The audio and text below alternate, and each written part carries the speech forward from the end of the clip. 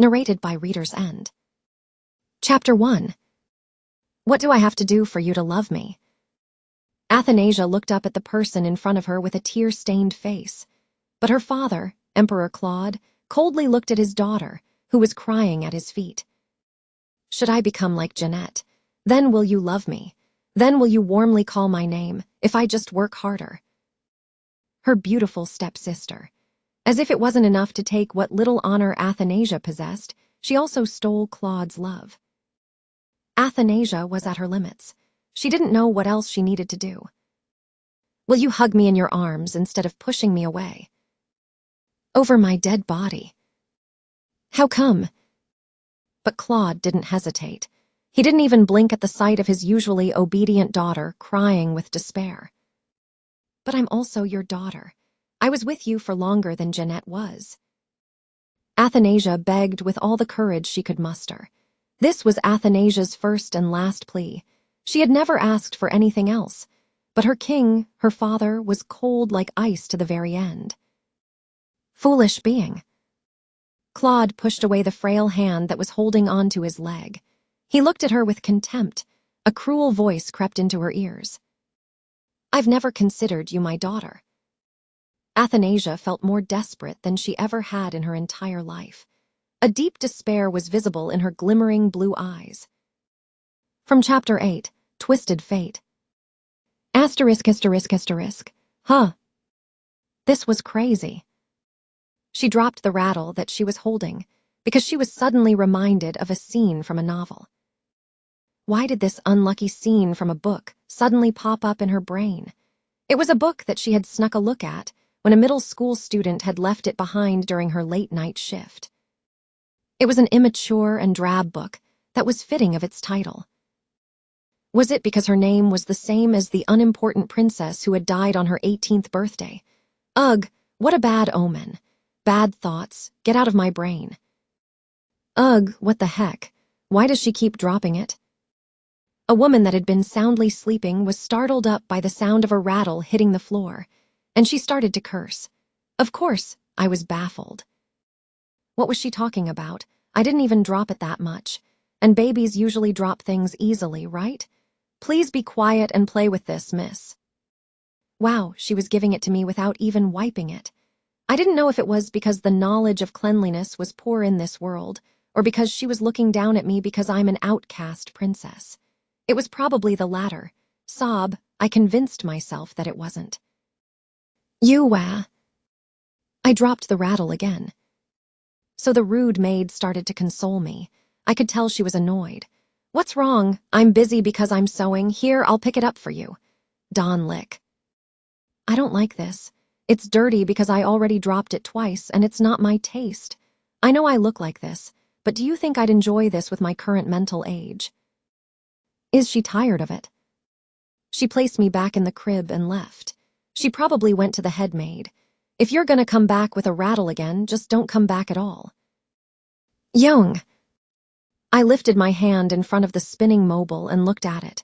What a light and chubby hand. I still couldn't get used to it. I had definitely fallen asleep after taking some sleeping pills, but when I woke up, I was in this body. Did this make sense? I mean, we're talking about real-life situations here. And from what I hear from the maids, I'm the princess of this land. This is completely crazy. Princess. Ugh, that maid always does that. Does she have to barge in without knocking and start screaming? The head maid said we don't have enough funds. Just play with this. The maid forcefully put the rattle back into my hands and sat back in the chair to resume sewing. I'm not going to soothe you if you start crying again. I really am busy. I'm a baby. Do you think I'll understand what you're saying? This was so unfair. I guess there were different levels of princesses. In my past life, I was an orphan, so it was nice that I was born as a princess, but did it have to be like this? I used to be an orphan. An unknown told me that I was found in front of an orphanage bundled up in clothes. She was 18 and about to leave the orphanage, and I was 5. I was abandoned without a name, so the manager of the orphanage named me Jihai Li after finding the name in his contacts list. When I first found out, I was like, oh well. There were plenty of kids like me in the orphanage, and I couldn't miss my parents since I never had them. In the orphanage, children knew things that they shouldn't know at their age. I always had to fight for what I wanted in that crammed orphanage. So when I was 18 and able to leave the orphanage like the unknown who told me about my backstory, I felt a sense of freedom. But reality was harsh. I was an orphan who didn't have any money or connections. There was nothing I didn't do to earn money. I worked at a convenience store, wiped cars at a car wash, and washed dishes at a restaurant. I was pessimistic about my life. I wanted to go to school like everyone else, but my circumstances didn't allow me to. I was already overwhelmed from paying rent for a small apartment. In the middle of winter, it was so cold that my entire body felt frozen. I thought I would die from hypothermia because of the cold. I had already pulled several all-nighters because the freezing temperature wouldn't let me sleep. I begged the owner of the restaurant I was working for some sleeping pills and barely got them. Once I took them, a wave of sleep lapped at my brain, and I slowly forgot all the worries and concerns I had. And when I opened my eyes, I was a princess. Asterisk, asterisk, asterisk. Da-da. Today, like any other day, I was trying to talk. All I did was eat and sleep, so I didn't even know how much time had passed. Sometimes I thought I was dreaming. Our pretty little princess, Athanasia. But the one thing that comforted me was that not all the maids were mean. I widely grinned at the maid who was rocking my crib. She had brown hair and blue eyes. She looked like she was in her early 20s, and she became my exclusive maid. Why, you ask, do I only have maids and not a nanny? That's because I'm an outcast princess. Grow up nice and tall, my princess. When I first saw her, she was so pretty that I actually drooled. Her name was Lillian, and she could pass for a teenager with her looks. Wow, wasn't this a great stroke of luck that someone like her was my maid? Ooh, bewa. But Lily's face was saddened. I became sad, too, when I saw such a pretty face frowning. Lily often made this face when she looked at me. Lily, don't make that face. You're prettiest when you smile. Oh, my princess, it's time for you to sleep. I started to kick and whine. The sun was still in the sky, but she wanted me to sleep. I'll admit I was tired since I was a baby, but not right now. Play with me some more. It's so boring here. No, I can't, my princess. You need to sleep well to grow up nice and tall. But my little act of rebellion didn't work. Lillian! Suddenly, a loud voice pierced into the room. Geez, that maid was so loud. I was faint-hearted because I was a weak little princess. Lily frowned at the actions of the foolish maid. She softly stroked me because she thought I might have been scared. Princess, I'll be right back. I waved my hand to say bye, although she probably couldn't tell what I was doing. I looked at the ceiling once I was alone. A fancy chandelier and a detailed design filled my view. When I turned my face a little, I could see shiny furniture and expensive-looking decorations. Every time I saw that, I wondered if it was real gold. Once my teeth grow in, I'll definitely try biting that to see. Of course, if I'm still alive by then. Chapter 2. Translator, Editor, You, My entire body quivered when I heard rumors about the person who's supposed to be my dad. The only information I had about him was from the maids, but that guy was a total psycho. It was so obvious what kind of guy he was when I heard the maid, Aniz, whispering. The place that I lived was the Ruby Palace, and it was where the emperor's concubines lived. In other words, it was the emperor's harem. But for some reason, one day, the emperor killed everyone here. No one knew the reason why to this day. My mother, Deanna, was a dancer who was invited to the emperor's royal banquet, and she had caught his attention. But afterwards, she was forgotten by him and birthed me. Deanna was a lowly commoner, so she couldn't even be an official concubine of the emperor. Then she died, leaving me behind. And since then, the emperor's sole bloodline, me, has been abandoned here ever since. And so I was raised by the maids who were in the Ruby Palace. Hum, now that I say it like that, it seems like we're a real mess of a family. No, all else aside, just what in the world is the Emperor doing leaving his only child here? Anyways, so I was living in the castle where a violent massacre had taken place. Shiver. After first hearing that story, I had nightmares every night. You had to be really evil to put a baby like me in this place. However, I was more scared of the Emperor I never met than this castle where literal horror stories took place. What if he was like, oh yeah, and suddenly came over to kill everyone here? I just got to be a princess, but my life was already really hard. Ung. Oh right, did I already mention my name?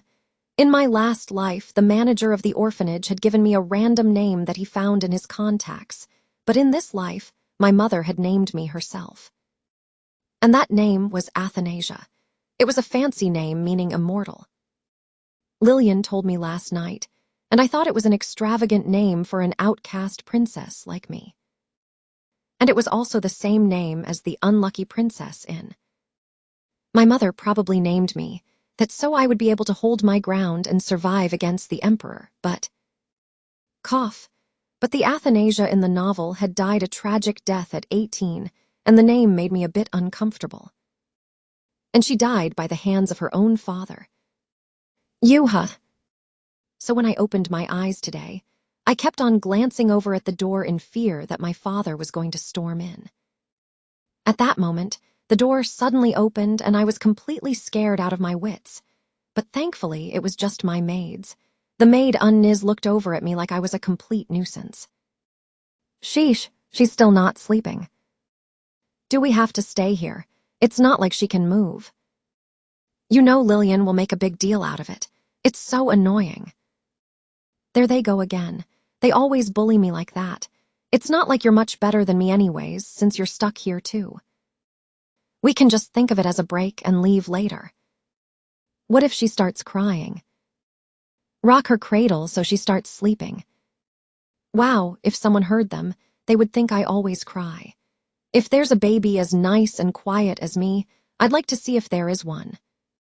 Lillian was always worrying about me since I was always gurgling instead of crying, but these maids always said those things whenever they saw me. It was obvious they looked down on me because the Emperor never sought for me. But was I sad? Of course not. My goal was to continue living like this. I would get along just fine with all the gold in this room, so please forget about me. Even if the Emperor doesn't care about her, she gets to live a good life because she's a princess. And the grumbling maids were right. I still got 3 square meals a day even if it was only infant formula. My bed was warm and soft, and most of all, there was gold everywhere. If I continued living like this, it wasn't too bad, 'cause I was still a princess. Once I grew a little bit older, I was going to run away with the gold. So first, let's just out of this crib first. Like Lillian said, I would eat well and sleep well to grow up faster. I kicked furiously to grow some strength in my legs. It's just a candle against the wind. Anyone could kill me right now. Yeah, I can't believe we were assigned here, did you hear? That a ghost appears every night in the kitchen. I just got goosebumps. We might end up like that too. The maids continued to whisper, glancing at me occasionally. It wasn't like I didn't understand them. Even I didn't like living in this palace where people were killed. I'll escape as soon as I gather the funds. I once again promised myself. Asterisk. Hey. I was feeling really good right now. As I laughed at the object in front of my face, Lily looked at me contently. Do you like it that much?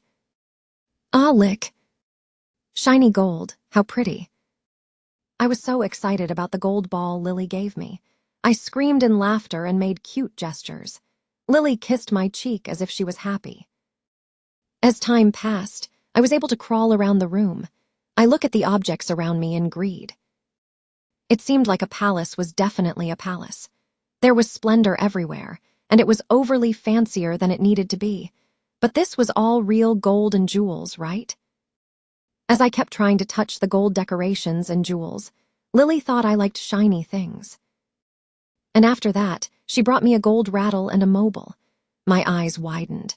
The palace was fancy because people used to live here, but all my toys were poorly made because of the lack of money. I'll bring you something else once you get sick of it. Lily's pretty face looked even more beautiful today. Jaya, Ohawa. I was playing with the ball Lily brought me on the carpet. I wasn't able to walk yet, so Lily had placed me on the floor so I could at least roll around.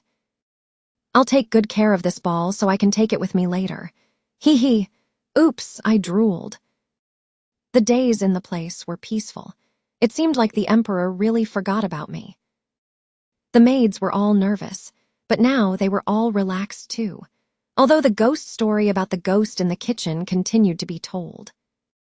I hoped I could walk quickly. Then I'll be able to gather money to run away. I don't know if it was just me, but I kept on getting the feeling that the decorations in my room were disappearing one by one. Maybe they're storing it away because they think I might hurt myself by dropping it. No, no, no. Give me my gold back. Yuwa. I let out a loud cry while I was playing with my gold ball. My butt felt wet.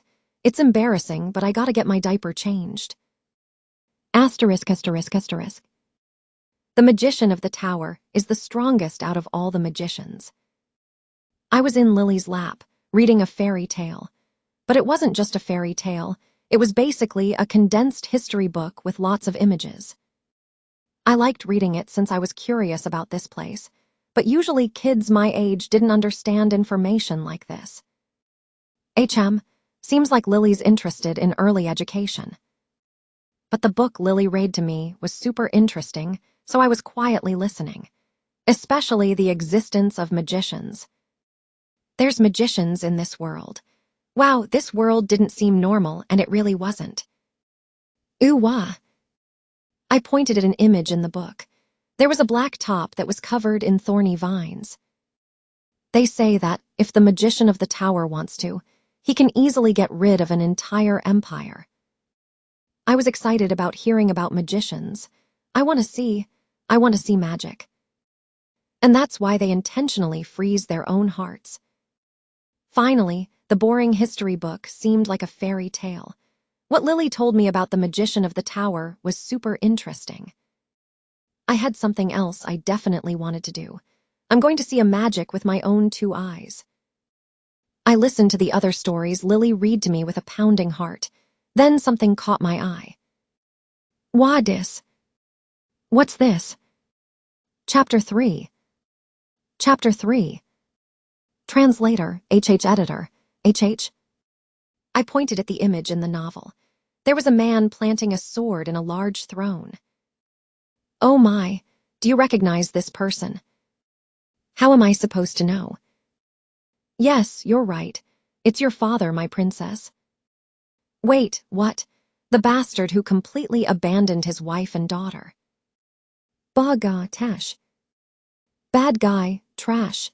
I cursed at the man in the fairy tale. Ah, how clever of our princess. As I roughly pointed at the man in the picture, Lily stroked my head like she was proud of me. I couldn't read the letters, but based off of what Lily said, this person was the current emperor of the Obelia Empire. The image depicted him as a hero who got rid of the violent past emperor who had made a contract with a devil. I couldn't believe he had been shown as a just and divine emperor when he had killed everyone in his harem and completely neglected his daughter. I panted in rage. Oh, I've never told you his name. My face grew sour as Lily spoke. Would you like to see the picture again? Nope, I'm not one bit curious about that bad guy. But my face froze at the words in my ear. The father of Princess Athanasia is Emperor Claude de Alger Obelia. My head was filled with question marks. What did you just say? She must have felt my curious gaze, because she smiled again as she stroked my hair.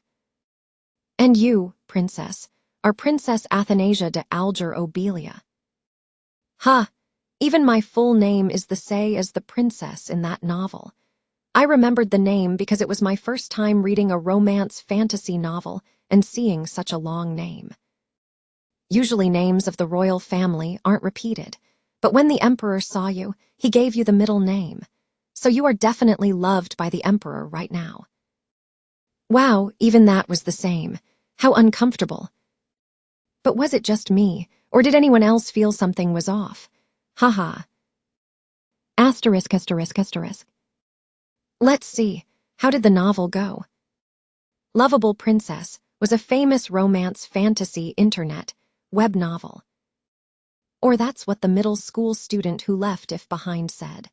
I tried reading it when I was bored during work, and I didn't understand why. Like the title says, a lovable princess appears. The second princess of the Obelia Empire, Jeanette. There were two princesses in the novel, but one of them was just a tragic supporting character, and the main character was definitely Jeanette. She was an extremely beautiful princess with brown eyes and the exclusive blue eyes of the royal family.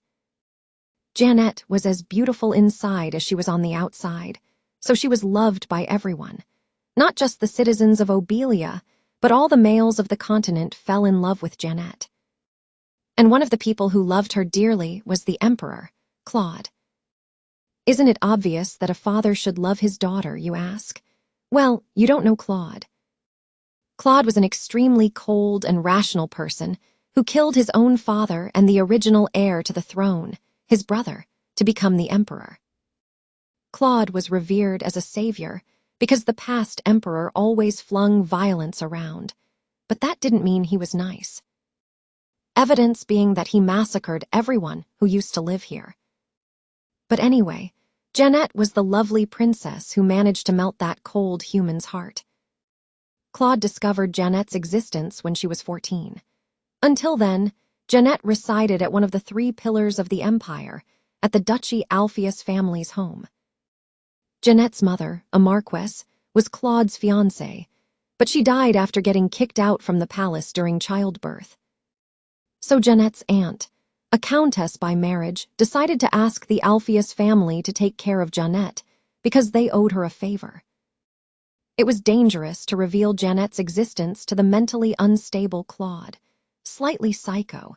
It was only after time had passed that he found out about her. Of course, Claude didn't feel affection for Jeanette right away. But what kind of person was Jeanette? She was the unrealistically lovely Princess Jeanette who had received the female lead buff. And so Claude eventually fell over to her charms. After that, Jeanette lived happily ever after with her powerful father on her side, and with Duke Ezekiel, the most eligible man in the continent, whom she had grown fond of during her stay at the Alpheus residence. Das Guing. Disgusting, how unlucky. Thinking of the novel, I angrily chewed the blanket that I had. Was it because she was someone who had never experienced hardships? After reading the novel, I immediately threw the novel down on the counter in frustration. Sheesh, Claude and Jeanette were real scoundrels. That was my review of Lovable Princess. But wasn't the book awful? If you think about how Jeanette received the love of literally everyone while Athanasia was left out. Princess Athanasia with blonde hair and blue eyes, of the same age as Jeanette. Born from a lowly dancer mother, she experienced a completely different childhood than Jeanette. Unlike Jeanette, Athanasia's existence was delivered to Claude as soon as she was born, but he neglected her and put her in the Ruby Palace. And Athanasia grew up being scorned and ignored. So Athanasia grew up very weak, always having to care about what others thought of her. She first met her father on her 9th birthday. Her father was holding a ball for emissaries of foreign countries. He didn't even remember her birthday. Athanasia accidentally took a wrong turn after following the lights and sounds. She met Claude in the garden of the emperor's palace, and he walked right past her after seeing her. Starved for affection, Athanasia thought it was fate that she met him. Even before Jeanette appeared, she was depressed because of her father. But still, Athanasia did everything she could to be loved. So Athanasia grew up talented and accomplished, but on her debutante ball, Duke Alpheus presented Jeanette to the world and all her hopes were shattered. Athanasia was somewhat gloomy and dull compared to Jeanette, who was always full of sunshine. So, in a way, it was inevitable that Jeanette would be more loved. As the story continued on, Athanasia became even more timid as Jeanette was emphasized as the perfect princess. How bad was it, you ask? Well, when Jeanette, who had arrived late to the party, first arrived at the palace, she had a hard time getting used to the palace life.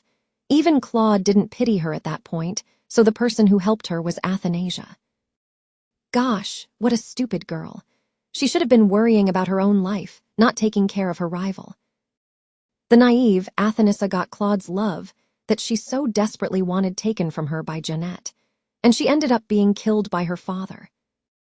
On the day of a grand ball, Jeanette was poisoned, and she was pointed to as the suspect. Actually, it was a false charge.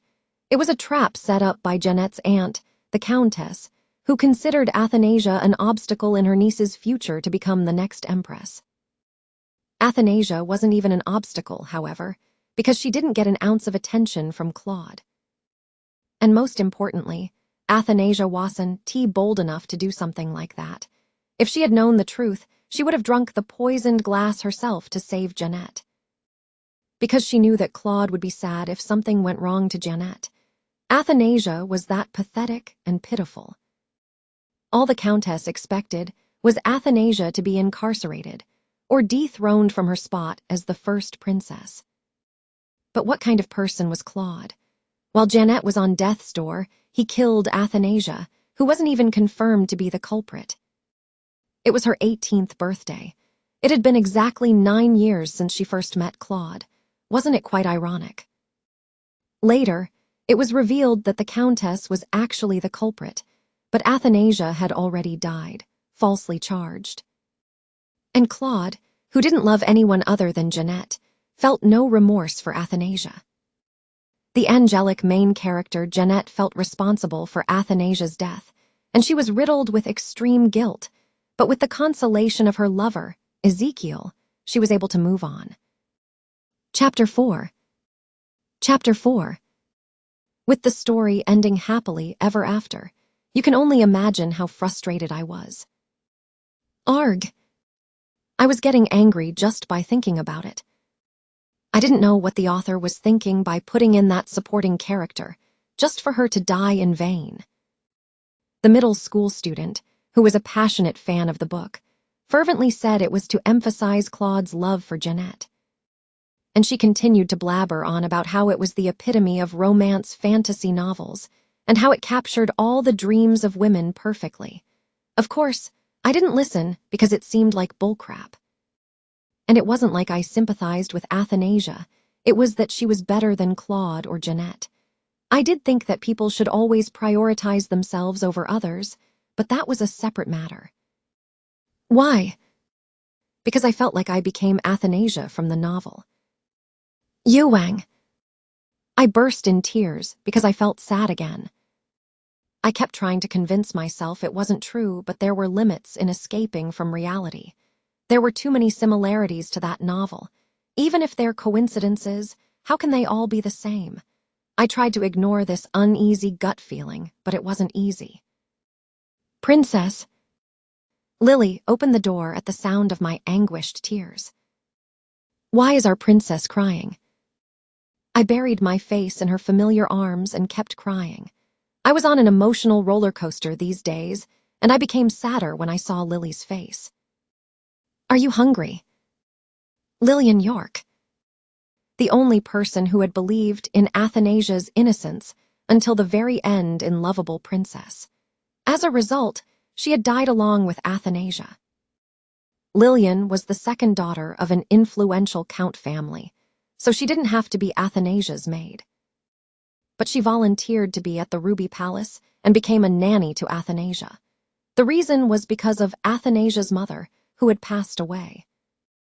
Deanna was a very charmful and wonderful woman, with blonde hair like the moonlight and mysterious red eyes. Also, she was talented enough to perform a solo stage at a royal ball. Lillian, who was sick of the stuffy palace life, respected and admired Deanna, who was free like a bird. But Deanna ended up becoming Claude's one-night stand and locked up in the Ruby Palace. Wang! Claude, you piece of scum. As I cried louder, Lillian seemed to be flustered. Oh my, princess, what's wrong? I couldn't stop crying. No matter how much I thought about it, this was definitely the world of that novel. Lillian and Deanna's friendship appeared in the novel only a few times, but I was deeply moved by it. A beautiful friendship, like the one I saw in Anne of Green Gables when I was invited to a birthday party. Yeah, I didn't have any friends, so that's why I was admiring such a beautiful princess. But in the end, Lily also died because she was on Athanasia's side. Is time to change the diaper. Wait, I didn't pee. So it's not food or the diaper. No, my innocence. I began to twist my body as hard as I could after being forcefully undressed and starting to cry again. It wasn't like it was the first time experiencing it, but it still left me psychologically shocked. She's whining a lot these days. Lily was frustrated because she couldn't find out why I was crying, but I was as frustrated as her. I can't talk even if I want to in this situation. I have no dreams or hopes. Whether it was a reincarnation or possession, both didn't make sense. Wasn't this totally unfair? O Lillian, wherefore art thou, Lillian? Wherefore art Deanna, Deanna, and Claude, Claude? And wherefore art me, Athanasia? Just why? I just want to be Jeanette. I don't want to be Athanasia. It's okay, princess. I'm here. I continued to cry upon hearing Lillian's consoling voice. The only solution was to leave this damned palace. Time, please go by quick. Asterisk, asterisk, asterisk. It was a bright and sunny spring day. The flowers in the garden of the Ruby Palace weren't mended at all, and they grew by nature and bloomed fancily. I pattered down the hallway between the flowers and grabbed onto one of the maid Unnai's dress skirt. Unnai. Today was the day different vegetables, meats, and fish came into the palace, so she was definitely finished checking that to go do something else. At my call, the Unnai looked down at me. I made a cute face complete with puppy dog eyes. Can ATI please have some chocolate? I am 5. This doesn't embarrass me, this doesn't. Bullshit. How embarrassing. Cute princess, would you like some chocolate? Yeah, I like chocolate. Gimme a lot, please. And the maid Unnai touched her palm like she was persuaded by my cuteness and looked for something in her apron. Her name was Hannah, and she always had chocolate or candy to give me. You like chocolate that much? Yeah, I like chocolate. I like it the eyes much. I drew a big circle over my head. It was a big embarrassing, but if I could get a quick snack, this was nothing. I like Hannah too. Oh my. Give me chocolate. Hannah, what are you doing? My plans to get some chocolate from the maid Unnai were being disrupted. CES. Didn't you hear what Miss Lillian said? That we can't give the princess snacks whenever we feel like it. The maid Unnai, who had appeared at the end of the hall, was a beautiful lady with a cold expression. This maid Unnai's name was CES, and this wasn't the first time she foiled my plans to get snacks. But it's just one. But it's a problem because it's not just you who thinks that way. No, don't get between me and my chocolate. CES was different from Hannah in that she emanated an icy aura, but I didn't give up. Unnai. This time, I pulled at Cez's dress skirt and attacked her with my shining eyes. ATI wants to eat chocolate. As I looked up with ever so pitiful eyes, the maid Unnai started to waver. You can't, princess. But I know that your mind is shaking. You really can't. In the end, I won. A moment later, the maid Unnai kneeled to be on my eye level and placed a fistful of chocolate in my hand.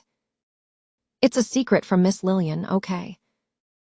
Lily, who was worried about my cavities, prevented me from eating sweets, so the fact that I took them from the maids was a secret amongst us.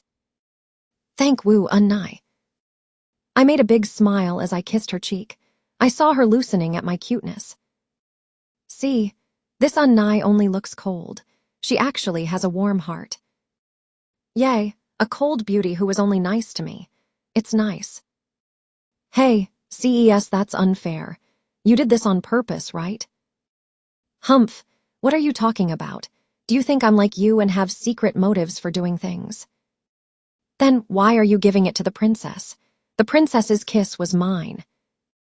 The two started to fight behind me. I started to run away before Lily saw me. It felt like a dine and dash, but not getting caught by Lily was the most important. Time flowed quickly, and I was already 5 years old. Lily always nagged at me not to speak with honorifics to the workers or be friendly with them, but this was my way of survival. And what was elegance to an outcast princess anyway? The maid Unniz, who ignored my efforts, now gave me snacks and initiated conversations with me, so I could say I was successful. Usually, if maids initiated conversation, it was blasphemy against the royal family, but in my palace, we didn't have such rules. I decided to buy their goodwill when I could walk.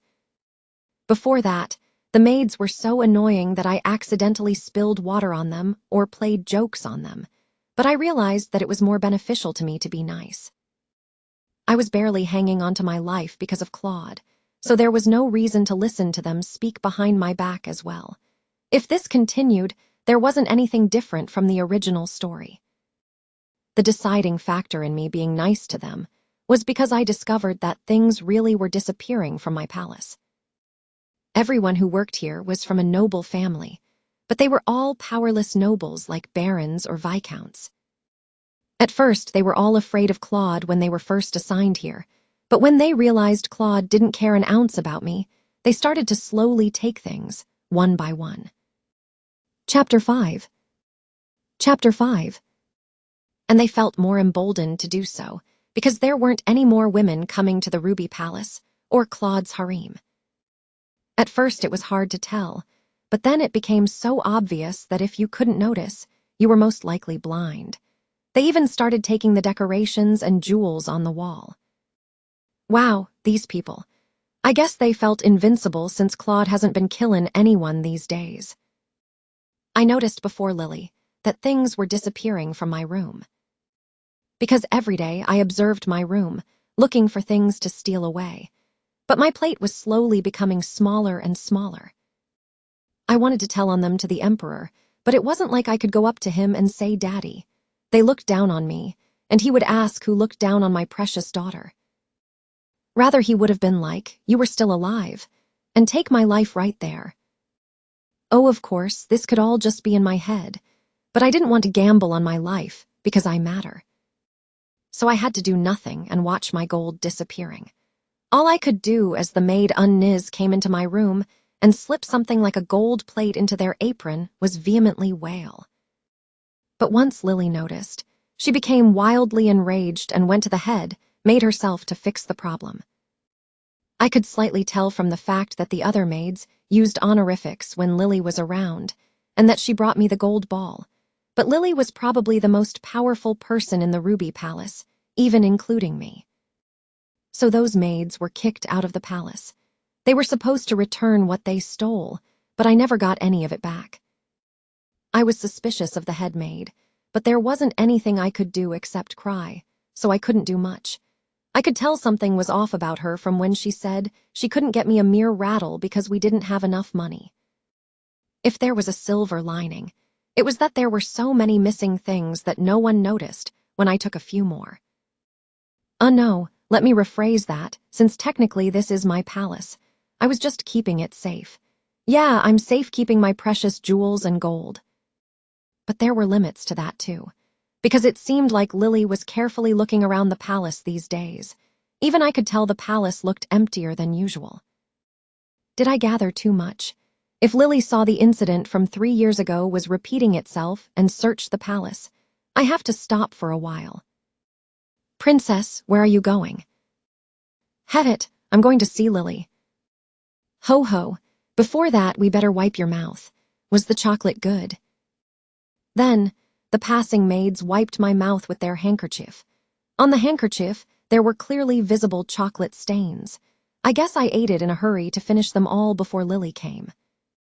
The maids chuckled, but I became embarrassed. I can't believe I did something like that considering my mental age. It's a secret that I ate chocolate. Of course, princess. But I was more scared of being scolded by Lily than being embarrassed. I waved to the unniz and quickly fled from the scene. Geez, the chocolate was even on my hands. I was gonna wipe it on my dress, but held back because the dress was white. It's okay.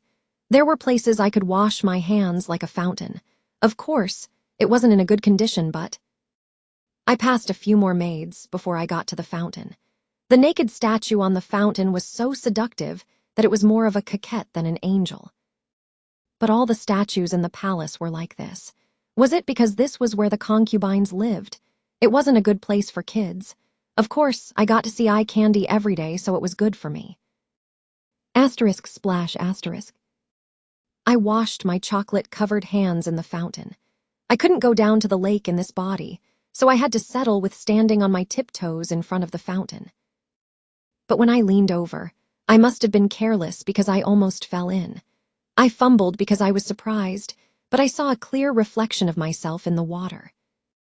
I stopped moving and dazedly looked at myself. Pretty.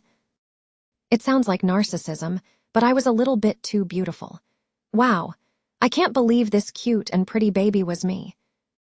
If this child was in front of me, I would want to bite their cheeks because it was so cute. My fist-sized face had the perfect pinchable cheeks. My naturally curly hair was soft without being too frizzy, and I had big eyes and even longer eyelashes. It was a face that would have succeeded as a child actor or model.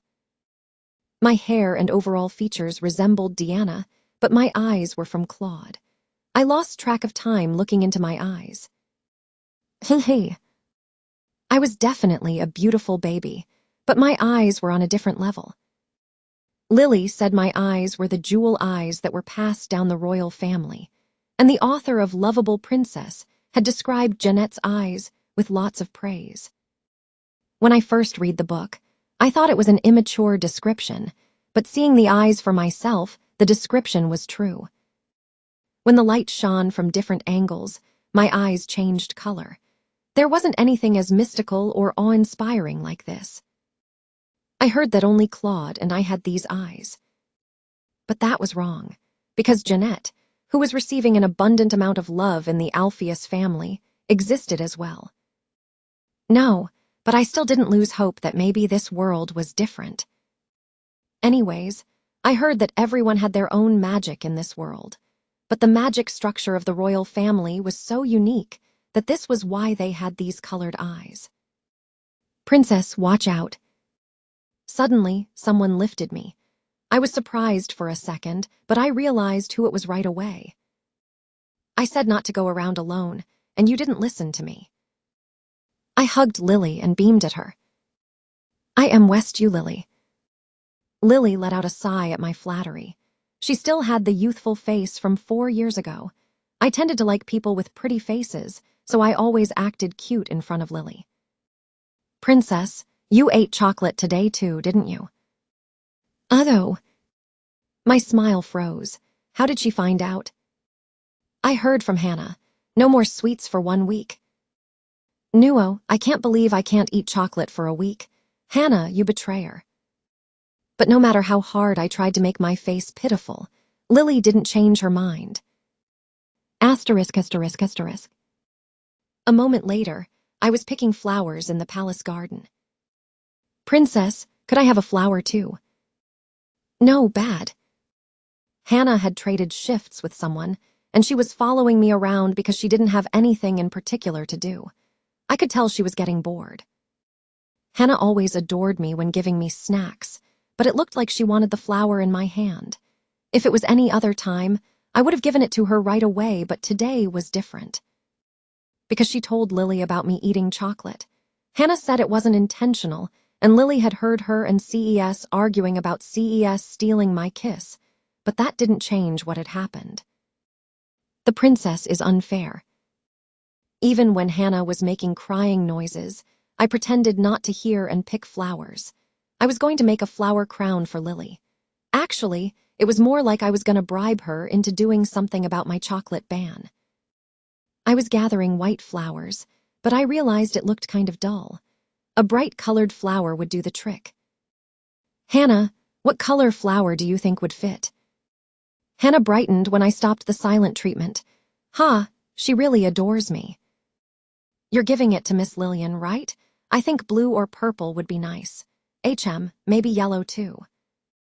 Hannah was seriously thinking and said that she would look for more flowers somewhere else. I decided to look through the garden by myself. I guess it would be nice to make a flower crown for Hannah too. Gosh, I was so nice. But I knew how much Hannah liked me, so I decided to stop with the tantrum. Flowers live together in the flower field. I started to sing a children's song as I looked for flowers. We lived together in the kindergarten. And after a while, I realized I wasn't in the Ruby Palace anymore. Chapter 6. Chapter 6. Where is this place? I spun around, completely flustered. I had been mindlessly walking around the flower field and found myself here.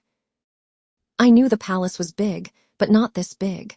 And it wasn't like I could find my way back because I hadn't been walking in one direction. For the first time since I entered this world, I didn't know what to expect. Let's calm down.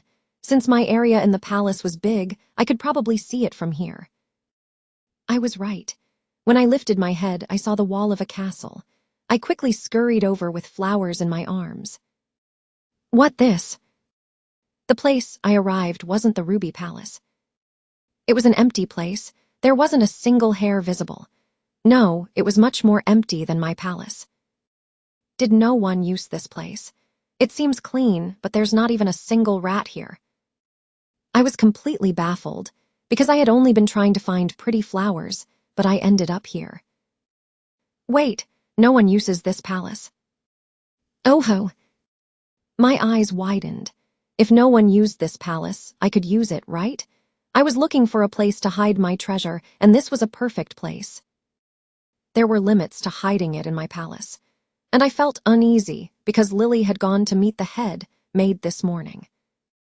I quietly examined the entire place, and I started to tiptoe to not make a sound as possible. After a short exploration, I found that the palace was clean, but there really wasn't a single ant here. If so, I only had to be careful when maids came to clean here. It was probably one of the palaces the past emperor used, and it was close to my palace too. My luck really was amazing. And this abandoned palace became my secret hideout. I've been thinking, but 4 years ago I probably died after taking the sleeping pills. And since it was the middle of winter without any heating units on, I probably froze to death. Dang. Well, it's not like I missed that life or anything, especially since I was an orphan. If someone told me to go back, I absolutely wouldn't. Actually, novel aside, if you looked at it logically, this was a pretty good place. I got meals, a house, and I didn't have to work for a single thing. And with the possession buff that I got, I could understand the language of this world the day I opened my eyes. Lie. I happily smiled, holding the paper that had scribbly words on it. The level of education in this world was low, and kids my age learning to write was unheard of. My goal was to quietly live without attracting too much attention, but I was completely doomed. Lily and the maids looked at me in shock like I was the genius of the century. Our clever princess.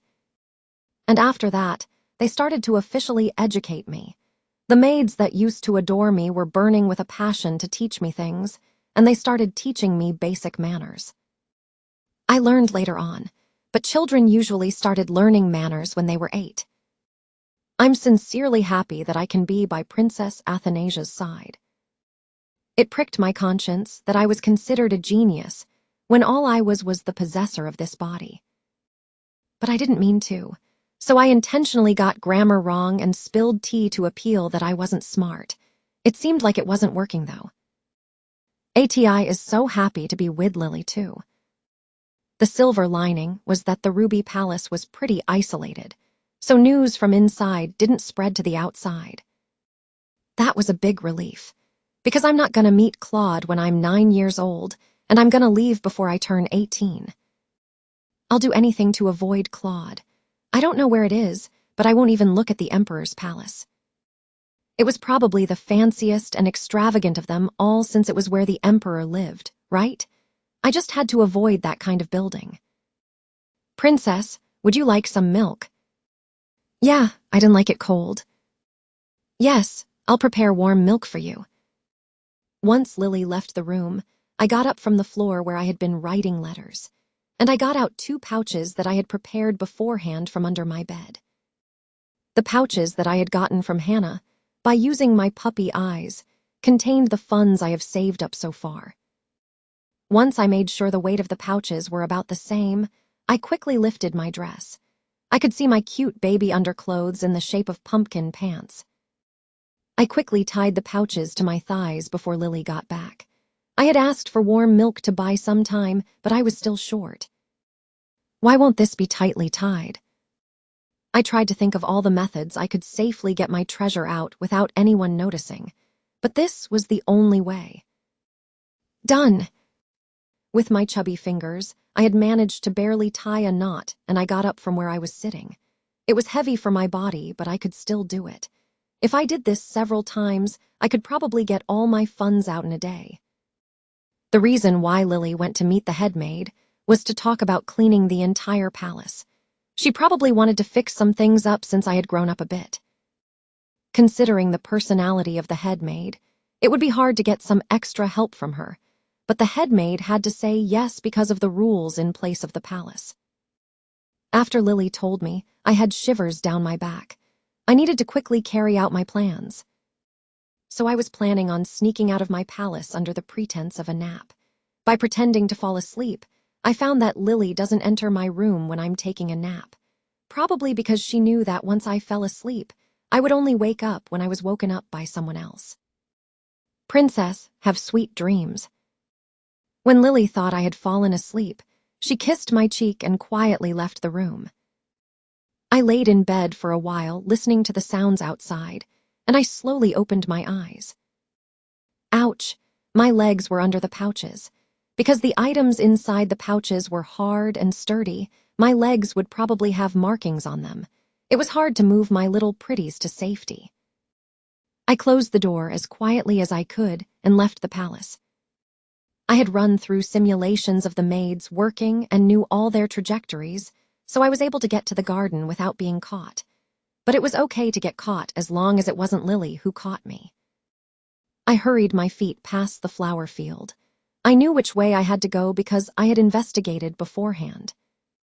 But it was definitely not easy to run with this body, especially with the extra weight. I finally arrived at my destination, legs shaking. Crap, I felt like I was going to collapse, but I only had 2 hours, so I had to move quickly. Arg! First, I untied the strings, and I ran to the place I planned to put my treasures. If I put it inside the building, something could happen, so I was going to bury it under a trustworthy-looking tree. But there was a problem. I don't have anything to dig the ground. The earth was hard because it hadn't rained in a while, and my soft hands couldn't do it. A LSO, if I had soil on my hands, I would get caught by Lily. W had to do. I struggled for a bit, and I decided to hide my babies in a bush. I would have to come back tomorrow to properly bury it. I'll ask Hannah for a play shovel. When I went back, it was easier because I was lighter. I made eye contact with a maid on the way to my room and almost peed my pants, but she thought I was just visiting and didn't think too much of it.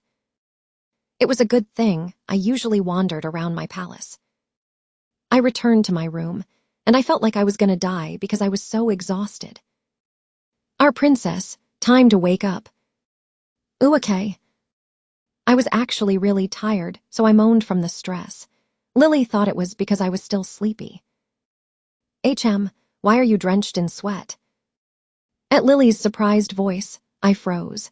Sadly, a perfect crime was too much for me. You seem to have a slight fever. Do you have anywhere that hurts? Yeah, it's hot. The sun is so bee-white.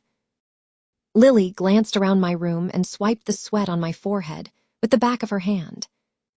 Starting from tomorrow, I'll open the window or close the curtains. This room does seem a little hotter since it's facing south.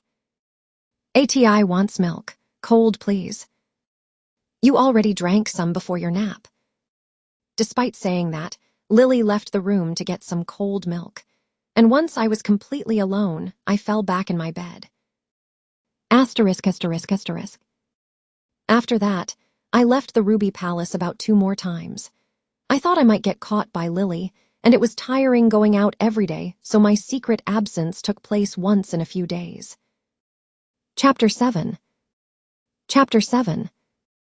I was able to move faster because I had gotten used to it, although it couldn't be helped that it felt like I was running while lugging heavy tires behind me. I felt skeptical of myself while I did this. Truthfully, life in the Ruby Palace was so nice that I wanted to keep living here forever. But there was a bomb that could go off at any second called Claude. No matter how nice life was, I couldn't put my life at stake, right? So these babies, they were my insurance. Yeah, so I would be able to leave the palace whenever I needed to. I followed the flower field for the 5th time, and soon I walked into the quiet palace that was no different than any other day. But today, I didn't go straight to the garden and went to a place that I had my eye on from last time. I wasn't sure what it was because I saw it from far away, but they were indeed angel statues. They were in various sizes and shapes. Some were even taller than me, and they were all made of gold.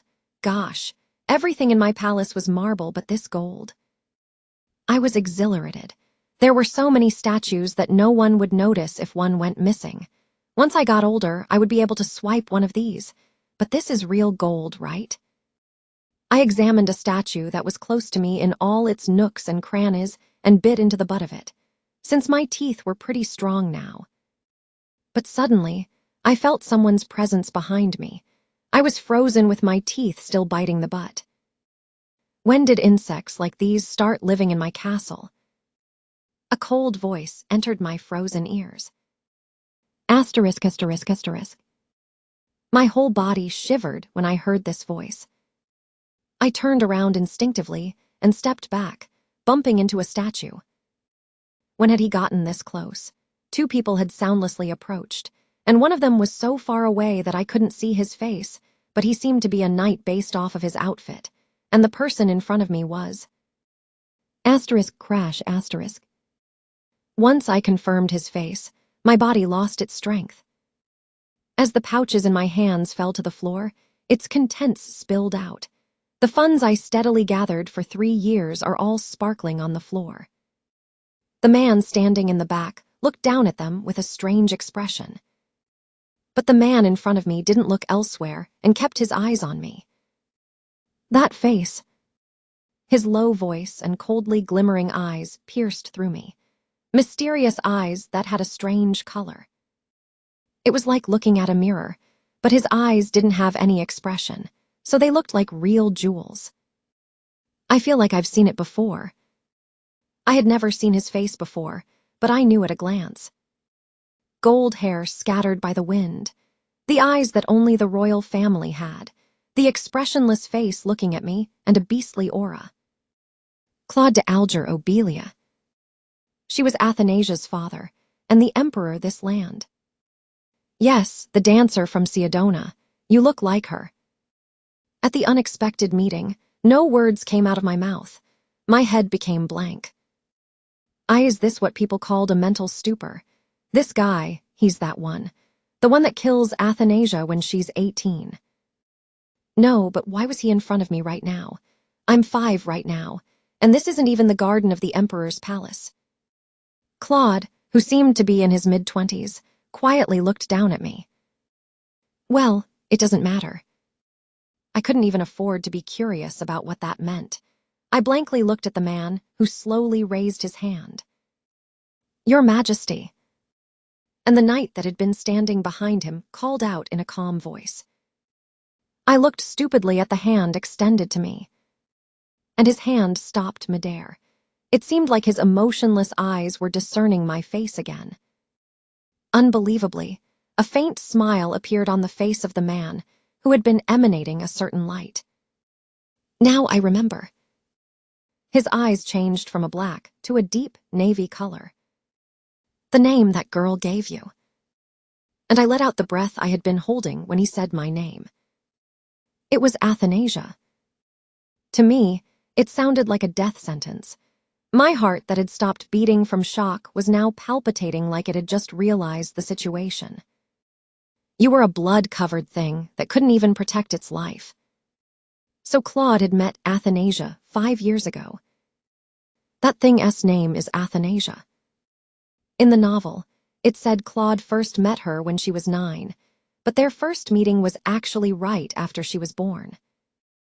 And that day, the Emperor Claude had given her his middle name because her name amused him. Because names to do with immortality were only given to those would be the next emperor. And those names could only be given by the emperor, so that's why Jeanette's name meant God's blessing, not immortal or forever. That was why Jeanette's aunt considered Athanasia an obstacle. But a mere dancer had given her daughter the name Athanasia, the name of an empress. She was definitely a brave person. It's amusing. And the reason why Claude had given her his middle name wasn't because of his affection for her, like Lily said. That day, he had gone to find Athanasia to kill her. I'm curious if she'll really be able to live up to her name. Wow, then I was looking at someone who wanted to kill me. Shit. I had read the book, so I knew that he was a character, but it was different than actually meeting him. You've grown a lot. You've grown a lot. That didn't mean that it was time for her to die since she had already grown to this much, did it? He just passed by the 9-year-old Athanasia without a glance at her. What about my plan to leave the palace before I turned 18? And while I was thinking all kinds of thoughts, something slipped from my legs and fell to the ground. Asterisk clang asterisk. All 3 of us looked at the source of the sound. Shining jewels were revealing their existence, and the pouch that Hannah had sewn a cute rabbit on was really quite cute. Yeah. Oh shoot, I was done for. I thought that the strings around my leg were loose today, but this happened. I couldn't believe my baby's number 7 and 8 got caught like this. I broke out in a sweat and sideways looked at the 2 people. Claude had an unreadable expression. He was alternating his gaze between me and the jewels. And a moment later, he walked towards me. And suddenly, he lifted me by holding me under my armpit.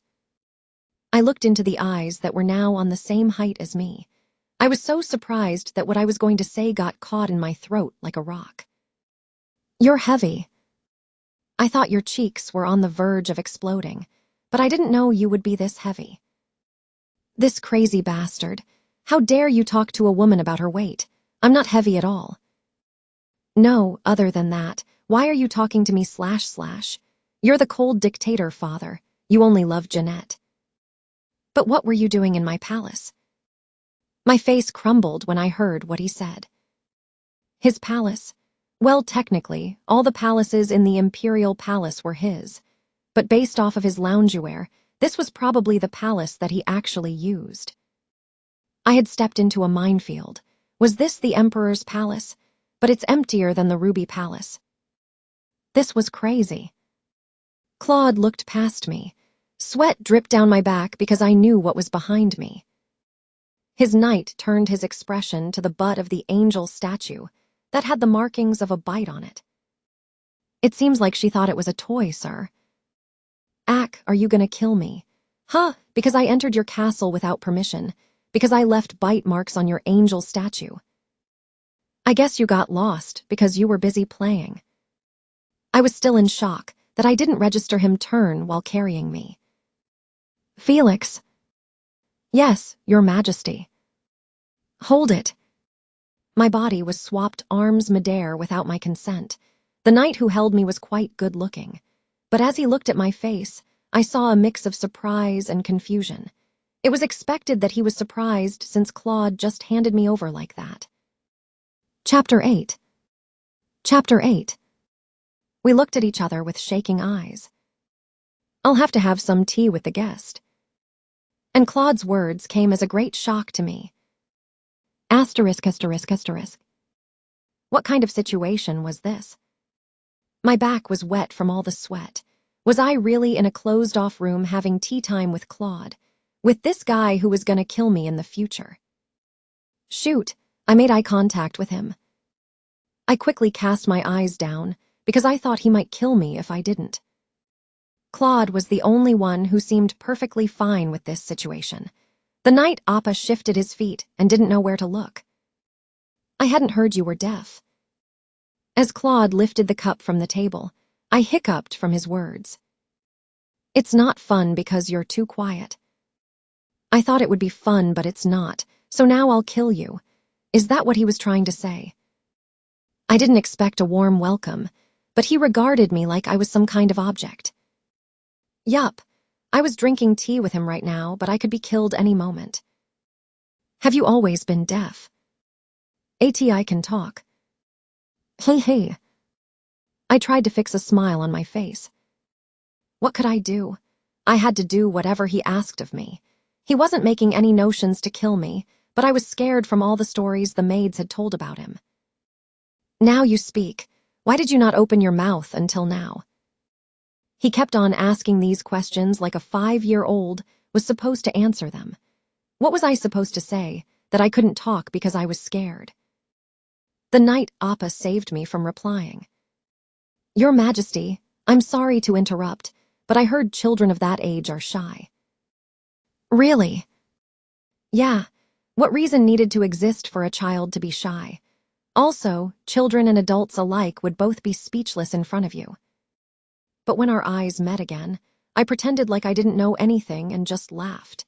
"Just send me back, please." Claude leaned back in the chair with his eyes still on my face. He looked like a lion taking a break. In front of him, I was easily captured prey, like a bunny or some other helpless animal. "Felix." "Yes, Your Majesty." "Leave." "Yeah." The knight was forced out of the room. It seemed like Claude didn't like how he answered for me. "Wait, Appa, you're leaving me in here like that." But what kind of power would the knight have? Despite my desperate eyes, he just looked at me pitifully before leaving. Seems like ATI is a nickname. I didn't even know what I said earlier, but I guessed I had spoken out of habit the way I converse with the maids. "Athanasia, Athanasia." I became nervous again when he mumbled my name. "Do you know what your name means?" It wasn't a good sign that Claude was entered in my name. The fact that he had saved me because of my name was a double-edged sword that might cut me. The fact that he would let me live twice because of my name was unimaginable, because even Claude himself didn't have the name of an emperor. That was because Claude wasn't next in line to be emperor. He was only emperor by killing his father and brother. The past emperor's name was Iboom, and the crown prince was Anastasius. They both had meanings of immortality. The first queen of Obelia, Ambrose, also had that name. Putting it bluntly, Claude was the only ruler in history to not have the special name. Hopefully Claude didn't think that my name was uncomfortable and tried to kill me. I tried to make an innocent and helpless face. "I am not harmful to you. I don't want to be a ruler. I just want to live quietly and die quietly. That's my goal in life." My name was overly extravagant, but in reality, I am just a leech mooching off of you. "What are you doing? Go ahead and eat." Claude didn't seem to want to kill me just yet, but he probably wasn't going to send me back to the UB Palace that easily. I didn't know if it was a good or bad thing. But his next words made me realize this was a bad thing. I intentionally asked them to bring food that children like. If you don't eat, I have no choice but to punish those you brought these. "Thank you, I'll eat it well." This rude bastard just threatened me, didn't he? I held a fork in my trembling hands. The table was full of delicious-looking foods, but I lost the will to eat. Rather, I felt like I was going to throw up. But I couldn't not eat it because then the servants would be killed. like the massacre that happened at the Ruby Palace. And on the list of people that were killed, my name was probably on it too. Tastes good. I could tell my face was pale, even without looking in a mirror, but I forced myself to eat. I didn't even know what was happening anymore. Who taught you manners? Lily taught me. I was faithfully answering Claude's questions, despite the immense fear I felt. As Claude answered after thinking for a while, I was surprised. You must be meaning Lillian York. I just said Lily, but how did he know? I guess that fearless maid who tried to block me 5 years ago is still by your side. Lily had that kind of a past. When was 5 years ago? Was it when she met Athanasia? But what did blocking Claude mean? I first heard your name through that maid. What? Then the person who saved Athanasia was Lily, since he had only let her live after hearing her name. Wow, Lily was my favorite character in this damned book. She and your mother are probably the only people to block me and not have been killed by me. I think I'm going to die. He was definitely speaking in a calm voice, but I don't know why I was still cold. He quietly looked at me eat the cake. Do you know who I am? The moment I heard that, I dropped my fork on my plate. If I wasn't sitting, I might have fallen down. My dry mouth was shaking as I met his eyes again. I wanted to turn away, but I couldn't. This was a test. He didn't bring me here out of goodwill. I had thought it was weird that he brought me here. This situation was just a simple change. It was a chance given for amusing him. He was going to decide again today if I lived or not. Did Athanasia from the novel go through the same thing, even if it wasn't written in the novel? His blue eyes peered inside me, and there was an elevated boredom in them. Chapter 9. Chapter 9. I started to become anxious. If I didn't answer properly, I would die here. He tapped his wrist as if signaling the passing time, and when I spoke, his hand stopped. Abimama. Oh my gosh. I couldn't believe I said that out loud. Pleasure, say goodbye to Lily and the maids for me. I shouldn't have said that. What was I thinking, calling the psycho emperor Abimama? I should have just asked him to kill me instead. Did I think I was the real Athanasia, because the maids kept on calling me princess? I should have flattered him by my saying something like your great majesty, or something like that. But shockingly, Claude didn't kill me. He stroked his cheek as if telling me to go on. HHM, I didn't fail. But wait. Didn't Claude like Janette's style? The bright and beautiful Janette who always surrounded by light. And she was different from Athanasia, who watched Claude from afar because Janette went towards him first. If so, I could be like Janette, although I couldn't replace her, but if it was just for amusement. I decided to say some crazy things while I was at it. Papa. A deadly atmosphere that gave me goosebumps surrounded me. I was holding my breath while Claude slowly tilted his head. His gold hair shined as he moved. My heart was beating like I ran a marathon. Why? Why wasn't he having any response? Let's just do it. I put on the biggest smile I could and shouted. Papa. Did I just hold up the death flag? Someone tell me something. Asterisk, asterisk, asterisk. In conclusion, I survived. If I explain in detail, I finished all the remaining cakes with Claude watching me, and the night Appa carried my back to my palace. While I was fighting for my life, the Ruby Palace was in chaos. I was supposed to be taking a nap, but I had suddenly disappeared, so it was inevitable that everyone would be surprised. Lily saw me in the arms of the Emperor's knight and almost fainted. Her face was so pale that I seriously worried about her. She took me from his arms and moved far away from him like he carried a deadly disease. I couldn't tell because my face was buried in her chest, but I could tell what kind of expression she had from her trembling. Lily held me tight with her shaking arms. When I lifted my head, I saw Felix bewildered at being treated like a kidnapper. But I didn't want to take his side, since he left me and Claude alone. I almost cried tears of blood when I thought back to the time with Claude. These bastards! How dare you bully a weak child like me? Hope you go to hell. The emperor said that he will come ask for Princess Athanasia soon. What did you say? Not only was it just me, but everyone pulled back in astonishment. But why does everyone have fearful and half-happy faces? Were they glad that the outcast princess was getting attention from the emperor? I wasn't some kind of concubine who just waited for the emperor to call me. But why was he going to ask for me? Nothing ever went the way I wanted it to. When Felix dropped that bombshell and left, the palace was once again in chaos, but for another reason. Keck! I threw up because I was so emotionally tired. Princess! Asterisk, asterisk, asterisk. That night, I lay in bed making new plans. Plan failed. I scribbled out the words on the top of the paper. My first plan was to live like this at the Ruby Palace, without getting noticed by Claude forever. I thought the only time Athanasia would see Claude was on the night of her 9th birthday, but that was a naive thought. The moment I saw Claude, this plan was done for. Who would have known he lived in such a simple palace? And why was the harem so close to the emperor's palace? It seemed like Obelia's emperors lived quite a life. I looked at the next line on the paper.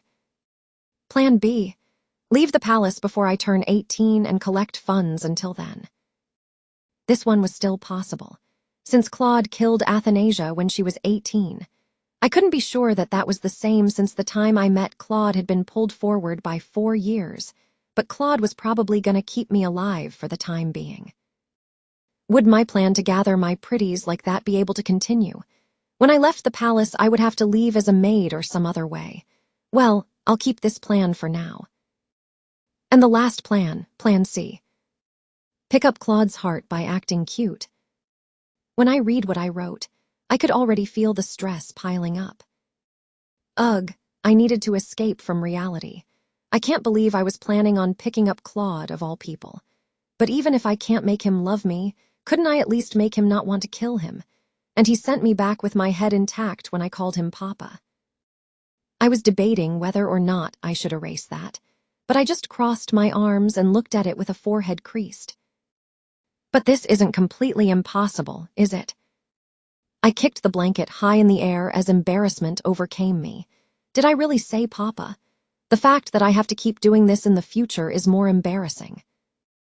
I continued cringing over the fact that I called him Papa, and I lifted my head from the pillow as I came to a decision. Okay, then let's carry out both Plan B and C. Better to have more backup plans. I got rid of the paper in case Lily came. And the embarrassment that would come while I carried out these plans.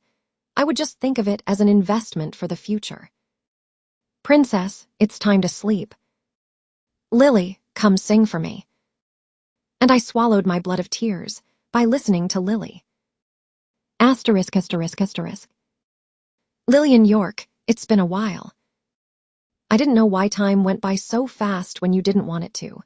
10 days had passed since my tea time with Claude, and he was in front of me again. Blessings and glory upon the son of Obelia. One thing that comforted me was the fact that Lily was with me this time. Sorry, Lily, but Claude is too scary. I feel like I'll get a heart attack any minute now. I was definitely in the body of a 5-year-old, seeing from how intimidated I was by Claude. In the receiving room that was as big as a basketball court, there was me, Lily, Claude, and the knight, Felix. I had noticed this before, but there weren't a lot of people around the emperor. I was busy with the duties of being an emperor that I haven't been able to concern myself with the one and only princess. But Athanasia has grown up well, thanks to you. It is an honor. Ha, don't lie. You weren't busy, you just didn't care. And that's not all. You completely forgot I existed. Now, I myself will take care of the princess, so don't worry. I heard thunder rumbling over my head. Claude was still sitting on the throne, smiling at me. What he was smiling. But it wasn't a warm smile because he thought I was cute. It was a malicious smile, as if asking me what I was gonna do next. I'll take back what I said earlier. Thank you for forgetting about me all this time, Please continue to forget about me. I'd be grateful if you move me out from the royal family too. But I was just a weak citizen, so I couldn't do anything. I saw Lily's eyes shaking at the Emperor's words too.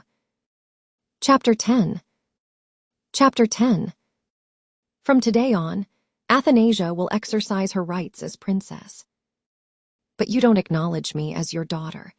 The Claude in the novel had said he never once considered Athanasia his daughter. I didn't know if he was joking or not. Just what in the world was he thinking? And Lily seemed to be thinking the same thing as me. Even after leaving the throne room, her face was still deathly pale. It's okay, princess. I heard her quiet, whispering voice, and I hoped so too. Asterisk, asterisk, asterisk. You've gained weight since the last time I saw you. And after some more time had passed, Claude and I were the same. It had only been 5 days since he saw me. There was no way I had gained that much weight. Papa is pretty too. Claude and I met 2 more times, and during these times, I realized he wouldn't kill me just because I asked, sassy and confident. On the contrary, the more I appeared scared, the more emotionless his face became. It was the scariest when Claude looked at me with a bored expression. It could have been in my head, but I thought Claude was just keeping me alive for amusement. And right now, I felt scared to death. I could see Lily be surprised from the side of my eyes after what I said. But as expected, Claude didn't kill after what I said. Come follow me. He narrowed his eyes at me and turned around. Then Lily and Felix let out the breaths they had been holding. I felt that the string that was holding onto my life was growing thinner by the second. I was just about to go boating, so get ready. What did you mean, get ready? Also, just about my ass. He called me here at this time. I can't believe he was pretending it was a coincidence that I arrived at this time. If I needed to get something ready beforehand, he would have asked me, so what he really meant was probably to shut up and follow him. Your Majesty, I apologize, but the princess and water. She'll be with me, so what's the problem? That was the problem. Lily, who had courageously spoken up to Claude, looked at me with anxious eyes. It was clear she was worrying about me because she couldn't come along. Don't do that, Unnai. What if he does something to you for speaking up? To be honest, I didn't want to go with him either. What if he suddenly decided he was bored and threw me overboard? But that damned bastard stopped in place and asked me, "Do you not want to come with me?" No. ATI wants to go with Papa. I once again smiled brightly to show that I meant no harm. Lily's face paled again at my words, but there wasn't anything I could do. So I ended up feeling like I was being pulled to my execution and followed Claude to the lake. I floated on a boat in the lake in the middle of the imperial palace with Claude, an exhausted expression on my face. But this boat, it was really quite nice. It was smooth and it didn't bump around. Wait, but neither of us were rowing. How was the boat moving? Was there a motor? Or maybe there were slaves rowing for us somewhere under me. What are you thinking about? Don't talk to me. Don't look at me. I was going to say the weather's nice, or the lake is pretty, but I decided to flatter him instead. Papa's hair is twinkle twinkle, pretty. It was true that his hair was pretty. I liked my light blonde hair, but Claude's dirty blonde hair was more my style. I like twinkle twinkle, he. Claude lightly smiled upon hearing my words. No, wait, when he laughed like that it was foreboding of something. You had that jewel pouch with you that day. Hole in one. Player Athanasia isn't able to properly function. I'm taking good care of your treasure, so come to take it yourself next time. This was bad. I was already devastated from leaving it behind, but to think that Claude had it. As I remained silent, Claude looked like he was getting bored again. He turned his eyes away from me to look at the far side of the lake. I was able to observe him easier than I was before. Where did his clothes come from? Egypt, Greece. I don't know, but his clothes looked good on him. Last time I thought he was like a lion, but sitting here in the sun, He looked like a sunbathing puma. Of course, whatever he looked like, it always resembled a carnivorous animal.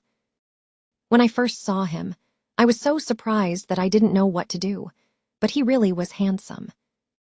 He had some kind of manly look, and with the gown-type clothes he was wearing, I could see his collarbones down to the top of his abs. I remembered seeing that Deanna had sincerely loved Claude in a side story on Lovable Princess. I could see why women were attracted to him like a moth to a flame. Claude's eyes really were beautiful too. His eyes seemed like actual jewels because there wasn't any warmth in them. His eyes seemed slightly green, reflecting the lake. Were my eyes like that too? I was too scared to stare at him any longer and looked away. There was an interesting flower. I thought I was seeing things, but as we got closer to it, I could see it from up close. Whoa, what is this? It's a blue lotus? Oh wait, no it wasn't. It only seemed blue because it was reflecting the lake. It was actually almost transparent. But did lotus flowers grow in lakes too? I wanted it. I stretched my hand out so I could have it. I was aware Claude was watching me, but I didn't care. It wasn't even that pretty a flower, but I had to have it. Just a little bit more, just a little bit. And when my hands almost reached the petal, asterisk splash asterisk, I fell out of the boat. Cough, cough. Water entered my mouth and nose as I frantically splashed around. How did that happen? The dress I had worn today was a layered lace dress, and it felt heavy. I couldn't think because I couldn't breathe. I can't swim. I can't. Save. No matter how hard I tried to touch the ground with my feet, there was nothing there. I wasn't able to pull myself out of the water. Claude silently watched me fumbling in the water.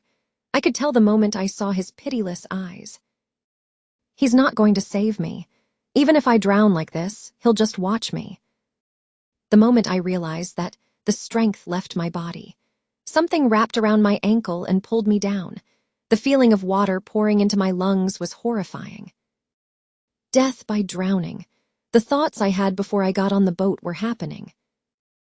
Cough. You son of a bitch. At that moment, a strong force pulled me out of the water. I endlessly coughed up water. The world was spinning and I couldn't tell where I was. My goodness, princess. I didn't even know how much time had passed. I heard someone running over, and Lily's shocked voice entered my ears. I realized that Claude had pulled me out of the water from the safety of the boat and put me by the lakeside. Felix. Yes, Your Majesty. Teach Athanasia how to swim starting from tomorrow. He shook his hands to get rid of the water. Wouldn't it be embarrassing if my only daughter died from drowning? That wasn't some he should say to someone who almost died, but there was no one here to point that out to him. Lily hugged me after wrapping me in a large towel and looked like she wasn't in a right state of mind. Felix made an agitated expression at the emperor's back and quickly followed him, who had turned away to walk towards his palace. Princess, princess, it's okay. It's okay now, princess. Chapter 11. Chapter 11. Claude's back filled my blurry vision. I was able to cry once he finally left for good. I had never experienced this kind of fear in my entire life. Asterisk, asterisk, asterisk. After that day, I was always sick after I met Claude. I always threw up after I ate with him. I was extremely sick after that experience and was bedridden for a while. And while I was by Lily and the other maid Niz, I came to the conclusion that Claude was a son of a bitch. He did pull me out of the water, but he didn't save me right away. That rude psychopath. How could you just watch a 5-year-old drown, and his daughter at that? Whenever I thought of that, I got shivers down my back. I cried myself to sleep every night, and on those nights, Lily stroked my hair and tightly held me. I was only able to fall asleep in her arms. Asterisk, asterisk, asterisk. These days, living life was a chore. If I was a normal child, I probably wouldn't have been able to even look at water again. When would I be able to escape from this imperial palace? And Claude stole 2 of my pouches away from me. That bastard. He told me to come get my treasure back, but I wasn't crazy. Hannah. No matter how much I thought about it, I couldn't find the will to live, so I tried to find it in different places. Chow it. And no, you can't. Miss Lillian will. I want to eat chow it. I continued to whine, but Hannah didn't give in. It seemed like she had been strictly warned by Lily not to. Well, I have been eating a lot of sugar these days because of the cake from Claude.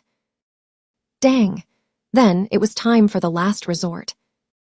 Unnai, ATI wants chow it. Receive my puppy dog eyes attack. D, don't do this. I sparkled my eyes. You really can't, princess. I'm sorry. And Hannah left the spot like she couldn't take it anymore. Hey, give me my chocolate before you leave. Hannah. I can't believe it. Hannah won against my attack. It seemed like my cuteness had taken a downturn these days because of all the stress lately. Ugh, but I hadn't given up yet. I sneakily entered the kitchen. I knew I was being childish, but I couldn't give the chocolate up. They were totally luxuries for me in my past life. So I'm going to eat chocolate. I excitedly ran over to where the chocolate was. CES, where are you going? Just a moment. I think I left the stove on. Oh. I quickly hid myself. Ah, it was open. Was there a need to steal a chocolate now? I could just ask her for one. It was fate that I met her here. Ack the bug. Just when I was about to speak up, CES screamed. And soon, a black spot that was visible on the soles of her heels was a cockroach. I can't believe a disgusting bug dared to enter the kitchen. I let out a sweat at Cez's cold voice. I'll have to tell Miss Lily that we should speed up the palace cleanup day. Cockroaches don't have a place where the princess is staying. Wow, CES Unnai was definitely the psycho of this palace. But wasn't there some kind of sound earlier? I wasn't going to ask her anymore. Of course, CES would never treat me like that cockroach, but it was. She seemed like she would tell Lily if I asked her right now anyway. So as I stayed quiet in the corner of the kitchen, CES tilted her head like she thought she was hearing things and left. I finally poked my head out. I slowly reached out for the chocolate on the platter. There was a small sound coming from somewhere. I was frozen because I thought someone had come in again, but no one entered. Did I hear wrong? But I definitely did hear something. I was confused, and the stories of the ghost in the kitchen the maids had been talking about flashed in my head. Gasp. I had been having nightmares that a ghost was pulling my ankle because of the incident a while ago. The kitchen suddenly seemed scarier. I had occasionally stolen chocolate before, but the kitchen had never seemed as creepy as this. And now that I looked again, it really seemed like somewhere ghosts would live. Sweat dripped down my back. It felt like a ghost was gonna appear any moment. Princess. Like right now. I screamed like a banshee. Did the maids who had been killed by Claude come to kill me? Or was it the ghost from my nightmares? Oh my, princess, I'm sorry, were you surprised? But it was Lily. She seemed as surprised as me. Princess, I think you need to leave right now. Lily hurriedly took me somewhere like we had somewhere to be this instant. Oops, but I got caught in the kitchen, and I had 2 chocolates that I had stolen from the platter in my hand. I secretly put the chocolates in my dress skirts. It seemed like Lily didn't notice I was holding chocolate. What exactly was happening for her to be so rushed? And I soon found out why. It's an honor to be serving Princess Athanasia. Maids were curtsying at me who was being carried by Lily. How many were there? 1, 2, 3, 4, 5. I gave up counting once I got to 30. These unniz are going to be serving me from now on. The situation was similar to a Korean drama I had seen when I was working part-time at a restaurant. It was a romantic comedy with a rich female lead character. But the scene I had seen was super unrealistic. After she had finished shopping and returned home, all the maids in her home were bowing at her. Starting from today, I have been appointed as Princess Athanasia's temporary knight. I gaped at Felix, who stepped forward. Claude was really a psycho. How could he do this? I laughed unbelievably at the situation. Not too long ago, he had said those icy words to me when I was still shivering after almost having drowned. And now, he gave me these people to work for me. What did this mean? I am thankful for His Majesty's kindness, but why is Sir Robane?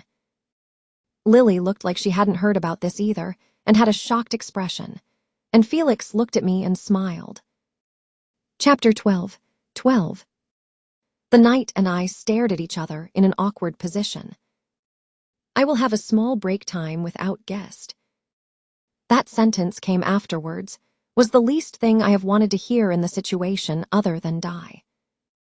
Asterisk. Wow, what kind of situation would this go to? My back was sweaty from all the sweat. Am I having a tea party right now? A tea party with the bast *RD who kills me in the future. Gasp, our eyes met. I set my gaze downwards, thinking that the guy in front of me would kill me right now, rather than 13 years later. Sob, don't curse me. This is the basic I have to do to survive. Even the knight seemed to be uncomfortable, and the only one normal was Claude, who was sitting across from me. Me? Forget it. It is obvious, isn't it? I didn't know that you were mute. I started to have hiccups from the words that Claude spoke, sipping his tea. This is not fun nor interesting. You can't talk. Is it from the body of the original Athanasia that from only these words made me shiver? My spine, though it was going to be interesting, but turns out it's not so die. Is it something like this? It was expected that he won't be so welcome, but his gaze was as cold as ice, seeming as if it was looking at something not even living. Yes, I don't know how, but I still am sitting here, having a moment with Claude, but it is a fact that if his mind change, he could kill me within a second. Does she normally not talk, or is she actually mute? Eddie can talk. Hey. I forcefully smiled. Hopefully it'll look like a smile. Ooh, what would I do then? I'll have to if I have to. I don't want to die right now. He doesn't have the aura to kill yet, and second, the real plot of the original novel, I was still there not knowing what to do at all. It is all because of those maid sisters talking scary about him. Finally, I got to hear your voice. Why did you stay quiet all these time then? This kind of question again. Does he even know that the person sitting across from him is only 5 years old? How do you expect for me to answer it? Do I say I was scared as *LL by you that I couldn't talk? The person who helped me suffering in this situation was the brother knight standing by the wall. Sorry to interrupt, Your Majesty, but kids of princesses' age are said to act this way a lot. Now, is it? And now he reply like that, as if he was like, no, I didn't threaten this non-living creature. Yeah, that's right, you dog bast *RD. What is there a reason for a little kid to be lost in words? Besides, anyone in front of you, whether it is an adult or a child, would go in a mental breakdown. But when my eyes met his again, I turned back to it. He knows nothing, innocent smile, laughing hee. Sob, yeah, whatever, you are right. You are all right, so just let me go. Claude didn't take his gaze off of me, and just leaned back on the sofa. Him sitting in that position made him look like a lion king resting. His sunny golden hair color gave him even more aura as a lion king. I, of course, was just a shivering food. A bunny or a mouse? An animal that would die in one hit from a lion. Felix. Yes, Your Majesty. Get out. Brother Knight was ordered to get out of the room. It seemed like he didn't like how he answered the question for me. Wait. Brother, are you really going to leave, leaving me all alone with him? No hoo. Bad Claude. What will you do with me without Brother Knight in the room? But what can Brother Knight do? Setting my pitiful gaze aside, he left the room. It wasn't comforting, that sorry gaze he gave me right before he left. Eddie must be your nickname. Ah, I was so nervous that time that I must have used the words I used to tame those maid sisters. Athanasia, huh? I was getting nervous again. That is my name. Yeah, what? Do you know the meaning of your name? Ah, oh no. It wasn't a good thing that Claude is a bit interested in me. It was because of the meaning of Athanasia's name that he kept her alive at first. That is because the name I have was the thing not even the current emperor Claude could get. To your child, moreover to a girl you named her with this name. If you were alive, even ripping you to death would be a weak penalty. Claude was not the actual one to rise to the throne. He killed his older brother to take on the throne himself. The brother of Claude who was killed was named Anastasius, and the emperor then was Ibum. It was said that both their names had meanings of eternity and deathless. Even the number 1 empress of Obelia, Imbrose, was the same.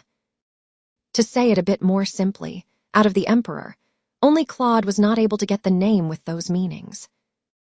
So Claude might feel displeased and kill me. I am not harmful to you. I also don't have any interest in taking the next throne. Living as quietly as possible and leaving also quietly as possible is my life goal. I don't plan on living a fun and adventurous life. I just wish to live with an existence of air or a very thin string, that's all. That is my only hope. It's only the name. I am just a bug who lived 5 years. Wait, but no, I don't mean for you to be like, die, you bug, and stomp me with your foot. What are you staying all still for? Eat. It is fortunate that Claude right now doesn't intend to kill me right now. However, I don't think he'll send me back to the Ruby Palace either, so I don't know if this situation is fortunate or unfortunate. I am sure, though, that I am in a crippling depression. I have purposely ordered to bring foods that kids will like, but if you don't eat, I would have to punish those who prepared these.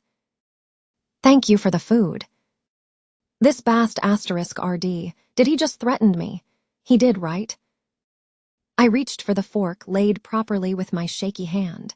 On the table were a lot of delicious-looking desserts, but it was already when I lost my appetite. *T. I feel like I'm going to be sick. I had to have this kind of tea party. But when I don't eat these, I feel like Claude will catch and kill the workers here, so I have to eat them. Even though Claude have been quiet these days, but who knows what happened 4 years ago will happen again. And if that happens, there'll probably be my name included in the death list. Sniff. It's yummy, Tilda. I couldn't see my reflection on the mirror right now, but I am pretty sure it is pale white. But I still smiled. 'Cause I wanted to live longer. Wah, I want to see Lily. But wait. Did this dude always talk this much? Gasp, no, it is also going to be scary if he didn't say anything and just stared at me. Yes, talk, and just send me away from this place. Sob, sob. If this keeps on going, I think I'm going to die earlier than when original Athanasia had died by heart attack. Who taught you manners? Lily Tat taught me, Tilda. Maybe this flesh's guts exist strongly. I was replying to his every words. Claude seemed to be thinking about something, then his next words surprised me. You must be talking about Lillian Yorick. I just said Lily, but how do you know the full name? That maid who had blocked my way 5 years ago, without any fear, seems to be still with you. Gasp, then Lillian was the one who saved Athanasia. Oh my gosh, Lily is my lifesaver. Wah, God, Lily. Sister was the best character existed in this *PPY novel. I can't believe you also stood and blocked Claude's way in killing me. Ah, this is so touching. That be *TCH, and your mom probably was the only ones survived after blocking my way. Oh goodness, this dude is still very murderous at this time too. I feel like I'm actually gonna die. Shiver, tilde. Just then, Claude, who was watching me eat cake, opened his mouth again to speak. Do you know who I am? Clang, tilde. At that very moment, I dropped the fork I was holding onto the plate. If I wasn't sitting at the moment, All the strength in my legs would exit out and would have fallen to the ground. My dry mouth was shivering intensely. My eyes and the other pair of similar eyes met each other's gaze in the air. I wanted to avoid the gaze as I was scared as H*LL, but I knew that I should not. This was a test. What I developed to do in my past life, living a harsh life, was to take a hint. Timing and the person's mood, my reactions and such. That is how I realized right at the time I looked into Claude's eyes. He didn't bring me here because he was interested in me in the first place. Yeah, I thought it was weird. He didn't take interest in original Athanasia anyways. This is a situation with no meaning at all. A prize for making him a little curious of me, that is this tea time. A chance given to me. He was going to choose either to keep me alive or to kill me today. Maybe it wasn't mentioned in the novel, but did the original Athanasia got tested by Claude at the age of 9 like this? He was just staring at me still. His eyes contained even more boredom than before. Chapter 13. 13. The saying that the princess is a bumper is all a lie. To state it simply, I have survived. To state it specifically, I have eaten the last bit of the cake while receiving Claude's gaze and was delivered back safely in Brother Knight's arms. Back there, everyone was panicking. Everything was a mess. Well, it wasn't surprising as I, who was supposed to be sleeping in my room, disappeared. Lily made a face as if she was going to faint any moment after seeing me in the Brother Knight's arms. She was so pale that I was worried if she was going to faint. After I was in Lily's arms, Lily backed away from the Brother Knight as if he was a bad murderer with poison. I couldn't see her face as my head was buried in Lily's arms, but I could imagine what expression she was expressing by her body shivering. Lily held me so tight that it was hard to breathe. When I slightly lifted my head up, I saw all the maids glaring daggers at the Brother Knight. But I also didn't want to side on Brother Knight's side. That is because he left the room, leaving me alone with Claude. The time alone with Claude was, my gosh, I was going to cry blood. What reason else would be there of me totally dead in Brother Knight's arms the whole way here? You huh? Wah, you bast *RDS. How dare you abuse a child so fragile like me?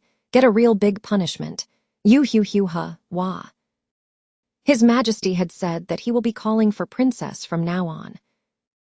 Gasp, crazy. What did you just say? Not only me, but the sister maids all expressed shock by Brother Knight's words. Huh, but what's this? Why does everyone express half fear and half joy? Oh no, is it because I, the trashy princess, was taken interest by Claude? What am I, a girl in a harem who is dying to see the emperor? Why will that Claude bast *RD find me again? No, wah. But have life ever went the way I wanted it to go? I had a fate to go in the emperor calls me and leave when he tells me to leave. Everything was a mess when I came back. But after that, Brother Knight left giving us the explosive news. Everything was a mess in a different way.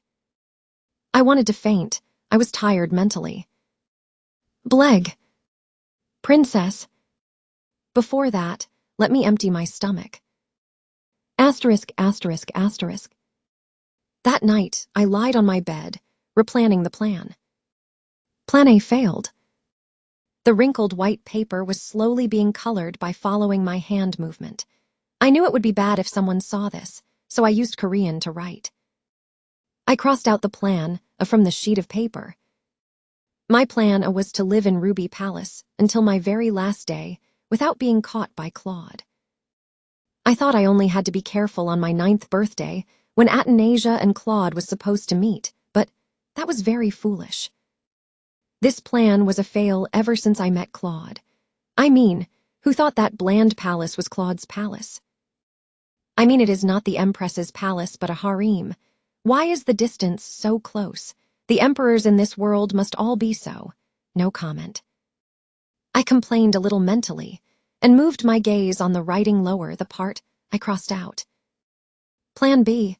Prepare my insurances before I reach the age of 18 and run away. This plan still has possibilities. Claude kills Athanasia at the age of 18. Well, even though I met Claude 4 years earlier than how it is supposed to flow, so I don't know if the future's been twisted. At least Claude doesn't seem to intend to kill me right now. Then is collecting my beaties continuing? I should cosplay as a maid and find a secret pathway out to escape. I'll keep this plan then. And finally, the extreme plan C. I started to slowly write down letters with a serious expression. Do Egio, act cute, and pick Claude's heart up. Woo-oh, oh my gosh, cringy. I stared at the paper for a while, then buttressed my face in my 2 hands. Ooh, it's an emergency call. I need a reality escaper. We are talking about Claude here, not any other people. How would I make Claude to like me? It would make sense more that if I would plant more death flags during my move on Plan C. I'm this close to going crazy. I was going to cross it out, but ended up leaving it and I crossed my arms. I was pretty sure there were wrinkles between my eyebrows. But it is not impossible to try. No, I mean it could be I can do this feeling without anything to back me up with. I know the plot of how the story will flow. I might not be able to make Claude go crazy for me like how Janet did, but wouldn't I be able to get a bit closer to Claude? I mean, he sent me alive when I said Papa without fear earlier today. Ugh. However, as I thought of what happened earlier, Todd say, embarrassment came over me and I kicked the blanket continuously. Oh my gosh, Papa? The strongest cringe I cringed before. Ooh, hug. And how long did that last? I finally lifted my head up from the pillow and made up my mind with difficulty. All right, I'll actively go for both Plan B and C at the same time. Okay, then that is decided. I better clean this up before Lily comes. And the embarrassments I will feel during the plans. Sob. Let's just think it is FLR good of my future. Princess, it is time for you to go to bed. Lily, help me sleep. I calmed down in Lily's arms, doing Egio, acting cute. Asterisk, asterisk, asterisk. Lillian Yoruk, it's been a while. I don't know how time flows so fast when bad things are awaiting for you in the future. It feels like it has only been a day since I had a tea time alone with Claude. However, it has been 10 days and I was here in front of Claude again. Bell sings and glamours to Obelia's son. What's more better is that Lily is here with me today. Sniff. Sorry, Lily, but I'm too scared of Claude. I might get a heart attack right now, too. Inhale, exhale. Inhale, exhale. In this specious space were Claude, Lily, and Felix, the brother knight I saw last time. I noticed it before, but there was no one else than Claude and Felix in the palace. Jim was busy that Jim couldn't care for Jim's only daughter. Even so, Athanasia has grown very fine till this day, so your help was not so small. Note, Jim is what how emperors/kings and such call themselves. Thank you, sir. Don't make me laugh. It is not that you couldn't, but you didn't. That's not all. You even forgot about my very existence. From now on, Jim will be taking care of the princess frequently, so don't worry. Dun dun dun dun. The sound of thunder striking on my head was heard. Claude was sitting on the throne peacefully, with his eyes looking down at me. Are you smiling? Did that dude just smile at me? But it isn't a smile of someone looking at something or someone cute, but a cruel smile that seemed to be asking me of what am I going to do now. From that, I felt a chill go down my spine. I cancel what I said mentally. I cancel swearing at you also mentally. Thank you for not even knowing I existed. Please do from now on too. I'll cry in joy to thank you even if you dig a hole for me to go hide. You hew ha, sob sob, sniff, sob. What can Lily do to that powerful Claude? She only could agree and watch me suffer. Chapter 14. Princess Athanasia will be blessed by what she deserves after today. What it means that Athanasia will be spending some times with Claude staring tomorrow. But it is not that you've admitted me as your daughter. He definitely said he never had thought of Athanasia as his daughter in the book. I don't know what kind of joke this is when Claude didn't take me in as his daughter. Just what is going on in your head? And it seemed like Lily felt the same way as I did. The face of Lily's after leaving the place seemed like it wasn't going to gain its color back anytime soon. "It's fine. Everything is going to be fine, princess." Hearing her whisper in her embrace, I hoped it really would be fine. Asterisk, asterisk, asterisk. "Looks like you grew chubbier than the last time I saw you." Even though some time has passed, Claude and I were the same. It's only been 10 days since we've met, and I don't think I got chubby within these days that it actually shows. He, Papa is also pretty. Since then, I met Claude twice more and had a deathly father and daughter time. I felt it from my experience, but this dude didn't intend to kill me when I act spunky and impertinent. Instead, he got emotionless when I acted like a scared child, and also when I answer with fear mixed into my tone. I was scared the most when Claude looked at me as if he was bored. I might be wrong, but I believe this person was leaving me alive just for a moment of entertainment. That is why I felt like fainting from fear. I felt Lily's shocked gaze hearing my words. But of course, Claude didn't kill me this time either. I knew he liked straightforward and brave style. "Follow." He stared with his eyes thinly opened, then turned away. It was then Lily and Felix exhaled the breath they held very quietly. I felt like crying blood of how my death string was being pulled then let go repeatedly. I was going to go on a boat today coincidentally, so prepare for it. Prepare? Ha! Moreover, coincidentally go on a boat. Ha! I know you planned it out and brought me when it is time. How dare you pretend it is coincident? If you needed something, it probably was already prepared beforehand, so I'm pretty sure it meant shut up and follow me. Your Majesty, sorry to interrupt, but it is too early for the princess to play on the water. What are you concerned about when Jim will be with her? That's the problem, Bast *RD. Lily, who was brave enough to speak, started to look at me with worry-expressed eyes. Since people who are not invited to join the Royal Blood's boat time, I was sure she was worried that no one could have me if something happened. But don't, Sister Lily. What will you do if that Bast *RD decides to harm you? But I actually don't want to ride the same boat Claude will ride. You suddenly became not so entertaining. Die, and splash, into the lake I go, who knows he'll do that. This rotten Bast *RD stopped in track, then asked, "Do you not want to ride the boat with me?" "Ah, Itty will ride with Papa." Once again, I smiled innocently and answered. Hearing my answer, Lily's face paled, but I didn't have a choice. That is how I had to have a boat time with Claude, feeling that it's forced. How big is the place that it actually has a lake big enough to have a boat time? With my lifeless face, I floated on the water with Claude sitting across from me. Claude picked me up himself for me to mount, and during it, I had to shiver in fright without no one noticing of if he will drop me into the water. When I had completed getting on the boat mission, I had no strength left in my body. This boat, though, it was so controlled. Do boats that royal-blooded people ride always like this? It's not shaky at all and just slips on the water. Wait, we both aren't rowing the boat. Then how does this thing even move? Is there like a motor or something? Or maybe this boat has 2 floors in total and the workers are moving their legs hard. Who? What are you thinking of? Don't speak to me, don't look at me. Wah. I was thinking of answering with today's weather's nice, or the lake is so pretty, at Claude's question, but decided to just go for it. Papa's hair is shiny, sparkly, it's pretty.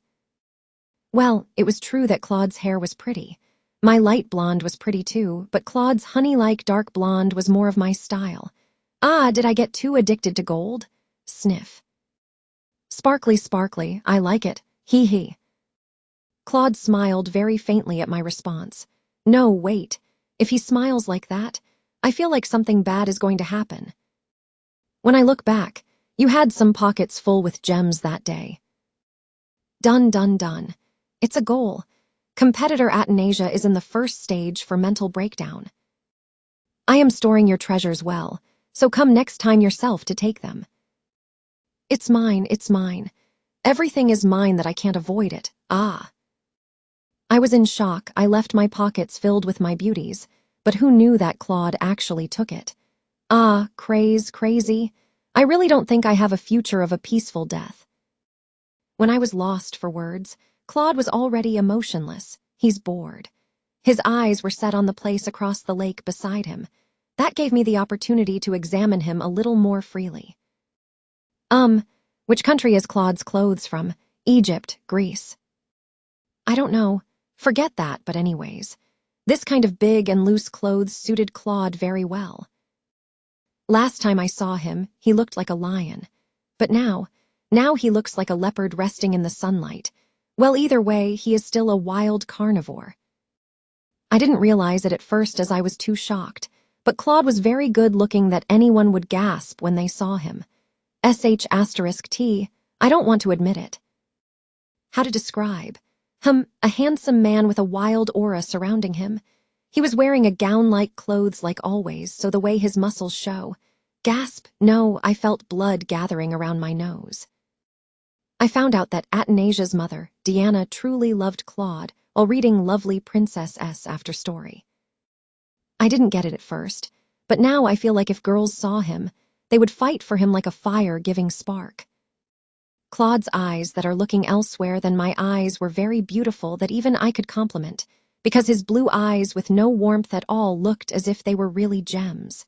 From this angle, it was a color lighter than the lake we are on, a faint turquoise. Does mine, too. Even so, it took me too much to keep on staring too much, so I slowly turned my head. Then I saw a flower very mystic. At first I thought I was seeing things, but as the boat went closer to the flower, I could see it clearly. Wow, what is this? It's a blue lotus flower. Ah, no, it's not. It looks blue because of the lake's color, but the leaf itself was clear see-through. It looked similar to a lotus flower, but the leaf see-through. But did lotus flowers bloom in the lake? I want to have that.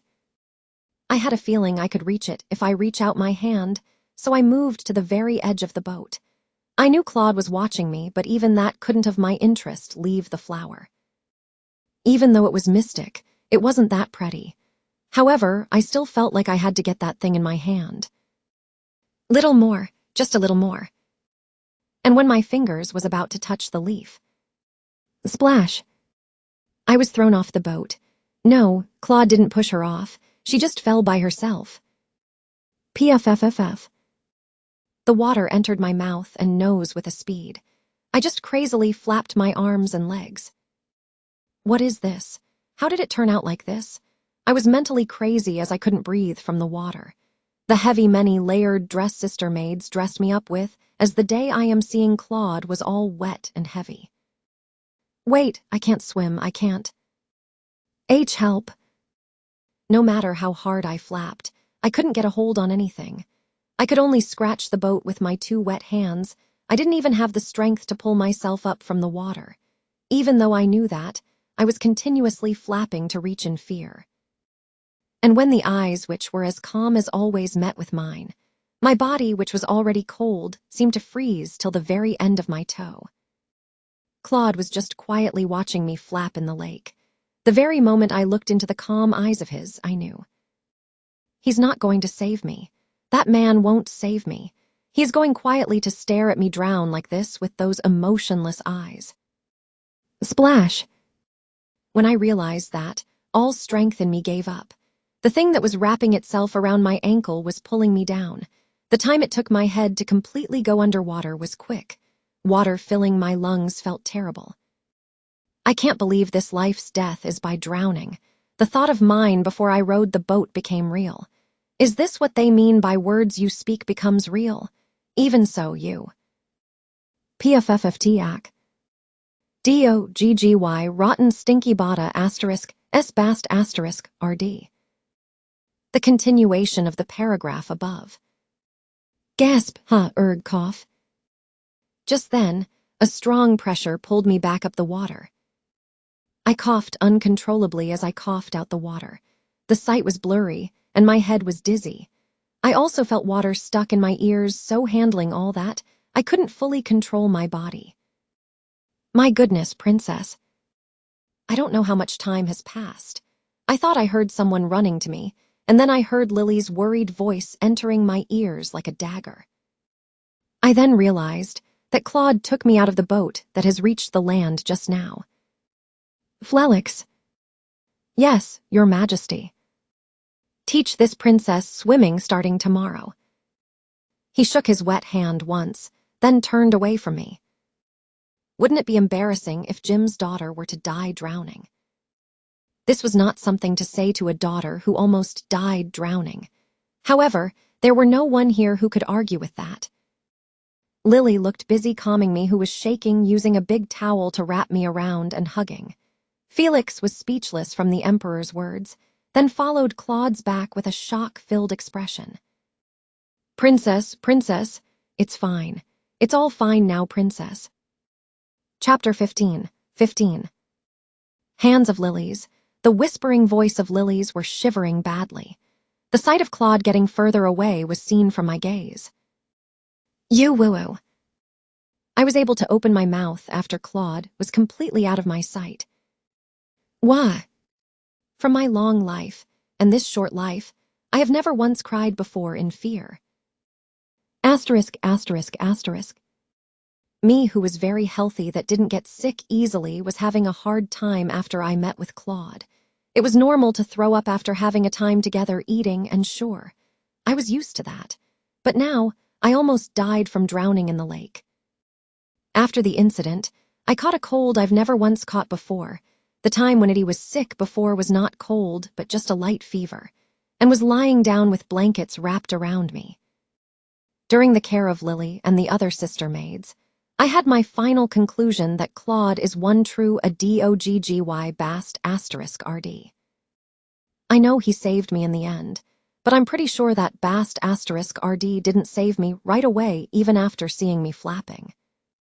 What a bad psychopath. How can he look at with that kind of eyes when a 5-year-old kid is about to die by drowning? Furthermore, when that kid is his daughter. When I think about that, I still get goosebumps. I shouldn't be surprised.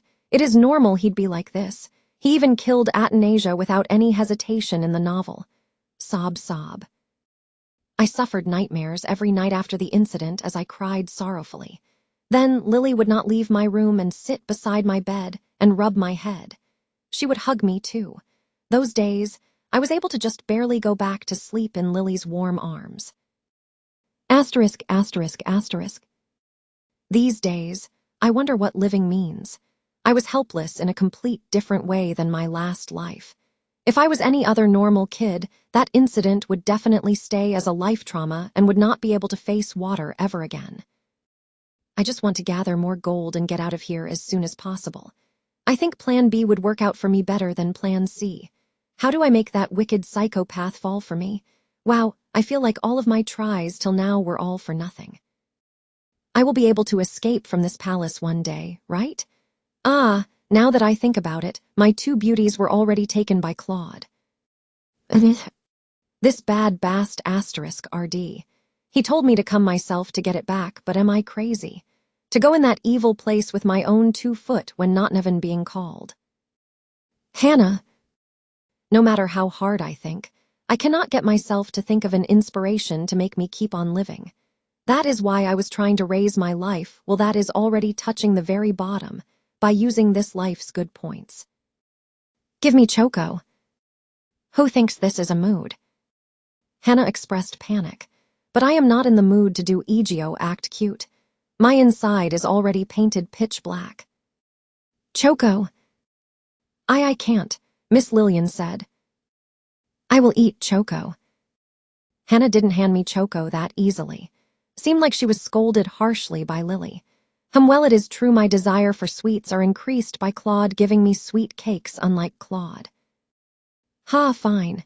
Then I've got no choice. I used my ultimate plan at Hannah. Sister, Eddie wanna eat Choco. Hannah's face started to loosen. Here, take my sparkle attack. Dee, don't do this to me. Sparkle. I really can't, princess. Sorry. But Hannah just ran away as if she couldn't take it anymore and left, giving me nothing. What? Where do you think you're going, my chocolate? Go after you give me chocolate. Hannah. I can't believe it. Did Hannah just win over my sparkle attack? Looks like I was getting too much stress that my EGO acting cute level has been decreased. GRRR, I feel dirty. But do you think that'll stop me from eating? I carefully hid in the kitchen without being caught by the maids. It's been 5 years since I lived in this palace, so I knew the time when the kitchen was empty of people. I also know where they hide chocolates and candies. I slowly sneaked further into the kitchen. This was a very immature thing to do, but that couldn't stop me from wanting those chocolates. These kind of good quality chocolate was never given to be last life. It was me who would eat only a meal a day, and that one meal's average would be a past the due date cheap sushi from the grocery store. I would be going to jail even if this was just a dream. I couldn't dream about eating expensive chocolates. Well, at least for me it was a sin. That's why I'm gonna eat it, chocolate. I looked around and of course found no one there. Feeling joy, I ran to the shelf where the chocolate was hidden. Seth, where are you going? Wait, I think I left the lid open. Be right back. Gasp. I quickly hid my body from the sudden sound of the door opening. The one maid who entered the kitchen was Sister Seth. The lid was off after all. Ah, then wouldn't it be fine to just ask for chocolates instead of stealing? That's right. This is fate to meet in a timing like this. Bug. Just when I opened my mouth to call out for her, Seth shouted sharply with her eyes wide open. Crash squish. The thing revealed under Seth's sharp hook of the high heel was nothing other than a miserably squished COC Crouch. How dare a dirty bug enter the kitchen? I was sweat dropping from the cold voice, with no one noticing me. I probably should suggest Miss Lillian to make palace cleaning day to be sooner. I can't forgive how there is a COC Crouch and the palace princess is living in. Seth's sister is so cool. That goddess-like movement to kill a fast COC Crouch. But weren't there some kind of sound? But I should maybe not go out now. Of course Seth won't treat me like how she treated, but after seeing a dead body in front of me, I feel like Seth is going to tell Lily instead of giving me chocolate, and then I'll get in trouble. When I stayed silently like this, Seth turned around to leave. Then I slowly started to move the body I've been hiding and peeked my head out. Sniff, it is so hard to get chocolate today. I slowly reached out for chocolate once again. Rustle. Huh, I heard a small sound from the side. I cautiously turned my face around to the place where the sound came from. Carefully, did someone come in? However, there was no one there. A moment of silence passed by. What was that? Was I hearing things? No, I'm sure I heard something. I became dumbfounded. Then I had a flashback of the rumor sister maids talked about a few years ago. No, they still talk about it now, too. That rumor of the ghost in the kitchen. Gasp. I became more scared as I had a nightmare of that mysterious water monster pulling me down the water last night.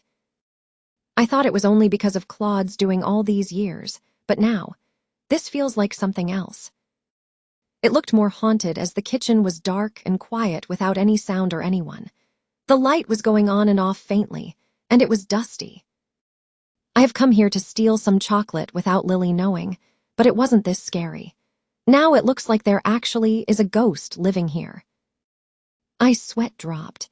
I felt like as if the ghost will appear behind my back and ta-da, just like that would grab me on the shoulder. Princess. Grab. Yes, just like this. CK. I screamed as I was scared to H*LL.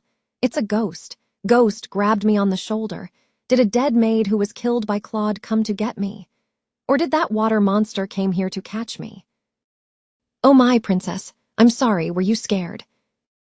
But the one who appeared behind my back was Lily. She seemed surprised as well. Princess, we need you to come outside. But Lily seemed to be urgent that she picked me up before properly calming me down. Ah, but I was found out I was in the kitchen. Besides, there already were 2 chocolates from the basket in my hands. Woohoo, I am indeed speedy in, is not what I am going to state. I put the things on my hands in the small pocket sneakily without Lily noticing it. From my point of view, Lily didn't seem to know that I took some chocolate. Just how urgent is the situation to be like this? And soon, I was able to know the reason. We are grateful we can serve Princess Athanasia. I was frozen in place in Lily's arms from seeing the maids bowing in front of me. Just how many is this? 1, 2, 3, 4, 5. I gave up counting till 30.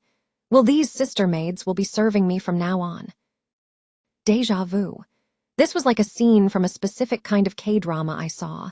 The romance comedy drama that was so opposite of my situation that I didn't even feel jealous and just thought it was some kind of fantasy. Yeah, my situation, which was me scrubbing the oil off the pans. I remember it as a very popular drama with the daughter of rich parents' romance. But I, not following the fans who made this popular, thought it was way too out of reality and was too childish. The scene I've witnessed was when the protagonist came back to her house after shopping. There she saw the people working in the house lined up, greeting her. I was ordered to serve by Princess Athanasia's side. Felix, who was standing by, walked to where I was when I was in a what the H**CK situation. Are you getting me medicine after getting me sick? This is a metaphor/idiom in Korea. Claude really was a **D head who was very unpredictable. I could only laugh what was not a laugh, realizing that fact. Once upon a time, a **RD who just left giving few cold words in cold tone to I, who was wet and shivering, nicely gave me many maids and a personal night. Furthermore, Felix was a person Claude always had by his side. Even though it is just temporary, what does he mean by this? We are grateful for His Majesty's favor, but to set Sir Robane as. To people wondering who is Robane, Robane is a last name for Felix. Lily, too, looked dumbfounded as if she didn't expect or heard anything about this.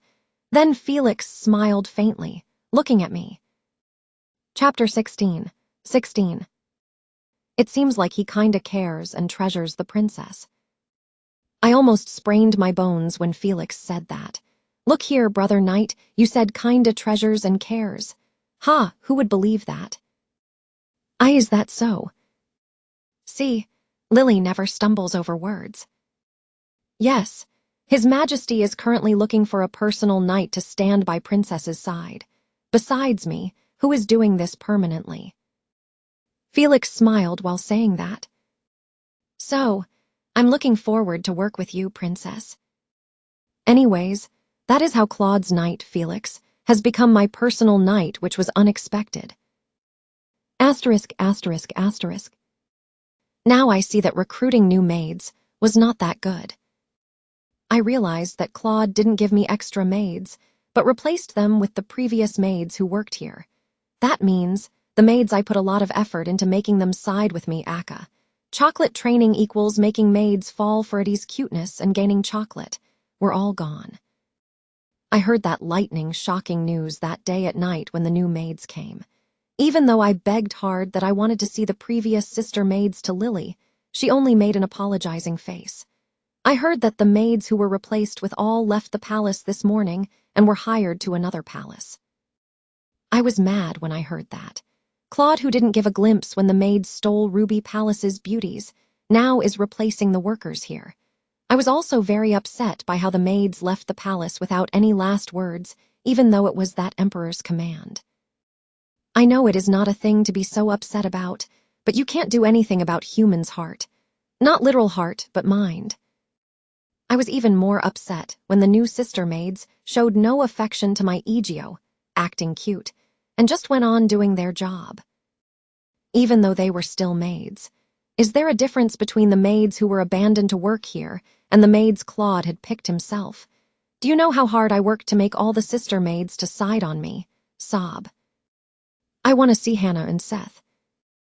You'll be able to see them again for sure if the princess wants to. When?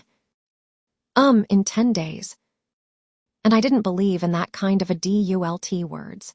Isn't it the words they use to lie to kids? Besides, the words I heard in my previous life in the orphanage when kids begged to eat food was that. Lily started to sweat again when I made an unsatisfied expression. That was when Felix, who was watching us from the side, started to speak. You could try talking to His Majesty. From his words, both Lily and I stared at Felix as if we were asking, "Are you crazy?" However, he was just staring back at us with "Did I say something I wasn't supposed to say?" face. Felix told me before that the lotus flower in the lake was a magical plant which makes people want to have it and pulls them into water. It was worse of what it did afterwards. It would then eat that human. I was frozen still that moment when Brother Knight said it, as if he was saying, "What are you gonna have for your lunch?" Felix looked as if he wanted to compliment how awesome and cool Claude is to save me, but it only caused me more anger towards Claude. "Claude, you woof, DOGGY bast asterisk RD. How dare you just stare at me at that situation? I am starting to get angry again with just thinking about it.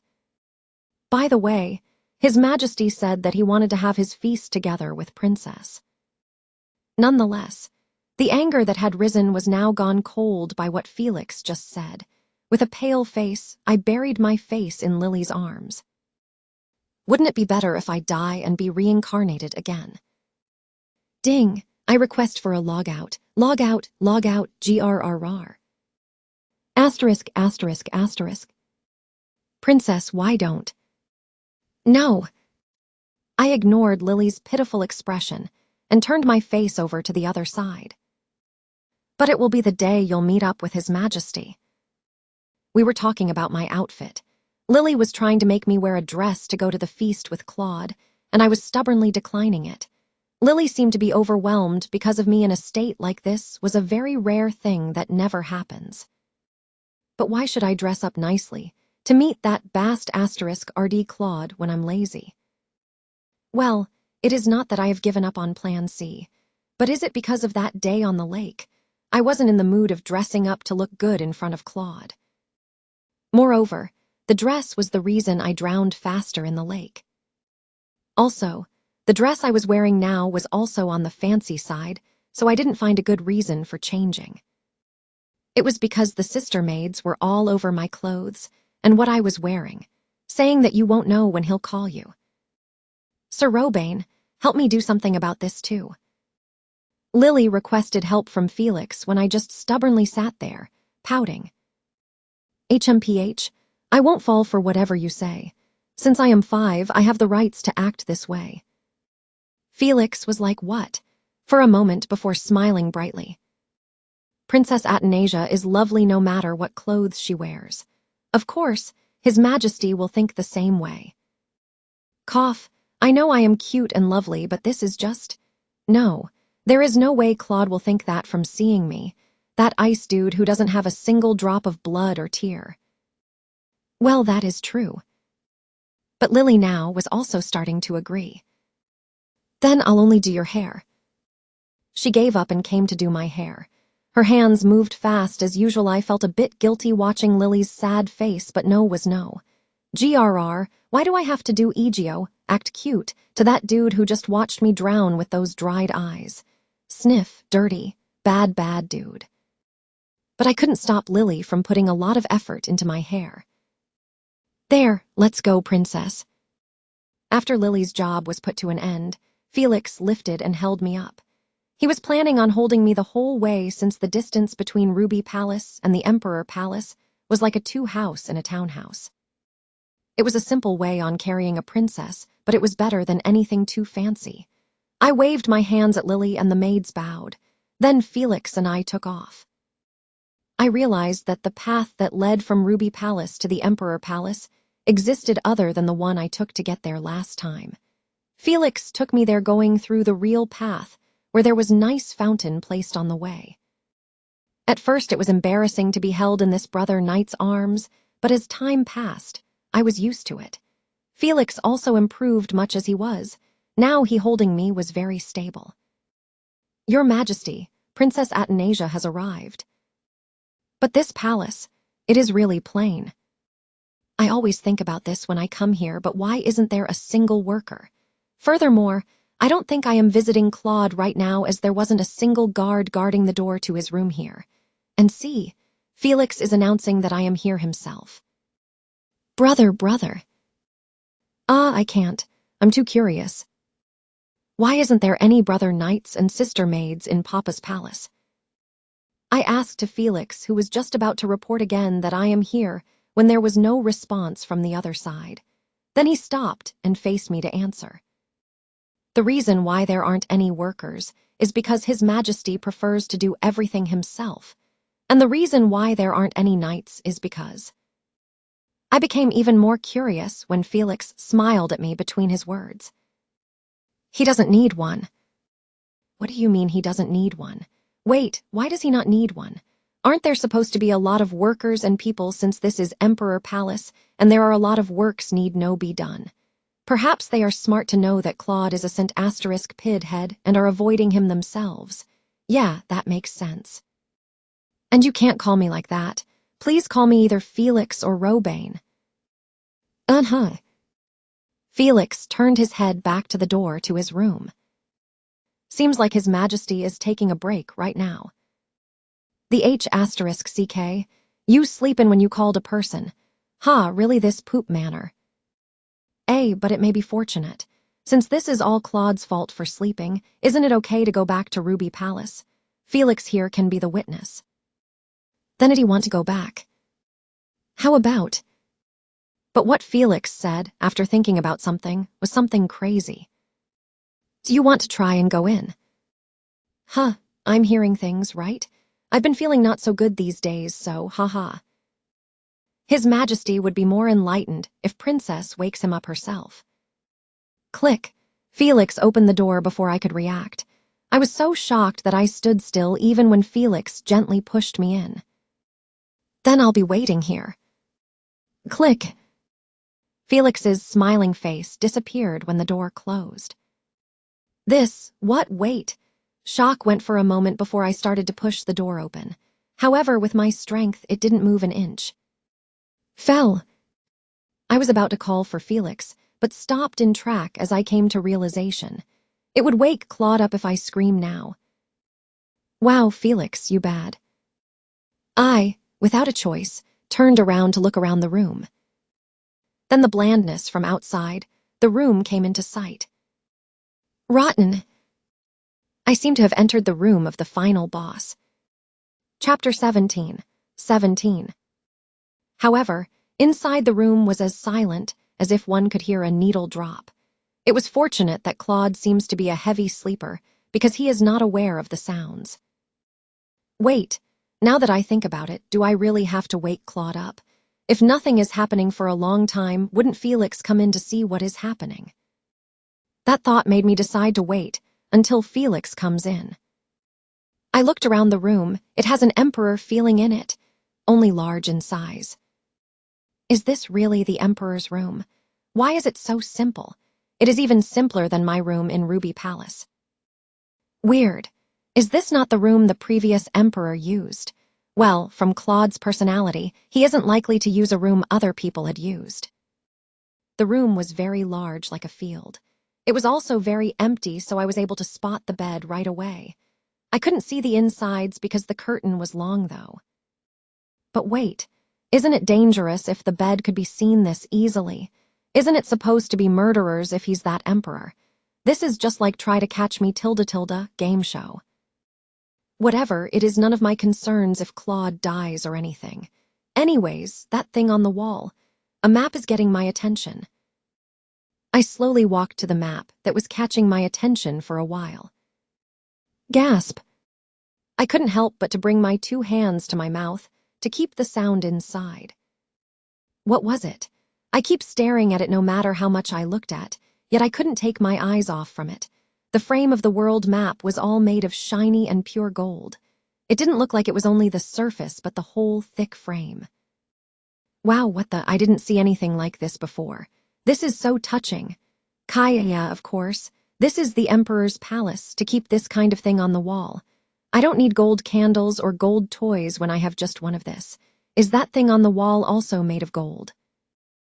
I was so excited that I ran across the carpet to the other side.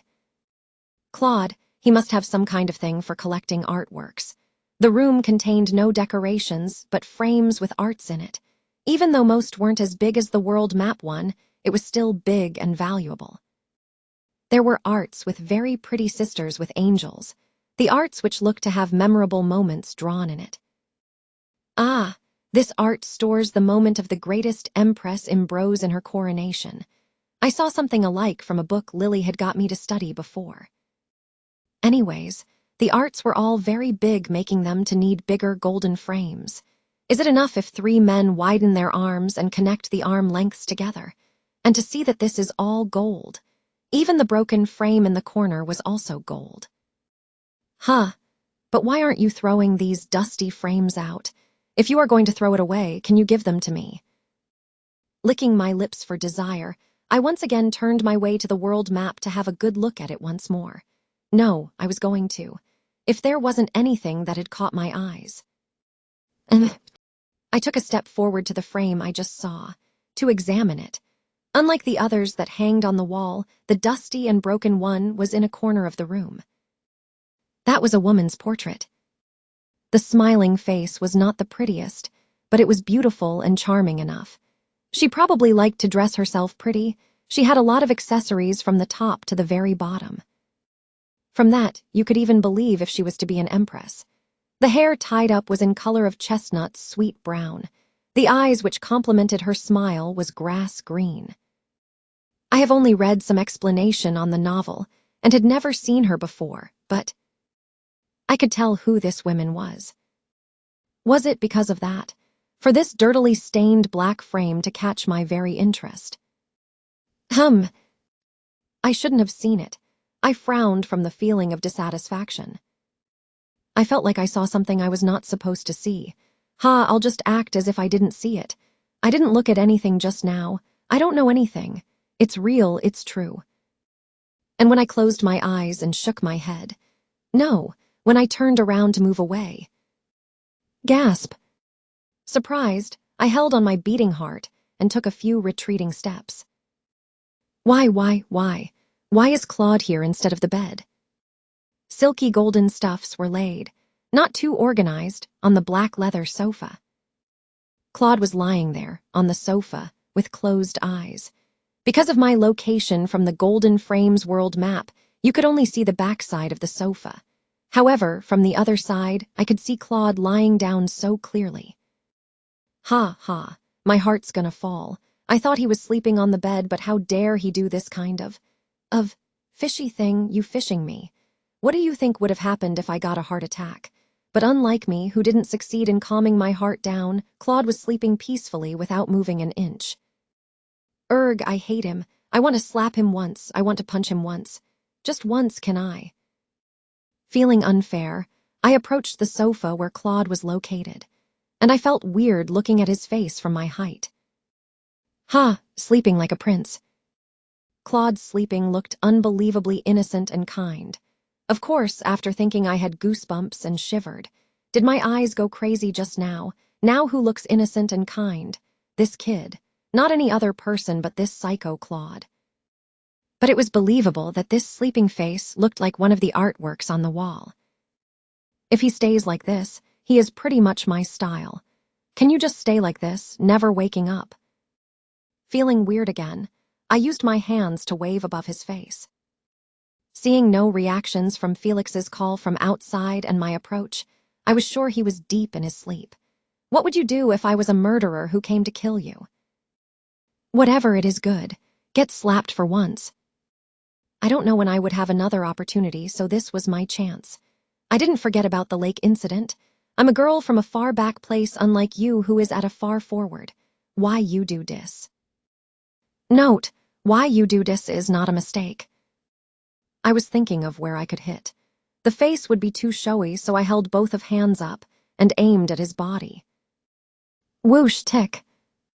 But just then, something fell from inside my sleeve, and that thing fell on Claude's face, and then it dropped to the ground on the carpet. Then it rolled. Roll. That was the choco I sneaked and hid from the kitchen this morning. Ugh. That was the choco I hid from Lily. I forgot because I was busy greeting the new maids, and I had not changed the clothes today. I stayed silent in case Claude woke up from my chocolate. Just then, without a sound, Claude's eyes opened quickly like a ghost. I was frozen in place with my two hands still in the air. Claude blinked twice, slowly, then stared at me with no emotions in his eyes. His eyes were very open. It could make people not believe he was asleep just a moment ago. Then I took my hands, put it in the air, and hit him gently on his chest. I awkwardly patted his chest and opened my mouth. Dare. Can you tell me just what I am doing? Realizing what I have and am doing, I screamed mentally. Well, what kind of situation happening here? What does it want me to do? I just woke the sleeping lion, right? This is an emergency, you agree? It would be better if he talked, but he didn't mutter a sound. From his stare, I was already going to have a mental breakdown. The moon is smiling. Bye-bye today. Baby smiles too, looking at the star. Sob, this is crazy. Why does my mouth move by itself whenever I am panicking? Just what kinda sh*t am I muttering right now? A lullaby to Claude. Please, just make it stop. More shiny and bright morning will come tomorrow. Only have sweet and pretty dreams. Sleep well, our little baby. The moment of cringe. Go on, get to the next part if you stopped cringing. I patted him with all my strength and might, scared he'll realize I was about to slap him. Now I'm curious. What kind of expression did I make when Claude opened his eyes? Oh my gosh, if I was making a face saying how should I slap him? He needs a really good slap. Sob. Why do these things happen to me? And what song is this? Claude, who was just watching me do stupid stuff, finally opened his mouth. I answered right away.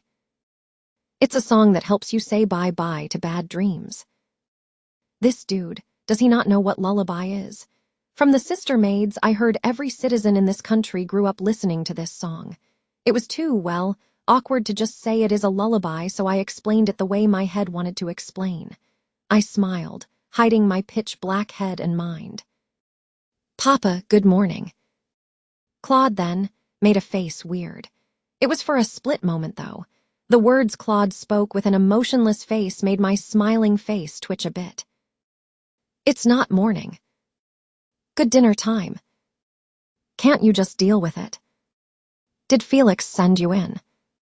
He sat up and swiped his hair that was covering his eyes with his hand. Chapter 18.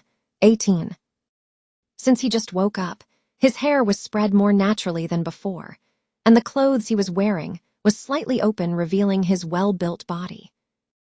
Oops, embarrassing. This is embarrassing. Hey, I'm a grow-up lady even though my body is a little kid's.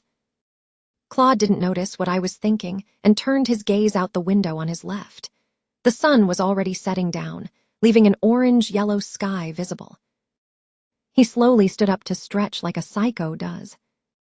We are having the feast here. Asterisk. You look like you were doing fine these days, as you look bright and healthy. It was my first time facing Claude this straightforward, after the time on the boat. I was examining the dishes on the table in the Emperor's bedroom. Each of dish looked very yummy, but it still had some very informal food to eat for the Emperor.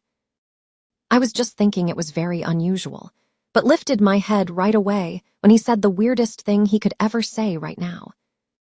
There was no way he was not informed of my health, but he never once came to visit me. Well, I mean, it would definitely worsen my cold if he did come.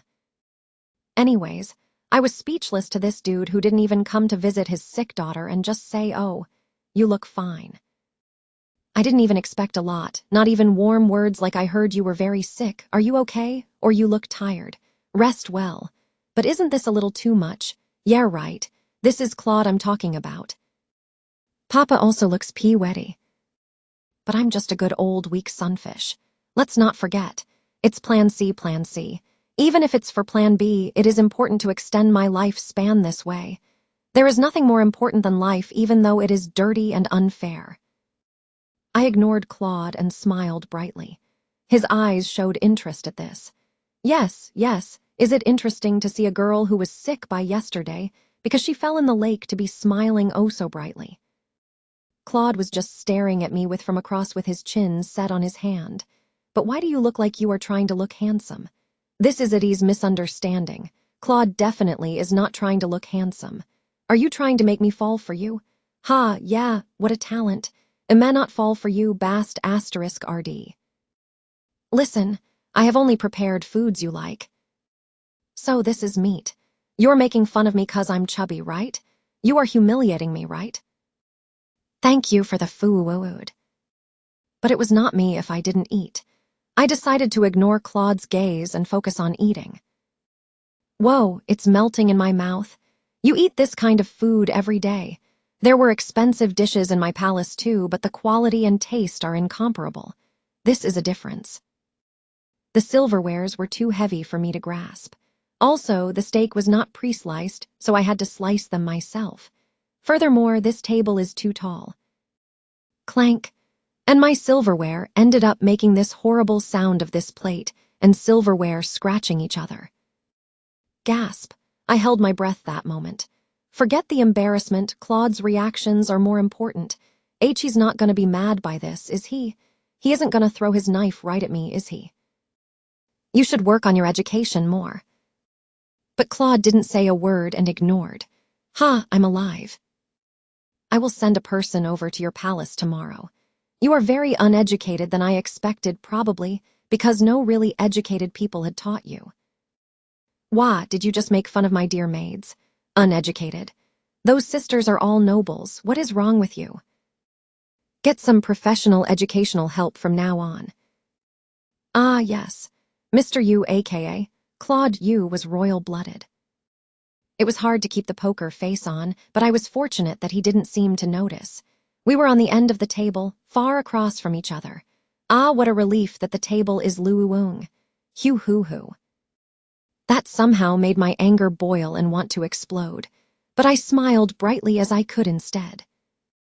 Eddie will do her best, Papa. Then Claude sent a gaze of seeing a weird thing. It wasn't the first we had this kind of awkward tea party together, but it was the first he sent me this look. It doesn't feel right. Why do you look like you are seeing an animal pooping? Claude stared at me the whole time I ate. Arg, I feel like throwing up. Papa, good night, bye-bye.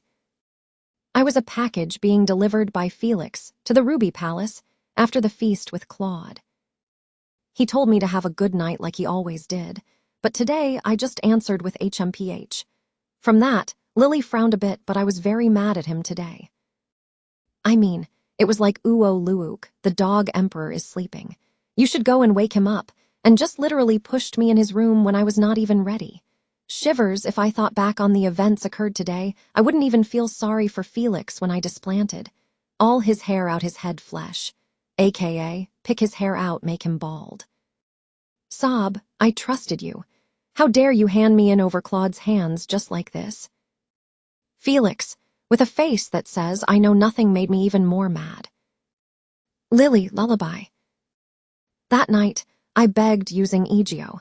She seemed to like it and giggled, placing blanket on me. Then should I sing one for you? Soon, a song sang with sweet voice watered my ears. SHH, step and another step. Get me a flower if the night comes. Pretty Miss Star is smiling for us. Kaya. Of course, it is not comparable to my singing. I want to kick blankets like other days, but I'll not since Lily's here. Bye today. More shiny day will come tomorrow. Lily's sweet voice made me close my eyes. It was great that a person was singing lullaby specifically for me, even though I'm old as H*LL to sleep listening to lullaby. Only have good dreams. Bye, good night, our baby. I don't know what horrible events will happen tomorrow, but for now, let's forget about everything and sleep. I must sleep to grow. I wish it is 10 years after when I wake up. Sniff. Good night, our baby. Lily, also sleep well. Trying hard to forget of that dog face of emperors, I closed my eyes to the gem like Lily's voice. Just like every other night, wishing for the time to go by quickly. Chapter 20. 20. Papa, Eddie missed you. However, this place here is where reality is set for me, lying and acting cute to look good in front of Claude. Now that I accept it myself, I am sad. But even if I'm sad or lonely, I won't cry. Stopping in track of running on the grass field, I stood in front of Claude. After letting out a sound of realization, I bowed. Thank you for inviting Eddie to a tea party. When I bowed the way I was learning nowadays, I was able to hear Felix let out a small PFFT behind Claude. Yeah, I look cute when I act like an ADULT, right? Of course, I will be intensely cuter than other days today. I purposely chose and wore the cutest clothes I had and practiced with a mirror on how to look cuter. Today's concept is a kid acting like an ADULT, but in reality, a little lady who is still not too familiar of manners. I had to look just a little unfamiliar that to look cute, not too unfamiliar that makes me look annoying and such. Fortunately, my plan seemed to work. The maids were glancing at me bravely in front of Claude, except for Felix, who can just look at me if he wants to. Me with the white dress that looked big and fluffy with a lot of frill obviously looked like an angel. Of course, I at the moment was a little baby angel instead if glorious, graceful, beautiful, and elegant angel. Q-huck. Q-huck, the sound of people getting stabbed by a knife, but as for Eddie, exaggerating. Claude's reaction was to just lift an eyebrow, but did this guy ever gave me a reaction I wanted? Felix. From Claude's call, Felix gave a short answer and picked me up. I was able to get on the chair successfully with Felix's help. That was because I was still extremely short to get on the chair by myself. We humans are indeed animals of getting used to quickly seeing that these actions were now familiar to me. Now being face to face across the table, I smiled brightly and cutely as possible and spoke. Good morning, Papa. It is 10 a.m. at the moment. It was usually in the afternoon when I have tea time with Claude when I met him, but it suddenly changed to morning about a month ago. Speaking of month ago, that was around when I sang a lullaby for him. I don't know what was he thinking. Well, was he ever the one I was able to predict? Nah. Anyways, starting then on, I was greeting him with good morning, Papa. And when I say that, he would just stare at me for a while. Or course there weren't any good morning to you two. Not like I've expected it at all, but still. I was being stubborn. Yesterday night, Papa was in my dream. Dream, huh? Eddie and Papa and Lily and Felix all rode on a broom together and picked stars and moon and played together. A meaningless dog dream. Words with dog in front of it is a bad word, not a too good word. Swearing. E/N. When you cannot swear in front of your daughter, Claude is such a cutie, Elmau. E/N equals editor note. Ho ho, look at how you pick your words. Beautiful, I didn't flinch and just smiled at Claude. I played on the cloud and played fluffy game with Papa. It was really, really fun. Claude seemed to think that I was just blabbering stuffs and kept on listening with no replies. But it's okay. I don't get what I'm saying myself. Eek, I don't want to keep this going now. Let's just eat some cake. But I happened to see one sister maid staring at me wide-eyed, stopping in track from preparing food on a plate for the tea party. In the Emperor Palace, no maids or knights were seen, but when we were to have a feast or a tea party like this, workers of the palace would come and prepare it for us. This sister maid here was familiar as she prepared like this for us several times, but didn't seem to see me talk like this to Claude before. On the other hand, a sister maid named Betherin was being Betherin, able to get hold of herself fast and left. Claude looked very calm today too, but I get a question whenever I see him like this. Perhaps he has sleeping disorders? He was sleeping when I went in his room for the feast too. The atmosphere was calmer probably because it was morning. Or is it just him having sleeping disorders? What if you just didn't call me over? Or just call me on the afternoon like before? Why do you get good mornings every day so early when you don't need to? Papa, is that delicious? Set that aside. Claude was drinking the same tea again. He must like that tea because he always drinks it when he has tea party with me. He stopped in his movement from my unexpected question. I'm not drinking it from taste. Examining, he's sipping the tea for a little. I shouted. Eddie wants to drink the same thing as Papa. Being able to get closer to Claude during the past month is not what had happened, but just that my nerves got bigger, so I was able to speak somewhat like this without much hard-shy PS. It was already an okay if he would leave me alive, just from my stubborn and aggressiveness. The tea will be a little too strong for Princess to enjoy. Claude set the tea cup down and stared at me. Then Felix spoke instead of him. But I didn't simply just nod, but pouted my cheeks big and shook my head. I will eat the same thing. Felix's face turned pale. Even though I love sweets, my tongue is dying from eating too much sweets. So I will drink that tea Claude is drinking, too. Grant it, there's no reason to not give if she wants to. Gratefully, Claude didn't stop me. A sister maid standing far away from us came right away and poured me the tea. I, once again, did as how my education teacher taught me, and smelled the scent first, holding the teacup very elegantly. I could feel Felix trying not to laugh at me again. However, concern was shown on his face after I sipped the tea once. Exactly. It's a waste of worrying. Eddie also likes it. I smiled brightly after detaching my lip from the teacup. I saw Claude drink it often and thought that the scent was totally my style. Now that I tried it, OMG, it is good. My mouth that had been used to the sweetness did not refuse the tea that was bitter in the right amount, but the taste was a bit unique and strong. It's like a flower blooming in Eddie's mouth. Hun, but what's up with the reactions to my words? Seems like you enjoy it. Felix, who seemed knocked out, regained his mentality and commented. Claude must have thought I would have spat it out right away. If he didn't, what is that frown for? But everyone froze from my comment. Why are they acting like this? It's Lipe tea that His Highness enjoys. Ah, so it's called Lipe. So Claude alone drank this delicious thing the whole time. But my interest was set on the topic Felix mentioned next. Miss Deanna also favored it a lot. He was looking at me with a sad smile, as if he was imagining something he missed. Like a flower blooming in my mouth, she said it too. I was interested hearing to Felix's words.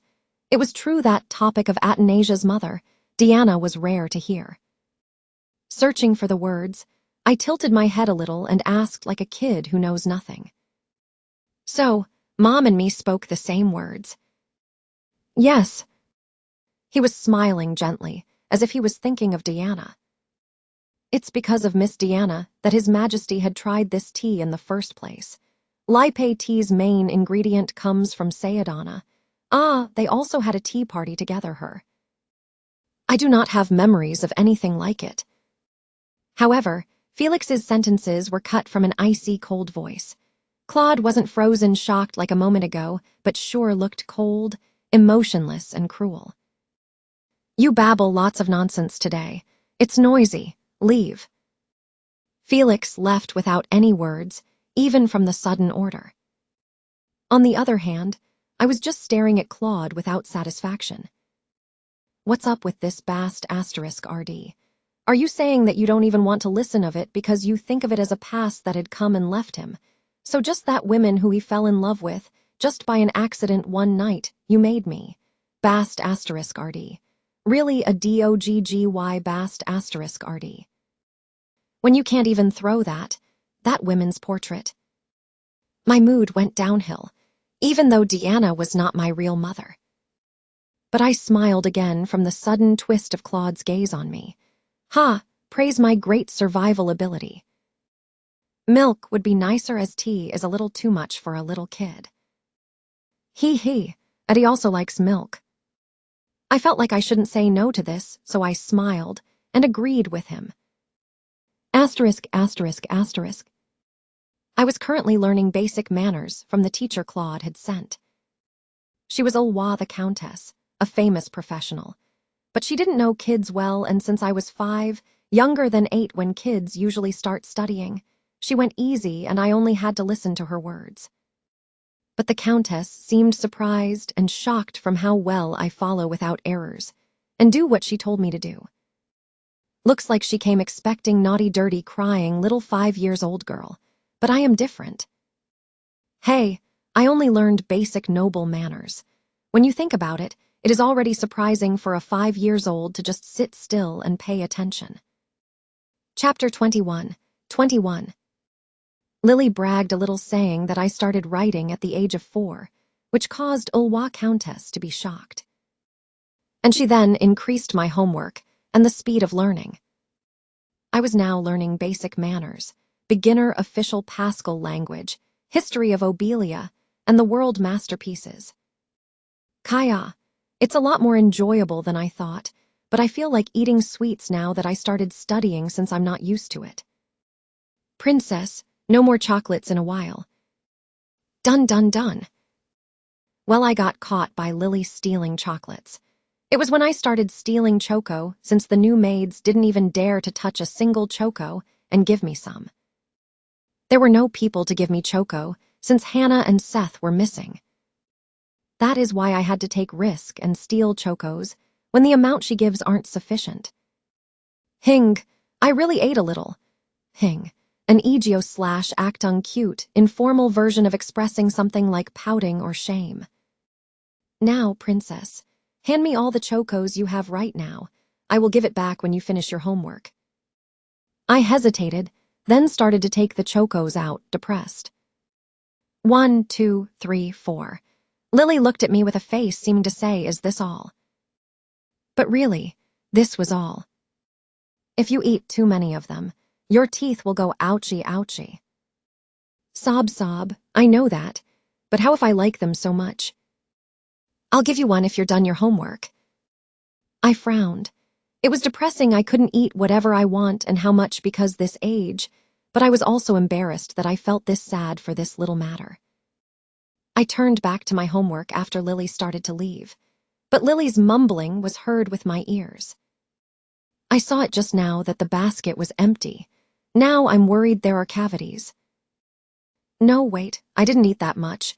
That's not me, it's not me.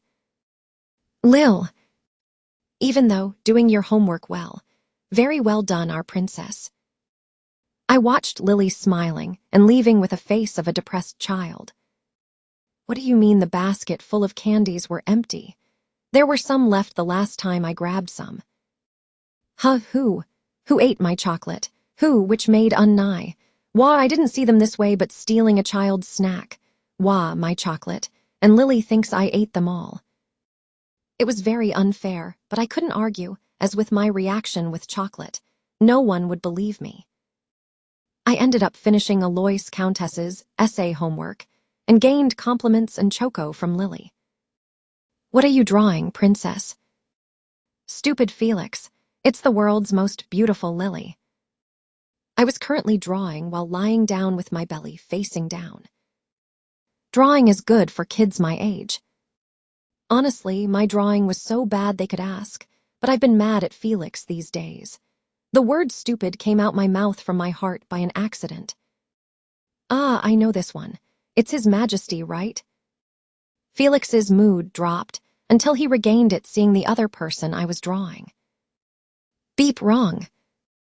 Heth, but you're actually right. I will give this to you, Felix Appa. I will start using Appa as brother and Inni as sister. Felix slowly received the paper and looked at his face on the paper. Then he spoke words expressing that this is not believable. Is it perhaps me? Wait, what kind of perhaps? Is it perhaps for me drawing it so well, or a perhaps cause he sees it ugly and refuses this dude to be him? Really, thank you very much, princess.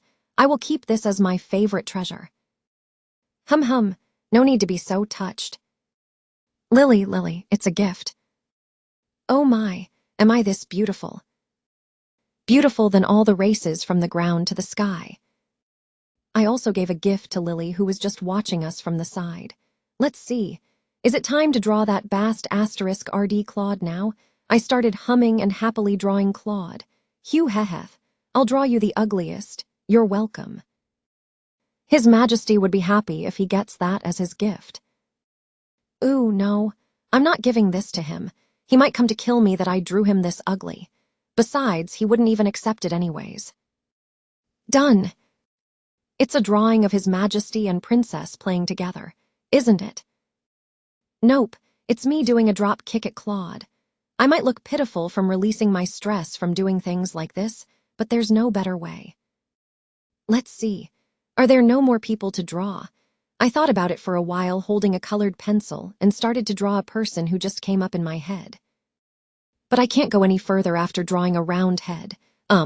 So the hair and the eyes are these colors. And the hair length, is it this long or this long? Lily. Yes, Princess. I ended up calling for Lily after thinking about it for myself a little. How did Mom look like? It was as if everything stopped for a moment. I want to draw Mom, but Eddie doesn't know Mommy's face. Felix and Lily froze, but soon gained back their consciousness from my statement after. Is Mom's hair straight like Lily, or wavy? Lily soon smiled and replied. It was light golden hair, wavy like the ocean, just like Athanasia, Princess. Hey, was it this long? It was a little shorter than that. I asked questions like her facial shape, the bangs, the locations of the eye and her height, and Lily answered them all for me. Felix just stood watching us, since he couldn't find the timing to join our conversation. Great. Now I think I can draw her. When the image was forming in my head, I started drawing again with the colored pencils. She was very beautiful, just like Princess Athanasia. Like Eddie. I already knew, but Lily seemed to really like Deanna. She was looking at me with the eyes that seemed to imagine her. Anyways, in Lovely Princess, it described that she was very, very beautiful, and I was curious how much pretty she was. Of course, people say that I look really alike to Deanna, but it was too much to imagine her face with my baby face. Ah, now that I think about it, even that cold and emotionless Claude fell in love with her and had a baby princess. So she's that beautiful. I want to see her too. Wah, I'm so curious, I want to see. I wanted to see her once face to face, but it's a shame that I can't. I might be able to see Deanna when I look into the mirror around 10 years later, but that's only if I'm alive by then. Sniff. Isn't a bit awkward right now. What is this heavy silence? I looked up with knowing nothing and was shocked at their faces. Lily and Felix were making a very weird face at me. Felix was opening and closing his mouth several times as if he wanted to say something but ended up not saying a word, and Lily was panicking as she was slightly shaking. And soon I was able to figure out why. Wait, did I say that I want to see Deanna out loud? If then, this situation was understandable. They couldn't just ignore a 5-year-old saying she wants to see her mother whom she has never met before. Gasp. But that wasn't on purpose to make you guys act like this. I blinked twice before I started giggling. Appa and Lily's face look weird, staring that she doesn't like their expressions. Just like a round goblin in the storybook yesterday. Can we stop this situation? I'm making fun of you right now. What will we do about this awkwardness? I feel like hiding. Drawing is not fun anymore. I want to play outside. Oof, this can't go any longer. Run away. I couldn't endure this pressure anymore, so I let go of the paper and the colored pencils and stood up. Princess. Lily and Felix called out for me, but I just left the room before things gets any weirder. Asterisk. The two acted carefully around me for a few days after the incident on the other day. Of course, they were trying not to show it, but am I just a normal 5-year-old girl? But I ignored it. I mean, what can I do after not ignoring it? If they start explaining about Deanna, it'll just be awkward since she is not my real mom. So just act how you usually do. The two stopped me to talk, but when they did, I just smiled bright and moved away. They gave up for now, though. But today, Felix, who left right after lunch, came back to my room an hour later and called for Lily. They left me quietly, who was reading Obelia's history book. Wait, I felt shiver down my spine. My instinct told me that their conversation was going to be something important. Also, that if something goes wrong, it can also be very dangerous. I hopped off the chair and silently walked towards the door. Lily and Felix went through. Fortunately, Lily left the door slightly open so I was able to hear them. I asked if there were any video stored in the Emperor Palace, but they said they owned none. Is that so? That's a shame. But the video storage magic Felix said about caught my very interest. Ah, right. Magic exists here. Seeing magic happen with my 2 eyes was one of my biggest dreams. I totally forgot about it. I was too busy living and trying to not get killed. Chapter 22. VS Stone was a magical item that can store in 30 seconds videos. If there was a wizard in the palace, he or she would definitely be able to create one. Video storage stone. VS Stone. But it seemed like there were none with Deanna in it. Well, isn't is obvious. She was just someone who danced in front of Claude after all. But Felix seemed disappointed, as if it is his fault. I really wanted Princess Athanasia to see Miss Deanna. Sir Robane. I felt it before, but I think Felix also liked Deanna as much as Lily did. It's weird, though. Deanna was a girl who spent a night with Claude and was gone from the Ruby Palace then on. I knew Lily and Deanna's friendship, but I felt something was wrong seeing Claude and Felix's reaction of Deanna. But that thought was soon to be replaced by Felix's words. I will ask His Majesty. Say what to Claude? It is possible for His Majesty to show his memories of her in person. Lily then reacted saying, I was only listening to their conversation, not sure what is going on. Since it was a long time ago, it might not be as clear as the VS Stone, but I'm sure he can give the princess some flashes of Miss Deanna's pictures. I was shocked to those words. Wow, Claude Bast *RD could do that. I don't remember reading anything like it in Lovely Princess, though. Were there parts I didn't read because it was so damn annoying? But will His Majesty approve? It is for Princess. I will request to him. But that was not the problem. Wait a sec. Is this Appa crazy? Are you crazy? Do you think Claude will say of course if you asked that? I don't even know if Deanna is on Claude's good side, but what if he kills me because I reminded him of someone he hates? Even if that's not the case, it'll not benefit me at all. I felt like this for a while now, but Felix has no nerves whatsoever towards Claude.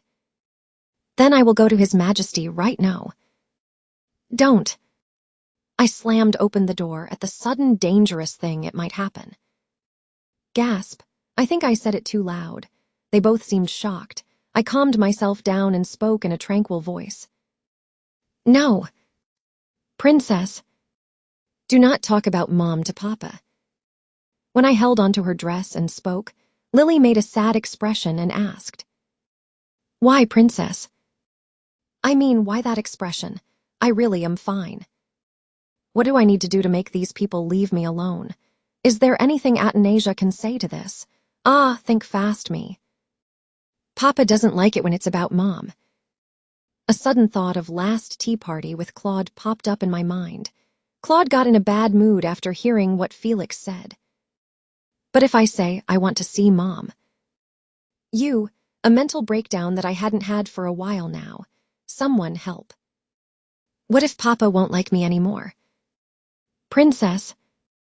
Lily widened her eyes at my words, seeming not to believe I said it. That though, were you concerned about that? Gasp. My heart dropped at Lily's shivering voice. She was about to cry. Of course I was panicking. Whwibskukyak duanko. Sorry, Lily, sorry. Maybe this was too much even though I didn't have anything in mind. What to do? You aren't really gonna cry now, are you? Don't cry, Lily, I'm sorry. Just then, Felix called me, who was panicking. He held onto my shoulder with his one leg down. We were now direct with the eyes, but an eye soon was drawn in by Felix's most serious face I've ever seen. His Majesty won't hate it. I will promise, really, with my name. He spoke with no hesitation to try and gain my trust. His Majesty does not hate Miss Diana, nor Princess Athanasia. Ooh, what should I do? I felt guilt seeing these too serious. Eek. Am I just fooling pure and naive people? I only said it like how Athanasia would say, using the words I learned. So, it'll be fine if you say you want to see Miss Diana. This situation was not flowing the way I wanted it to flow. Princess is young enough. You don't need to learn how to hold in your thoughts yet. I panicked for a little, then spoke. No, Eddie is really fine. I don't want to see her anymore. Really. But the two didn't believe it. Lily still had tears in her eyes, and Felix looked at me pitifully. And Kay was just sweating from the gazes. Shoot. Now what do I do? Felix made a face that expressed pity, but soon smiled brightly, as if he thought of something better. Then let's do it this way. I will ask him for you if you don't want to. Now we are back to the starting point.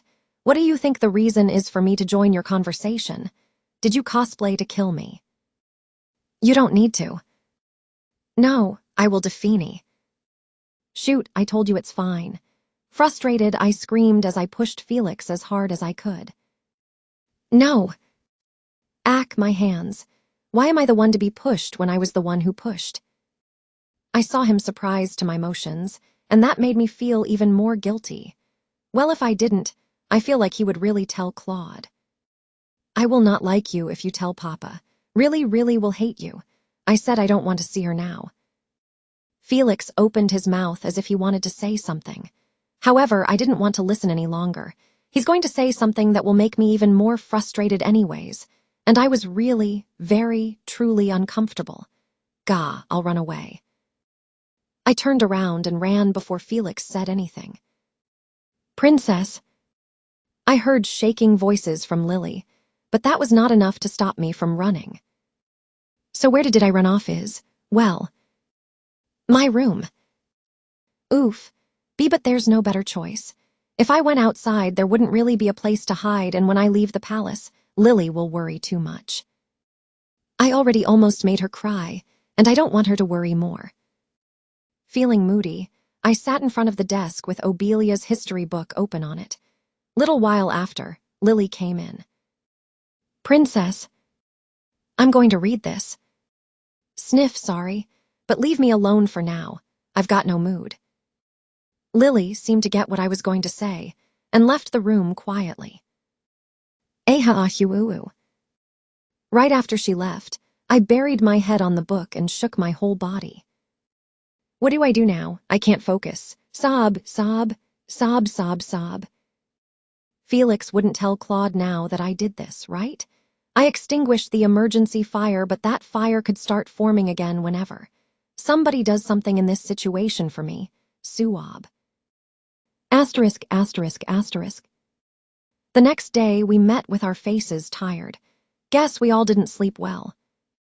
Felix and Lily didn't seem to sleep well because of me, and for me it was for the same reason, all because of Lily and Felix. And I pretended to sleep early and heard what Lily said as she patted me, and that made me feel even more uncomfortable and guilty. She was saying things such as Miss Diana is always with Princess Athanasia, and Miss Diana will be so happy if she saw Princess Athanasia, this grown-up so well and beautiful. I shouldn't have said that I want to see Diana in the first place. Wahahaha. Guys, mumbling is this dangerous as you can see. You can die in the worst case. We must leave now. I looked up to see Felix while sucking on a lollipop. It was time to leave in order not to be late, as Claude ordered me to come today. That bast *RD never once visits Ruby Palace and orders me to come to his. I didn't want to go, but I couldn't not go. If I did, maybe that day could be the last day I'd be in this world.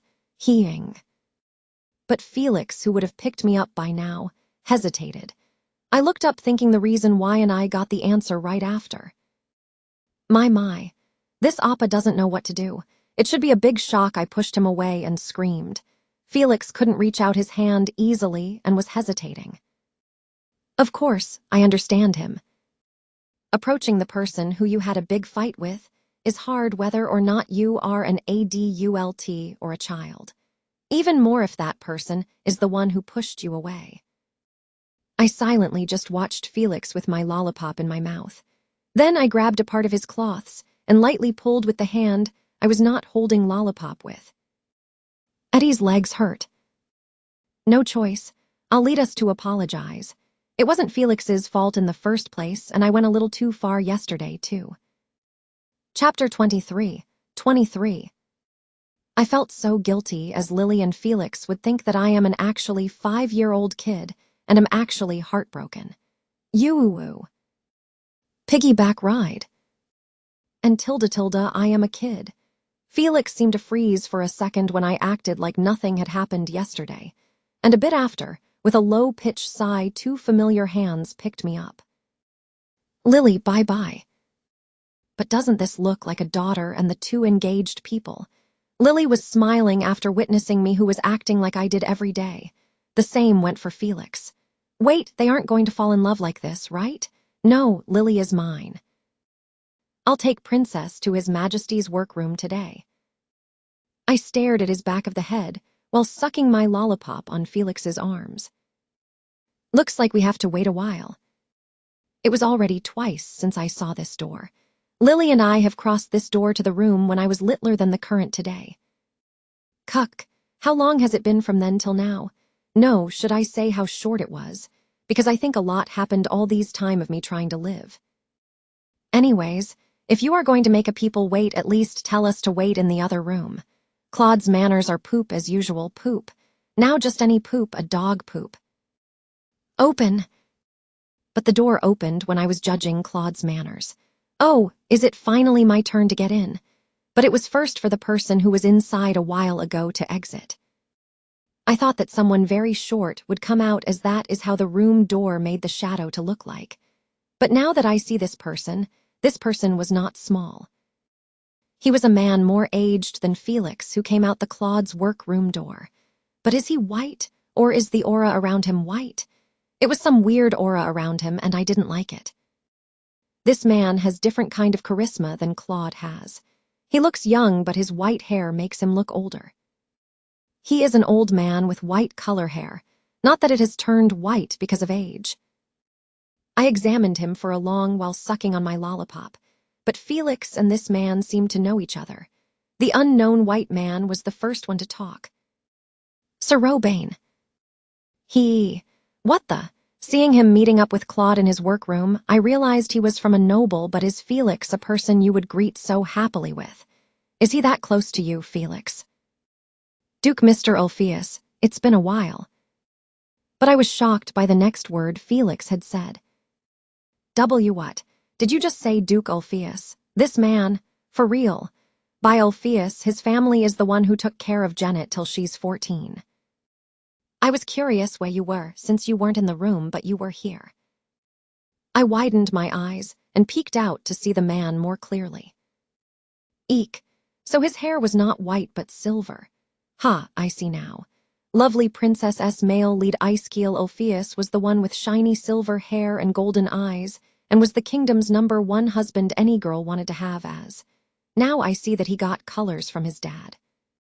My, I couldn't see you.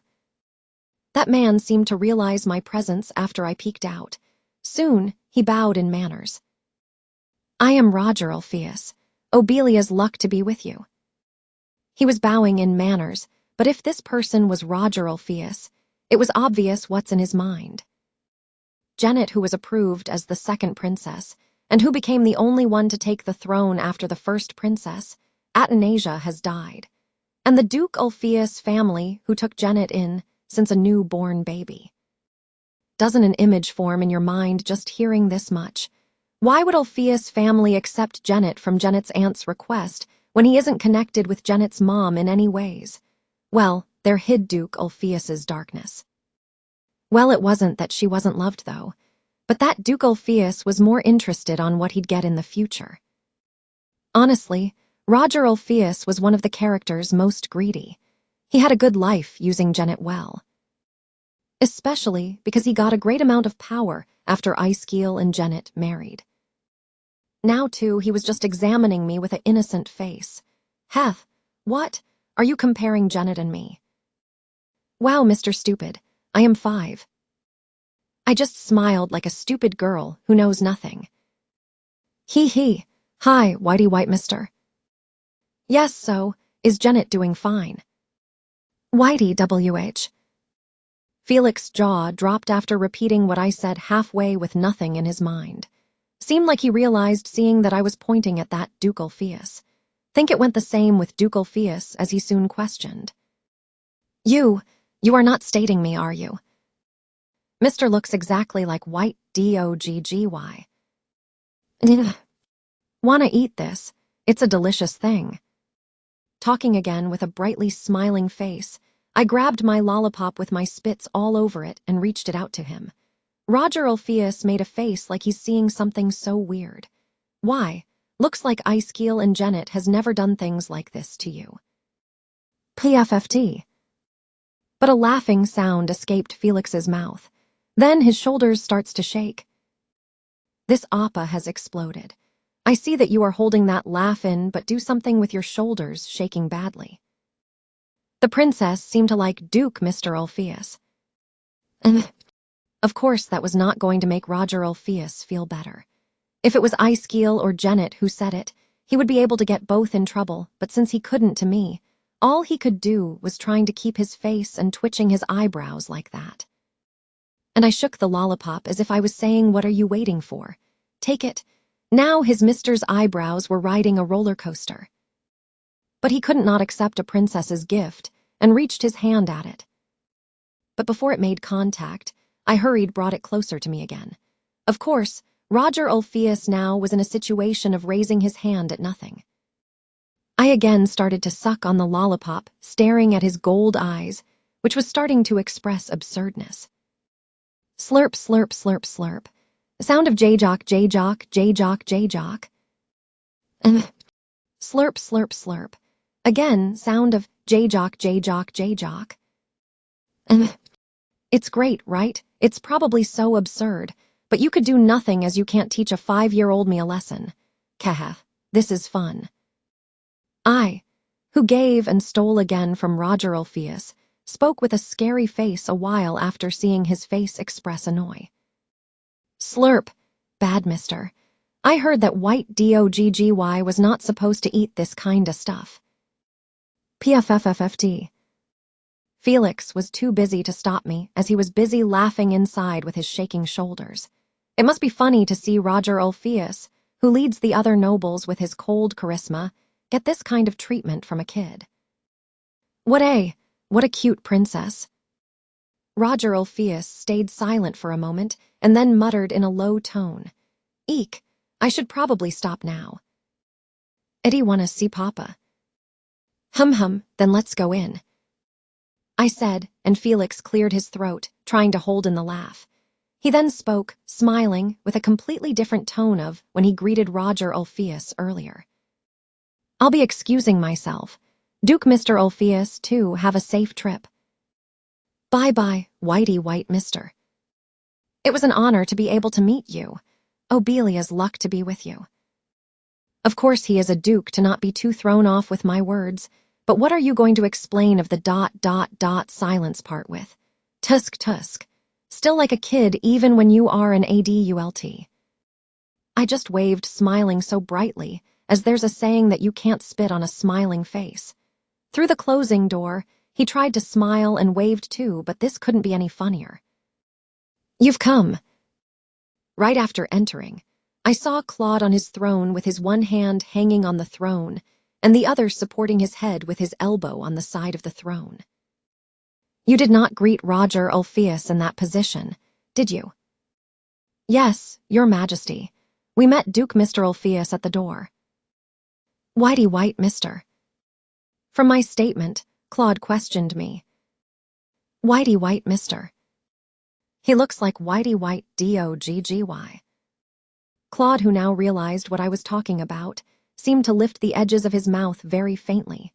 It was just as short as flinching, but I clearly saw it, and that was not a flinch. Did you just smile? I saw that. A great nickname for that noisy barking all the time Alpheus. He's a duke. Isn't barking all the time too much? If the story flows the way it flows, he's going to be on your side. Did something happen? It's always the same whenever and whatever they talk about. Claude ended the conversation with a few waves of hand, but he was now staring at Felix. His lips curved upwards into a smirk that could now be seen clearly. You've professionally become a delivery man. Wow, how could he make fun of someone so hatefully? Felix seemed to be embarrassed from Claude's words and set me down on the floor right away. I started to run with my 2 short legs to Claude right when my foot touched the floor. Ah, I forgot something. When I stopped in track and run to Felix again, Claude made an absurd face. I walked back to Claude after handing my lollipop to Felix. Now I think about it, I heard that Duke Mr. Ulfius also has a kid of the princess's age. Chapter 24. Felix, who couldn't throw away what I gave, made a panicking face but soon decided to just carry it. It's just for a moment, but I'll give you a task to keep it well, my snack. I heard that he is very alike to his dad in appearance. Now that I can see it closer, this throne is very fancy. Gasp, look at all these gems. The size, the shininess. I don't think he will notice it if I were to take this little one at the back of the throne. While I was drooling looking at the throne, Felix was talking about that Roger Ulfius's kid. Huh, but by his son, he mean Icekeel. Wouldn't it be nice if she gets along with the princess? Claude was staring at me and as soon as I realized it, I was surprised. What's that look for? I didn't do anything yet. I was just staring because this gem looked so pretty. I flinched thinking he saw me drooling over these. No Thafe here. So I spoke smiling like an innocent child. Eddie's friend. Felix seemed excited when I started to get interested. But Claude, who seemed to have a bad time with Roger Ulfius today, would only smile coldly. It's already mood-killing to think 2 kids running around in the palace. Eek, couldn't catch that. I should have said that I didn't needed a friend. Of course, because I'm just too carried away with this sparkly thing. Sorry, I'll get it next time. I hate noisy kids. Moreover, a boy who looked like Duke Ulfius. Just thinking about it disgusts me. Haha, that is no good. Hearing he is going to look like Roger Ulfius, Felix was the one who changed his mind. Even Felix, who wouldn't take a hint about anything, would show this kind of reaction. Just how intense was he? I get the image now. Well, it's a shame. I was curious how the male lead looked like. Did it say that Icekeel was 2 years older than Janet or 3? Well, 2 or 3 years are the same thing. Hey, don't really matter. Lift. Hey. My body floated so suddenly. I became thoughtless by the sudden warmth. Curious, I lifted my head to see what was happening, but became 100 times more thoughtless than before. Heavy as expected. Who? Why is Claude in front of me instead of Felix? Turning my head to where Felix stood before, I just saw him standing there. Wait, then what is this? What is it, this situation? It is unbelievable, but there was only one thing that came in mind in this situation. What's this?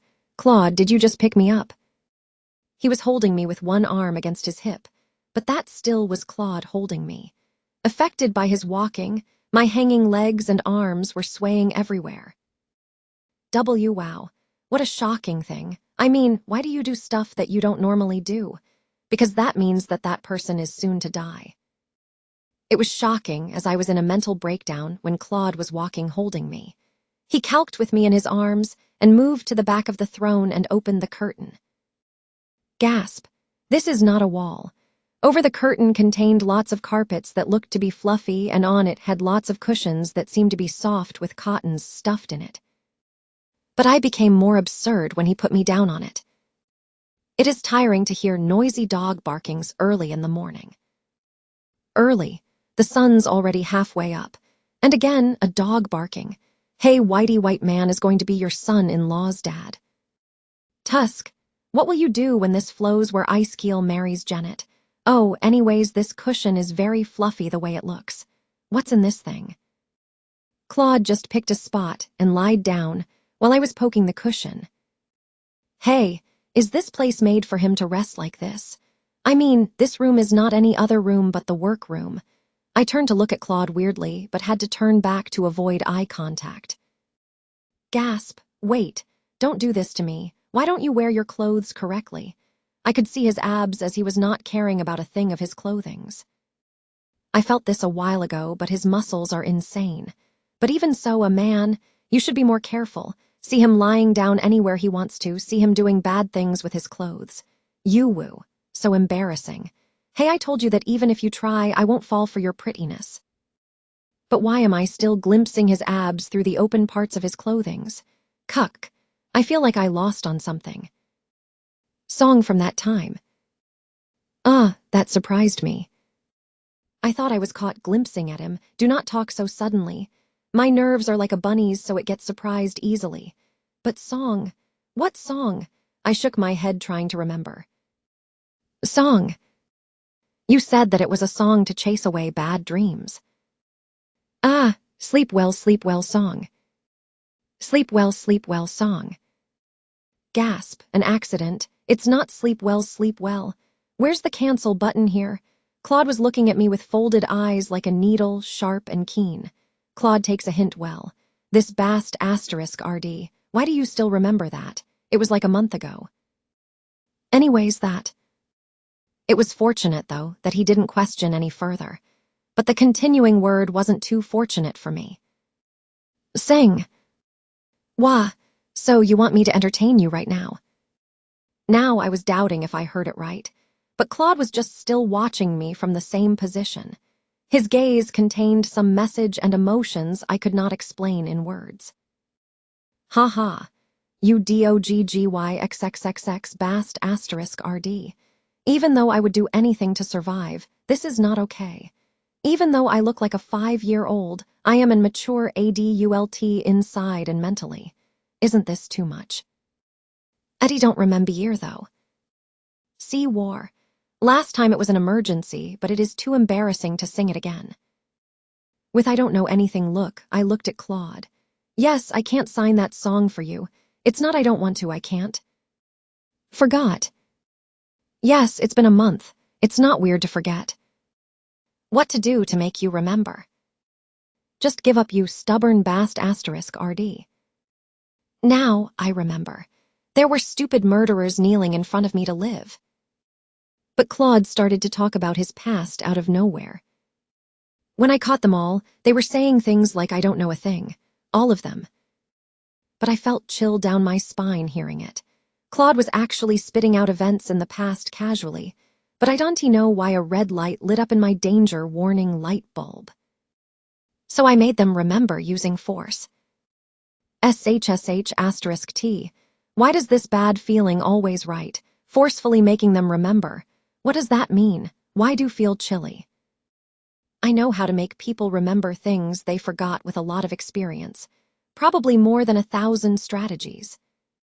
Si Wong. What strategy? Nope, just don't tell me, please don't tell me. What can a strategy be for the murderers? Torture. It's torture, right? Right, Suwoob. But I can't do that to you. Yes, of course. Using that on a kid like me means that you are a person more cruel than a psychopath. Wah, mommy, this dude is too scary. But seeing that you remembered it, and said the name out loud, but also saying that you forgot, it is a concern to find a way to make you remember. I remember now. Sleep well song.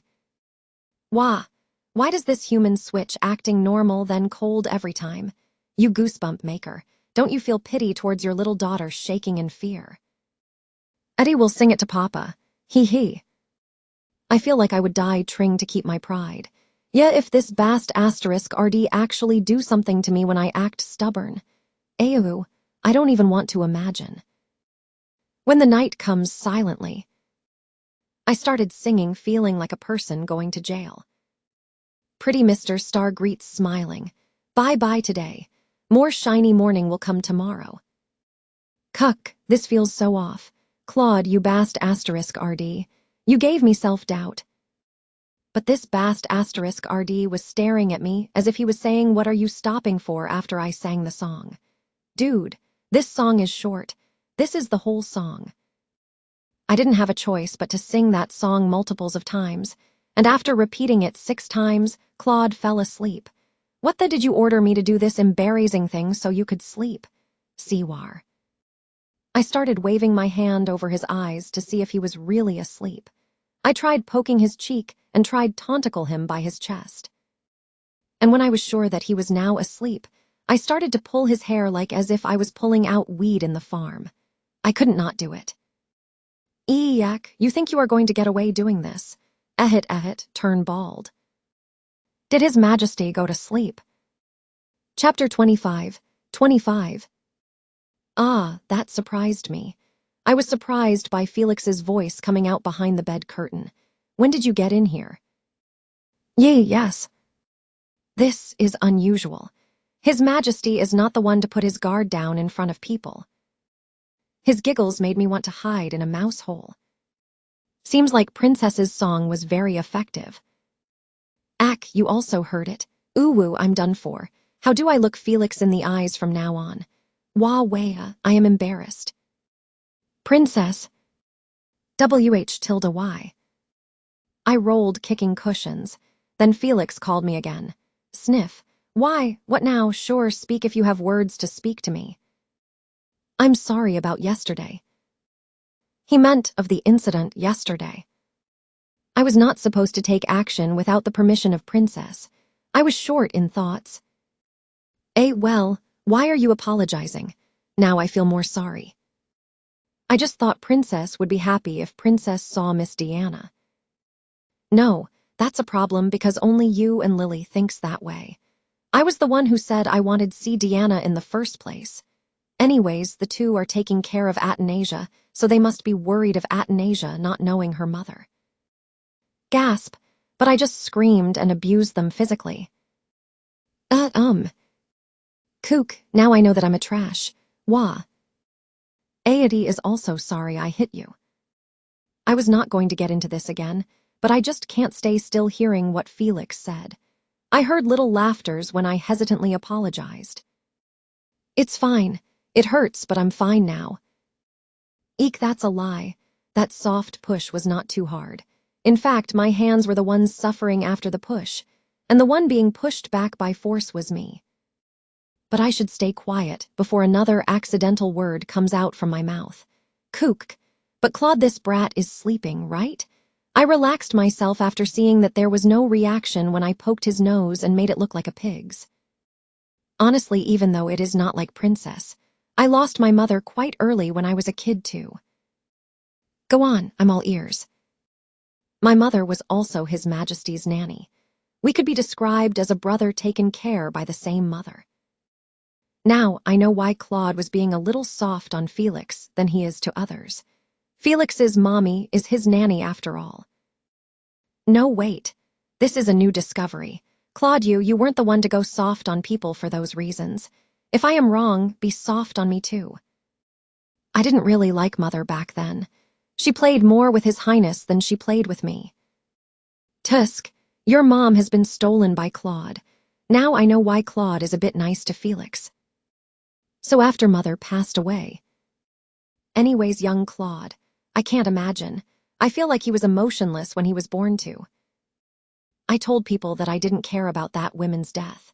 I didn't miss her, or didn't specifically think of her for the next 3 years either.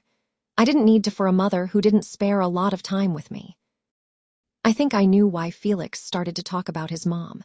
I mannerly sat quietly and listened to his story without cutting his lines. But one day, very coincidentally, the handkerchief with the sewing.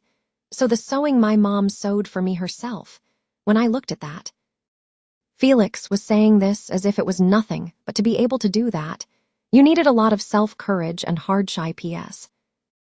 I couldn't believe it myself. Tears came from my eyes. With my mood set down, I pulled on Claude's soft hair. I didn't know if I was allowed to know this. Since it's Felix who told me himself, Claude won't say a word to me. But won't he try to hurt me if he realizes that I heard a part of a story from his past? She was my mother whom I hated. She was just a woman with a title mother for me, but to be honest, I was missing her. Honestly, Felix's speech didn't really reach my heart too deeply. Even though I didn't have much memories with her, she still was my one and only mother. I feel sorry to say this after hearing Felix's secret, but I didn't have a family who I could hate in the first place. Of course, when I was young, I had a thought that it would be great to have mom and dad. I lost that feeling a long time ago as I aged, and later when I found out that they abandoned me, I wasn't even irritated or angry at all. That is because hating or missing your family is only possible if you contain at least a little bit of hope or expectation in them. What would I think of if I was real Athanasia?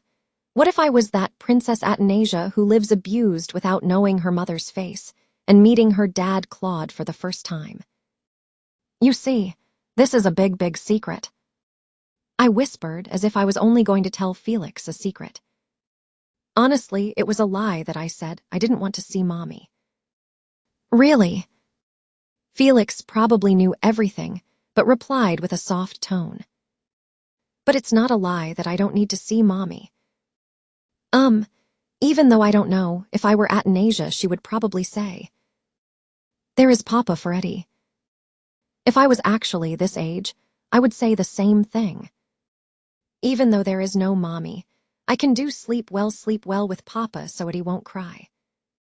Kaya, Claude, you bad bast asterisk TD. Even though you like Janet, how could you kill Athanasia who loved you alone like a sunflower that cruel way? You get cursed. And if I go to Ruby Palace, there is Lily, Felix, lots of other maid unniz, and there's Choco. And there's no Claude. Ah, so great. Sob, I want to go to Ruby Palace. Can't I go now? Claude is asleep. Now, fellow Felix, quickly pick me up. Does Princess Athanasia have a wish? A wish? Like, what princess would say it would be great if? Is that even a question? My wish is definitely 18. Is there other thing to ask other than Claude not killing me when I'm at the age of 18? To make that happen, of course I don't need to die beforehand. Sob. Pardon. Fortunately, Felix didn't seem to hear me. I switched my wish that a 5-year-old would wish for. I wish Papa would like Eddie even more and more than now. So he won't even think of killing me. Even when I'm 10, even when I turn 18. The eyes much like how much Eddie likes Papa.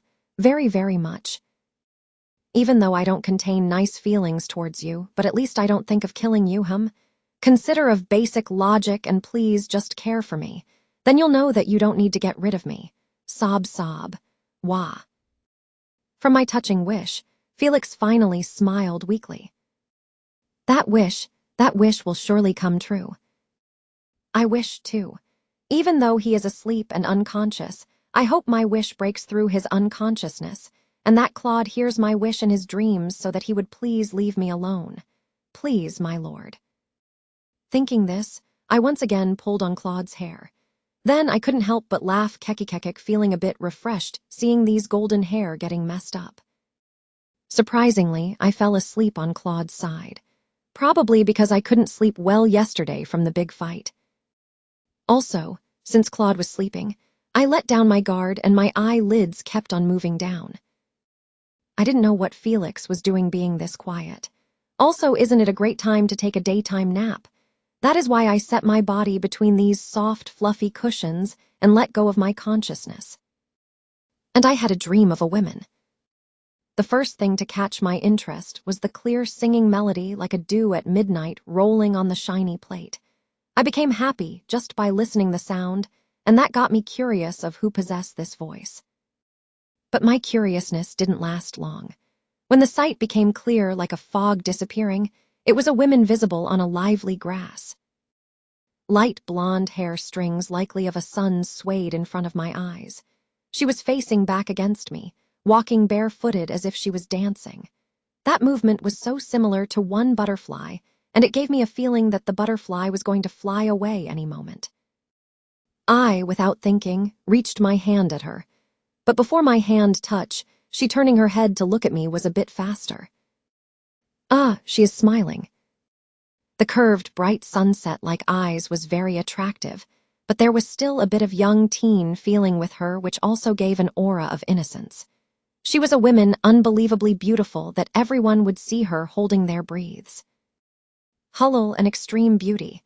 Unnai suwu pretty, totally my style. Hull is an expression in Korea when you see or experience things that is surprising or unbelievable. I became excited as it was first seeing a beauty this beautiful. Wow, I feel like I could become a shoe cleaning towel if I get to see her smile like this all the time. She is a goddess, a fairy. Unnai is my destiny. Her smile was so warm and gentle that I became happy just by seeing her. So happy that my chest faintly hurt. Seems like Princess is having a nice dream. This familiar voice tried to bring me out to reality again, but I didn't want to wake up right now. Of course, she sang a song to shoo away bad dreams several times. True, it probably was a gift from a fairy who was listening all ears to the princess till now. Meaningless words out your mouth these days. Ha. It's too noisy. I want to sleep more. Yuang. The conversation between the two stopped when I let out the sound of discomfort. I'm allowed to sleep more. It was then when I felt warmth on my head.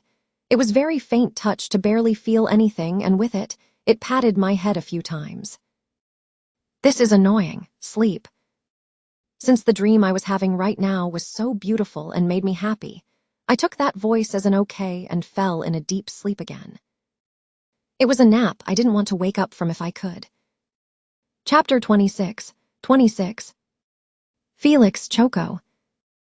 No princess. Just one. I'll be the one to get in trouble. Hyang. I frowned at his strict disapproval. Even though you should have given a little time to think about, bad Felix just ignored my desperate gaze. Ha, I didn't see Appa this way, but you are one cold Appa. Sob. Sorry, princess. He seems to feel pity making a sorry face at me. So what? You're not gonna give me Choco anyways. HMPH. Eddie could sleep because Eddie really wanted to eat Choco. But of course, I'm not giving up yet. I saw Felix flinching as I mumbled. Great, there are some effects. Just one, really just one. Please see. I did EGO to my chocolate provider and appealed my cuteness. Then I saw his gaze shake, a proof of his mind changing slightly. Felix and my maids, Hannah and Seth, were some amazing snack provider.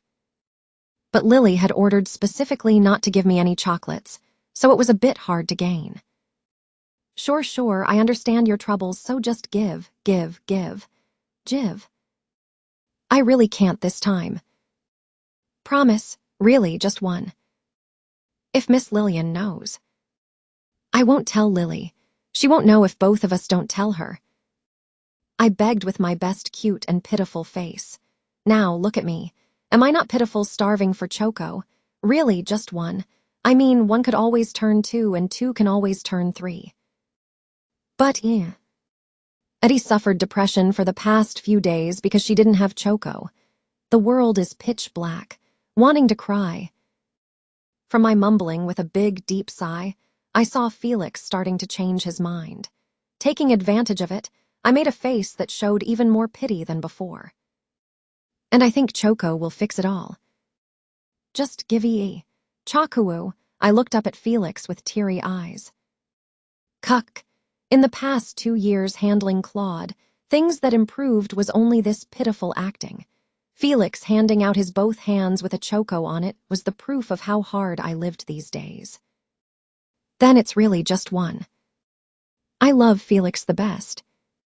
I hopped in joy, then he smiled back. Now, quickly offer Eddie, your majesty the Choco, AI Ruv Chocolate, Jibe Mea Chocolate. The chocolate Felix reached for was shining so brightly like the gems I hid back then. However, I failed to succeed in my touching scene with my chocolate. I knew it. Gasp. Lily, who appeared out of nowhere, suddenly took away my chocolate. Sir Robane, I asked you to take care of Princess for me well. Meaning no Choco. Haha, I'm sorry. Felix started fidgeting, captured by Lily. Oh gosh. This Appa was useless facing Claude, but these days, he was also being weak against Lily. You mola mola ocean sunfish Appa. You are even more of a mola mola ocean sunfish than I am. Princess, I told you that if you eat lots of chocolates, you'll have ouchie ouchie on your teeth. You woo-woo. I could only frown at Lily's strict words and expression. GRRR. This is all because of that chocolate thief? I could only try to take a hint because of that thief. It kept on stealing my Choco when I was about to forget about him. There was this time when I was going to sneak for some Choco, but came out empty-handed by how little there was compared to last time I got some. I heard sounds of rustling quite a few times, and I had to be surprised every time when I heard about the ghost in Ruby Palace. Oh, of course. It doesn't mean that I am scared, not even a bit of ghost at this age, and there is no way there are ghosts. Asterisk clears throat asterisk. Anyways, it has been 2 years now since that thief stole my Choco, and it was annoying. I tried my hardest with all my efforts and energy to find that maid unnigh, but I failed. Felix, whom I sent for my Choco chores instead of me, told me he hadn't heard a thing, which really got on my nerves. Am I just hearing things? Kroll. It's all for you, Princess. Princess doesn't want to be hurt, right? I have experienced cavity last year, to be honest, so I could understand chocolate banishment, but I want to eat my Choco. Sob. Lily fail, Felix fail. I cannot count on Ruby Palace maid unniz. You cold-hearted main unniz. Waj, I miss Hannah and Seth, who I last saw more than a year ago. Sob sob. **T. Fine, time to activate my final move. I want to go see Daddy. Now I'm 7. I sneakily switched Papa to Dad or Daddy. How much did I cringe and kick my sleeping blanket after calling him Papa to be seen in Impact. Acting like a child is not something anyone can do. Sniff. Princess. Yeah, Eddie wanna see Daddy. Anyways, I was very happy now that I graduated Papa generation. Eddie is now a free Eddie. I'm freedom. I'm freedom does not make sense, but shows how bad Eddie was at English in Raw. But Lily was now staring at me with the eyes that seemed to catch something. I just pretended I didn't know anything as I looked at a distance. But I felt this for a while now. Doesn't this give you an image of a family? Naughty dad and his daughter, and a mom who looks after them. Hold me, I want to go see Daddy. Eek, let's leave. I pulled on Felix's cloth. Then Felix picked me up, knowing this is what I wanted. No can do, since Princess wants to see His Majesty. We'll be back. But shouldn't we inform first? His Majesty always likes whenever Princess visits him. Yes, yes. Lily, thighs kinds of worrying is not needed. That bast asterisk RD treats me like a pet instead of a daughter, but he won't kill me through these little things. Then have a nice trip. Hoo-hoo-hoo. I read in the comments someone mentioned Chalga, and yes. That is correct, but in a more formal way, like Chal da Nio Osiyo, or just da Nio Osiyo. Will do. Lily, bye. Eek. Let's run away from this mother, father, and daughter roleplay. I insisted him to go by pulling on his arms. You've come. Ah, my hard work was worth something. Claude spoke right away as soon as I appeared. Haya, did you hear?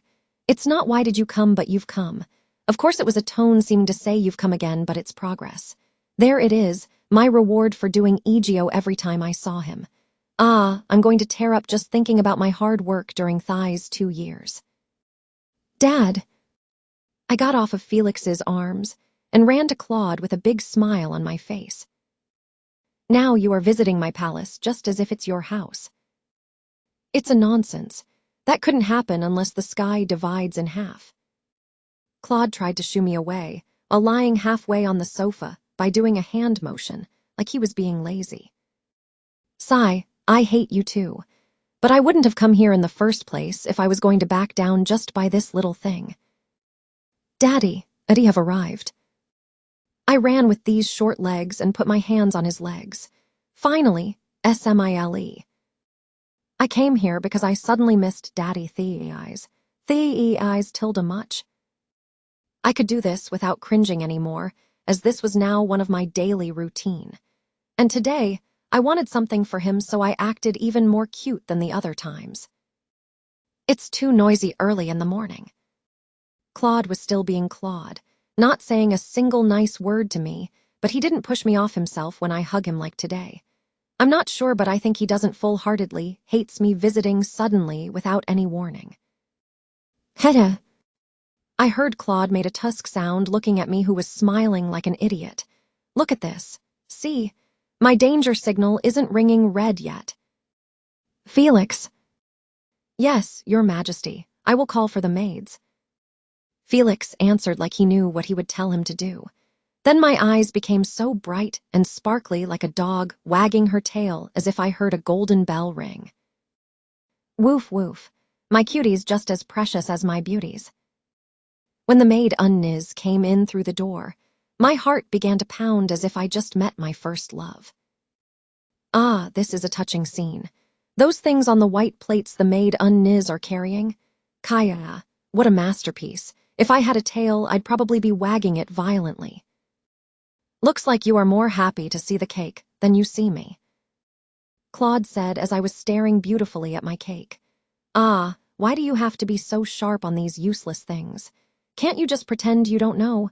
Making a person embarrassed is a thing you're good at. It's more delicious eating here with Daddy. He. I said the words empty-heartedly and smiled. Of course I was shoving my cake in my mouth as I did so. Claude always provided me with sweet snacks whenever I visited, things he very unlikely does. That is why whenever my chocos are banned to go in my mouth, I always come here and ate snacks like right now. If it was 2 years ago, I wouldn't do this, but being able to visit Claude like this, while flowing time, really is scary. It is surprising how your cheeks don't explode when you eat like that. This bast asterisk RD calls me chubby but always remembers to give me snacks. Maybe he wants to see the cute me eating. Would be too unreal. Well, I don't care. Yum, yum, yum. I raised the sweetness I craved for by shoving those sticky chocolate fudge cake in my mouth. Seems like Athanasia has blessed DNA seeing that I'm not getting fat far eating this much. Chapter 27. Claude was just staring at me, having his teacup in front of him just like always. At first I had threw up after eating from that gaze of his, but it wasn't scary now as I'm used to it. Yum yum. But do you have something to say? It looks like you do. Did you meet anyone when you were coming to my palace? Of course I'm right, Claude asked me with his brows creased. Yum yum, meet who? Obviously, I answered, still munching on my cake. Meet who if you are living in a castle that not even a mouse wanders around. It's fine if you haven't met, just keep on ignoring. So, who are you talking about? But Claude just made an annoyed face while he held the teacup to his face. He seemed to be in a bad mood just thinking about it. I wondered who he was talking about while I was chewing on my cake, and soon figured out who Claude was talking about. Ah, it's Mr. White Doggo. Hello, Sir Ducal Fias. Have you been doing well, Princess? I smiled brightly at Ducal Fias, who made a oh-no face when he saw me. I was leaving early due to Claude, who shooed me out earlier than usual. Claude seemed to be tired than any other days. But I met Ducal Fias on the way back. Hi, Mr. White Dog. I possess a name. Mr. White Dog, Hands. Roger Ulfius tried to make me say his actual name, but soon gave up with a sigh.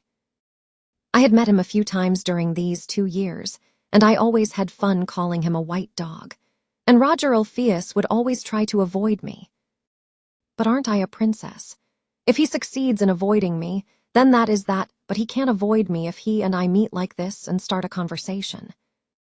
He couldn't help but reach his hand out to me, who was in Felix's arms. He probably is thinking I would give out some treats like how you treat a pet. But not today. Mr. White Dog, good job, that's my boy. See, this is a change. I held his hands reached out for me and reached my other hand to his head and patted him. PFFT. Felix was busy trying to hold in his laughter as always. Roger Ulfius made a face and backed away 2 steps from me. Ah, looks like he is going to run away. Duke Ulfius left appealing his amazing skills of avoiding me after being made fun of by me, so I couldn't really attack him for long. Asterisk clears throat asterisk. Huh, but he didn't ask for a farewell right away. He cleared his throat, then spat out words other than I'll be going now. Princess Athanasia. Wow, what a rare scene for Mr. White Dog. I don't know anything, but you seem to have something you want to say. This was interesting in a different way than any other times, and I was far more interested in the next words he spoke. Perhaps you are lonely without a friend to play with. Why is this man who looks like a tiger by appearance, but is a bug inside, asking me these kind of questions?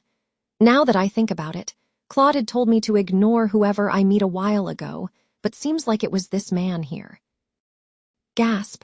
What? What did Mr. White Dog say to Claude that Claude said those words to me? This is very interesting. Friend. Looks like my nerves increased these days. If it was around half a year ago, I really wouldn't have ignored him like Claude said, but seeing me talking with him, ignoring Claude instead. I apologize, Sir Ulfius. Princess. Sir Robane, Princess is speaking. Do not interfere. Felix tried to refuse following Claude's words before, but he had to close his mouth at Duke's words. Even though Felix's family Robane was Obelia's other Duke, if I only compared Felix to this other Duke here, Felix was the one losing to Duke Ulfius. Is it because he is that Duke Ulfius who had the protagonist Janet and the male lead son? Why did he start this friends thing? Mr. White Dog stupid. Did he have a friend? But I don't want to give an answer Mr. White Dog wants. Felix is Eddie's friend. Princess. I felt a touched gaze from Felix. This is what you call eat a chicken, then eat its eggs. Making fun of Mr. White Dog, but at the same time, raising Felix's good feeling for me. But wouldn't it be better to have a friend Princess's age? Oh wow, I guessed in the first place, but now I know what he is aiming for. I thought my guess was wrong because he was a weakling who always tries to avoid me. To be honest, I have a son close to Princess's age. I guess Roger Ulfius wants to introduce Icekiel, his son, the male lead in lovely Princess, to me. Who? He is very smart and mature boy as he is my son. He is 3 years older than Princess, so if Princess treats him like an older brother, my son will treat Princess like his sister. I held in my anger that was about to explode. Gosh, I can see what this man is thinking clearly. You are treating me as an insurance, aren't you? You just want to keep me for emergency case, seeing that I am doing somewhat well with Claude. Seems like you are going to use me if Janet fails his plan for Claude's power later on. And so you are planning on me to create a sister-brother kind of relationship, or other connections whatsoever with your son for your good. Well, it wasn't his loss if I refuse or does not like Icekiel, but it would be a huge gain if I did like Icekiel as a friend or brother. And it is embarrassing to say myself, but my son is handsome since he looks like me. But mister, did you perhaps ask this to Claude as well? I would understand why Claude was annoyed if Duke Ulfius said himself that his son looks like him and is handsome, smart, and has a good personality, and tried to make kids to be friends. Mr. White Dog, your way is more worse than wrong. Instead, just tell Claude you would be in charge of the nation. That would have more possibility than this. If he looks like Mr. White Dog, I don't wanna. Even though he has the title of male lead, 10-year-old is a 10-year-old. If I see Icekiel like that, I feel like that will very ruin my image of him. And what do you want me to do with that kid? Do some handshakes and claps. I would learn one more of Atlantan word rather than that. Besides, the length of my study time increased these days, and now I have less time to play. Atlanta language, it's not the same Atlanta in Georgia, but a country. Duke Ulfius's eye twitched a little when I made a face of disgust, saying if he looks like you, it is a no.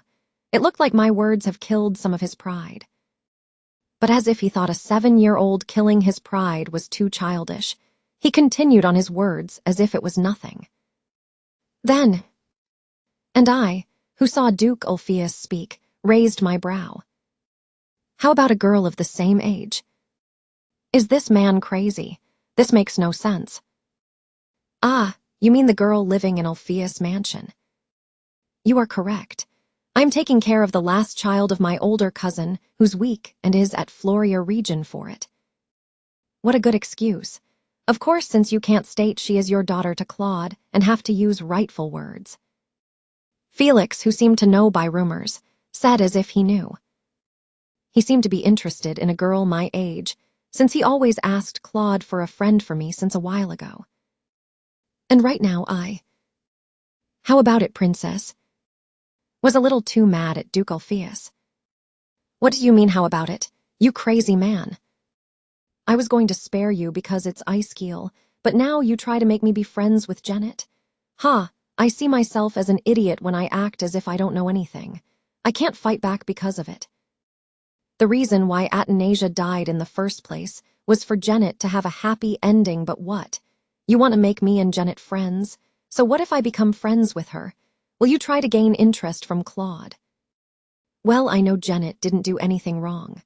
However, I was Athanasia, so I had a thought Athanasia wouldn't have to die in the first place if it weren't for Janet.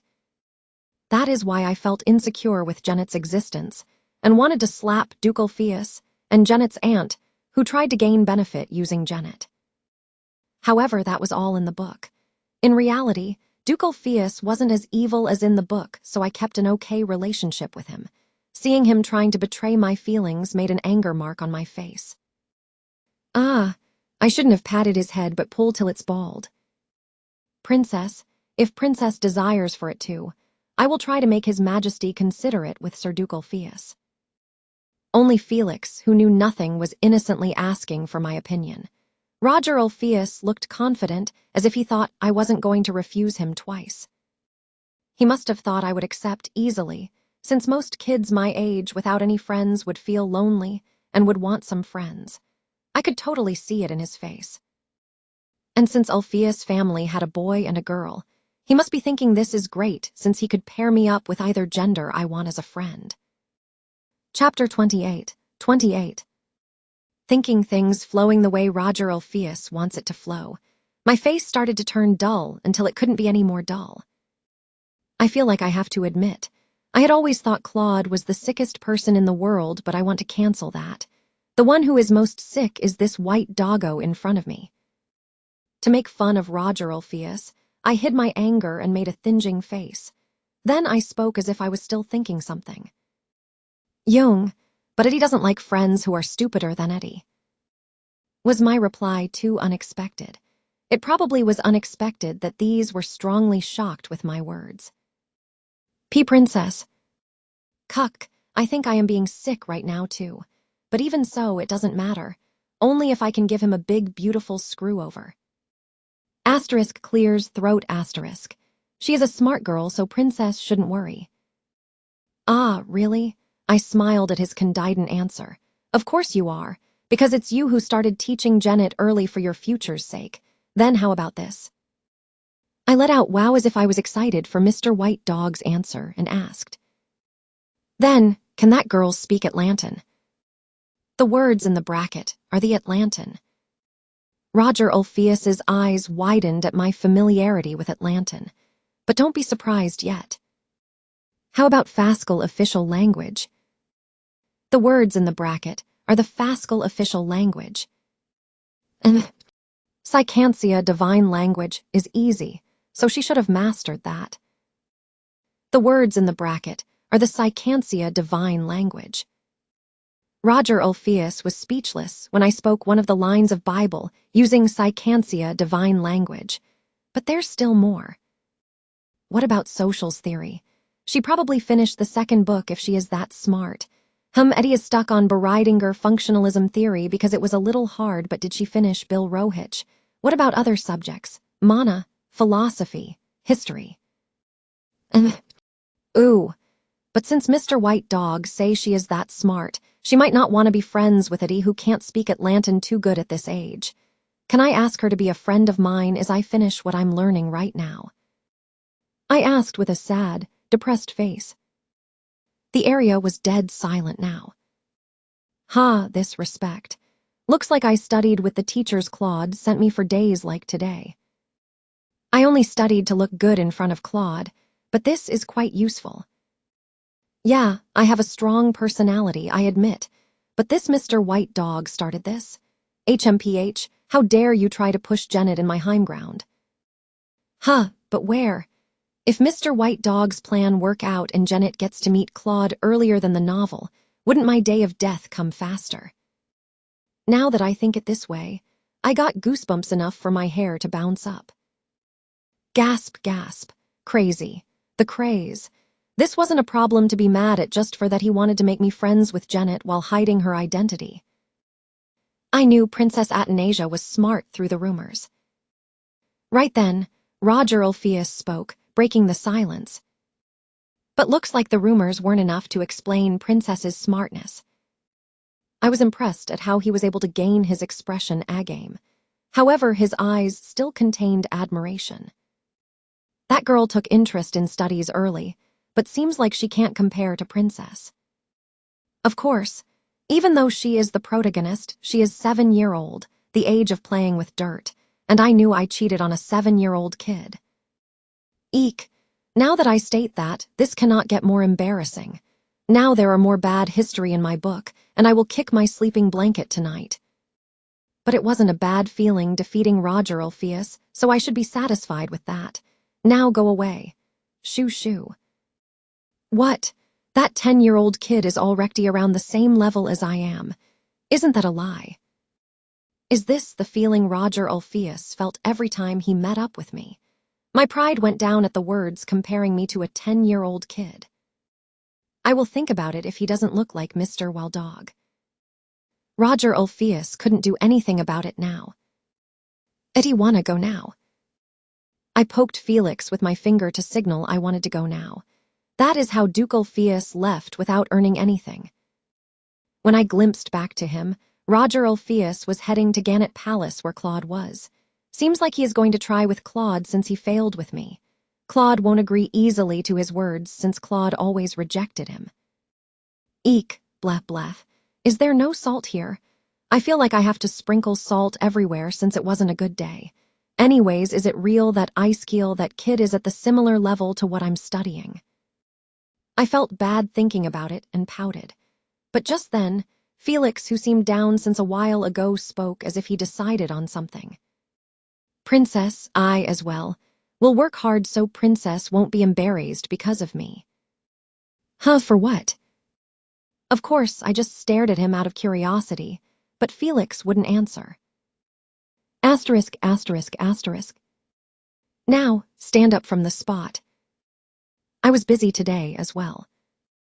Now sit. Sit, stand, wait, kind of DOGGY training. Now walk to where I am right now. This basic manners was exactly what it's called, a basic manners, that I had to practice basic manners 30 minutes a day. Then I would have to move on to the next section. Princess's posture is very good due to early learnings. Sounds like a compliment, but trust me, it's not.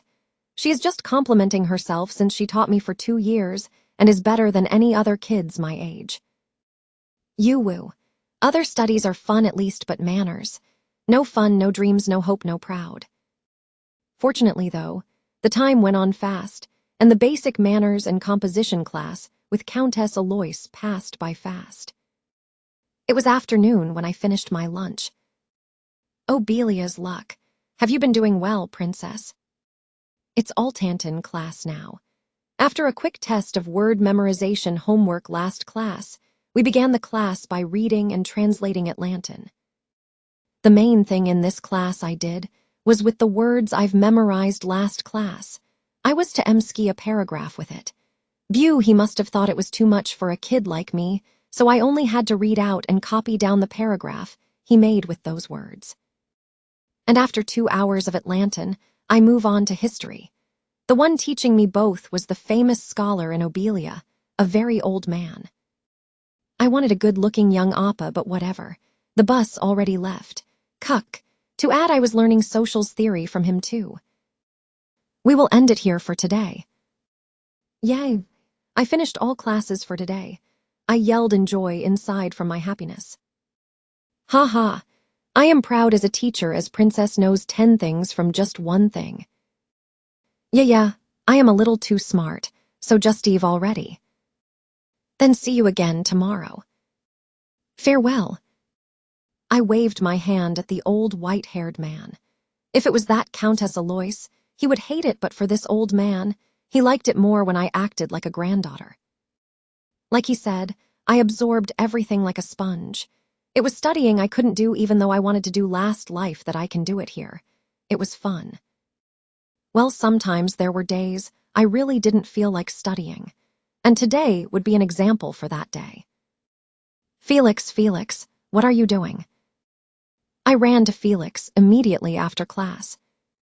I was bored these days because there weren't much things to do except for classes. CLT, who here is going to sleep or eat when you have nothing to do? Ever since I met Ducal Fias at Palace Gannet, Claude never once called for me.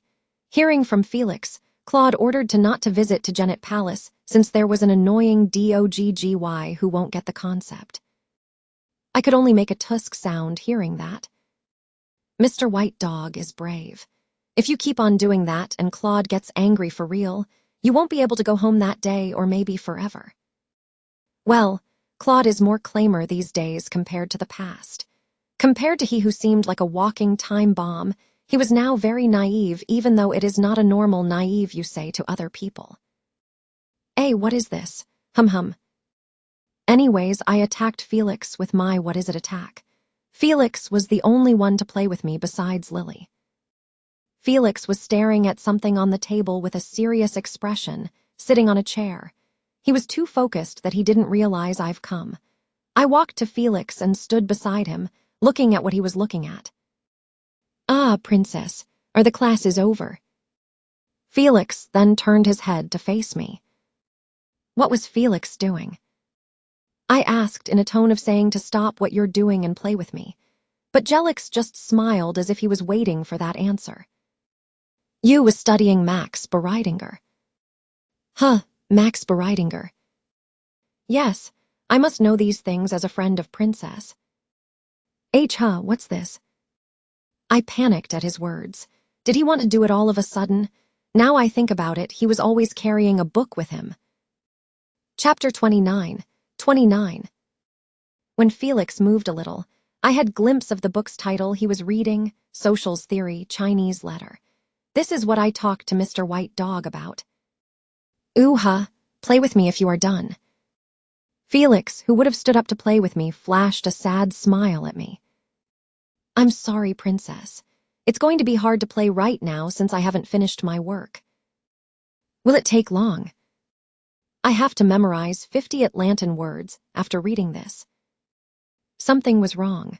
Why is this appa suddenly like this? Really? But why do you do it? When I asked due to these feelings, Felix answered, scratching back of his head. To be honest, I was touched that day. I wasn't expecting Princess to be calling me a friend. I started to sweat. I mean, I did say that to Mr. White Dog, but I didn't really mean it. Gasp. Oh no, I'm starting to feel guilt. That's why I've decided. I am not going to be a friend you will be embarrassed of. I started to panic at his confident words. Wait. How does studying relate to being my friend? Thinking with creased brows, a sudden thought flashed in my head. Eddie doesn't like friends that are more stupid than Eddie. My jaws dropped at the words I said back then. So I'll do my best, Princess. I sweat dropped at his sparkly, shiny puppy eyes. What? So you are studying for me? Be because I said I didn't like friends that are more stupid than me. That sentence was just to defeat Mr. White Dog. I mean, Felix is Eddie's friends even though you don't do these. No way. This much is normal to be Princess's friend. Why, you don't need to. Felix Robane will be born as a new Felix. Felix stayed stubborn. Forming a fist with his hand, he was fired up. I couldn't do anything other than to leave the room saying farewell. Oh no. I feel like I deceived that naive opera again. Why is he so innocent? I felt guilt thinking about Felix's shimmering eyes. Kroll, I didn't mean it to flow this way. I came out to the garden and washed my face. Really? What to do with that oppa? Of course there is my fault for spitting out those stupid words. Sniff, idiot me. Eddie is a bug, sob sob. Rustle. Then I heard a rustle by the bush. I stopped splashing water on my face at the sound. Huh, what's that? I saw some black fur through the green vines. I wondered what it was. What is that? Dust? But didn't that just move? Rustle. Gasp. The black hairy thing moved again. Feeling the curiosity inside me growing, I approached it with slow, silent steps. Then I pushed the bush with the black fur out of my way and... Gasp, cute. Big round eyes looked up at me. Gasp, what is this? A fairy? Just what is this cute creature? This hairy black creature wasn't a dog or a cat. I don't know what it is, but this is too cute. I'll give you foodie. Come here. Did such an animal live in the Ruby Palace?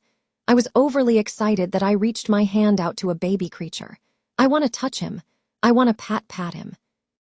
But that thing stared at me for a while, but then dashed away. Wait. The hairy thing ran fast into the bush. No, let me touch you first. I started to chase the black fur. Blackie. Already gave you a name. This at the first time feeling my great destiny with someone or a creature besides that beautiful unnigh in my dreams. Blackie, where are you? Tusk, come here. Come here, we already played tag for long. I will give you foodies and brush your fur. I searched places I didn't go often for Blackie. Over there. Black fur. I silently walked towards it and jumped over on the black fur. Got ya. Ugh. But the last thing I heard was one guy's voice. Gasp. Is this not Blackie? But before expressing my curiosity, I could only scream. Wuck. Wait, I'm falling. Rustle. I felt leaves and spikes scratch all on my skin. It wasn't a little harm as I threw myself with all my weight. Oh, ouch. I stayed still for a moment from the pain of the scratched skin from the spiky vines. Ugh, what's this all of a sudden? What I heard was a low voice from a guy. I stopped breathing after I looked up where the sound came from with my teary eyes. Hey, it hurts. Stop pulling my hair. It was a very pretty crimson eyes, similar to a rose.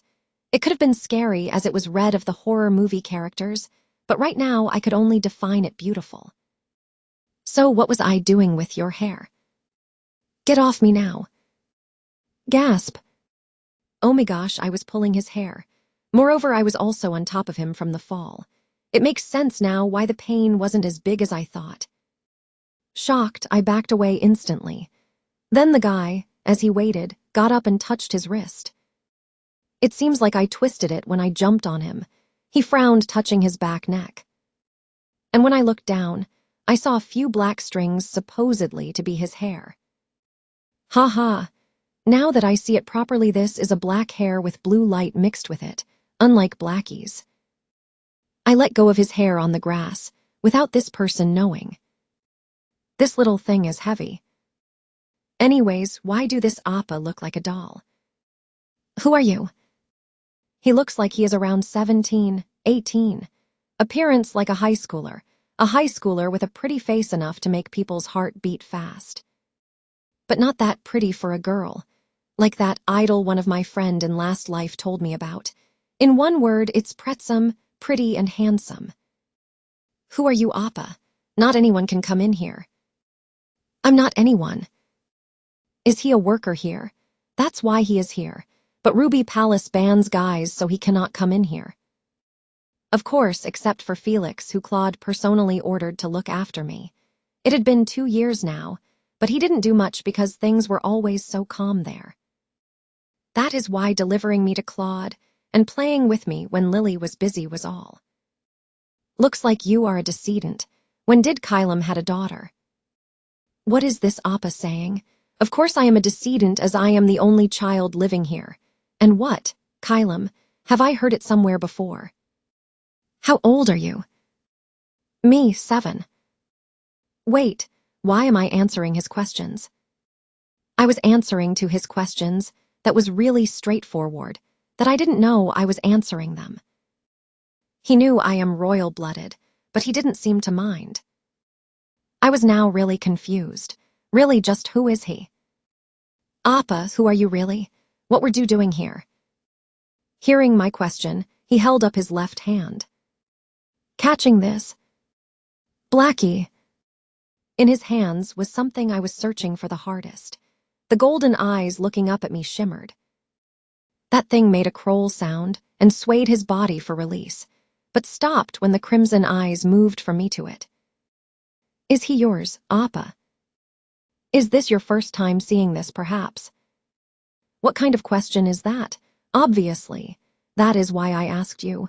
He was speaking as it was surprising that I saw Blackie for the first time today. What? Didn't you come here to take Blackie? Princess. Huh, but I heard a voice familiar to me. This is Felix's voice. He must have felt bad leaving me for studying, or maybe Lily told him to find me. I decided to call Felix because it was awkward being alone with this stranger. Fell. Snap. Something unbelievable happened after the guy here snapped with his fingers. Just where did she go? Felix, who came over with sounds of rustle, would just turn away from me even after his eyes met with mine. He also turned his head a few times as if he was still looking for me. Felix. It was the same when I called his name. Snap. This guy snapped his hand again. Then Felix spoke as if he thought of something. Ah, right. I only memorized 10 words of Atlantan. I should go find Princess after that. Then Felix went away to other places to search for me. It becomes annoying if we are found. I saw Felix leave with a mental shock. Especially Obelia Bast * RDS act, crazy every time they see people. This guy in front of me made a face as if it was annoying just to think about it and moved his gaze to me. So I tried to stay here as quiet as possible, but I was found by you. What to do? He then examined my face for a while, thinking about something. I saw Blackie struggle again, letting out the sounds of a crowl. However, I was focused on something else. Hey! My heart was beating the way faster than before. What did you just do? Just got rid of some annoying things, but it's weird. Mana became weaker and senses also became weaker too, out of my expectations. Chapter 30. He frowned as he rolled his hand into a fist a few times, as if his body won't move as he wanted to. I shouted in excitement. Are you a wizard? My voice showed my excitement. I approached a bit him more and looked him up with shiny eyes. What? Ugh, annoying. Why, is this your first time seeing one? He looked at me as if he was seeing a strange child. Is he a palace wizard? It makes sense now how he was able to wander around like this. Even Obelia had few wizards, so even with the wizards in the Emperor Palace, they say there are less than 50 wizards. Of course I heard Claude can use magic, but he never showed me once, so leave that. I started to feel this person's, an amazing person as I thought that. Others, can you do other things too? Those eyes changed into a gaze of seeing something weird when I acted too happy. He had a face not knowing if he should smile or not, then without a word he lifted his hand. Like this. Snap, and the bubbles appeared around me. Wah! Right now, from a hand, bubbles came out. I thought he was going to show me a big, cool stuff, but it was pretty small magic. However, when he kept on summoning bubbles, I became excited like a real 7-year-old.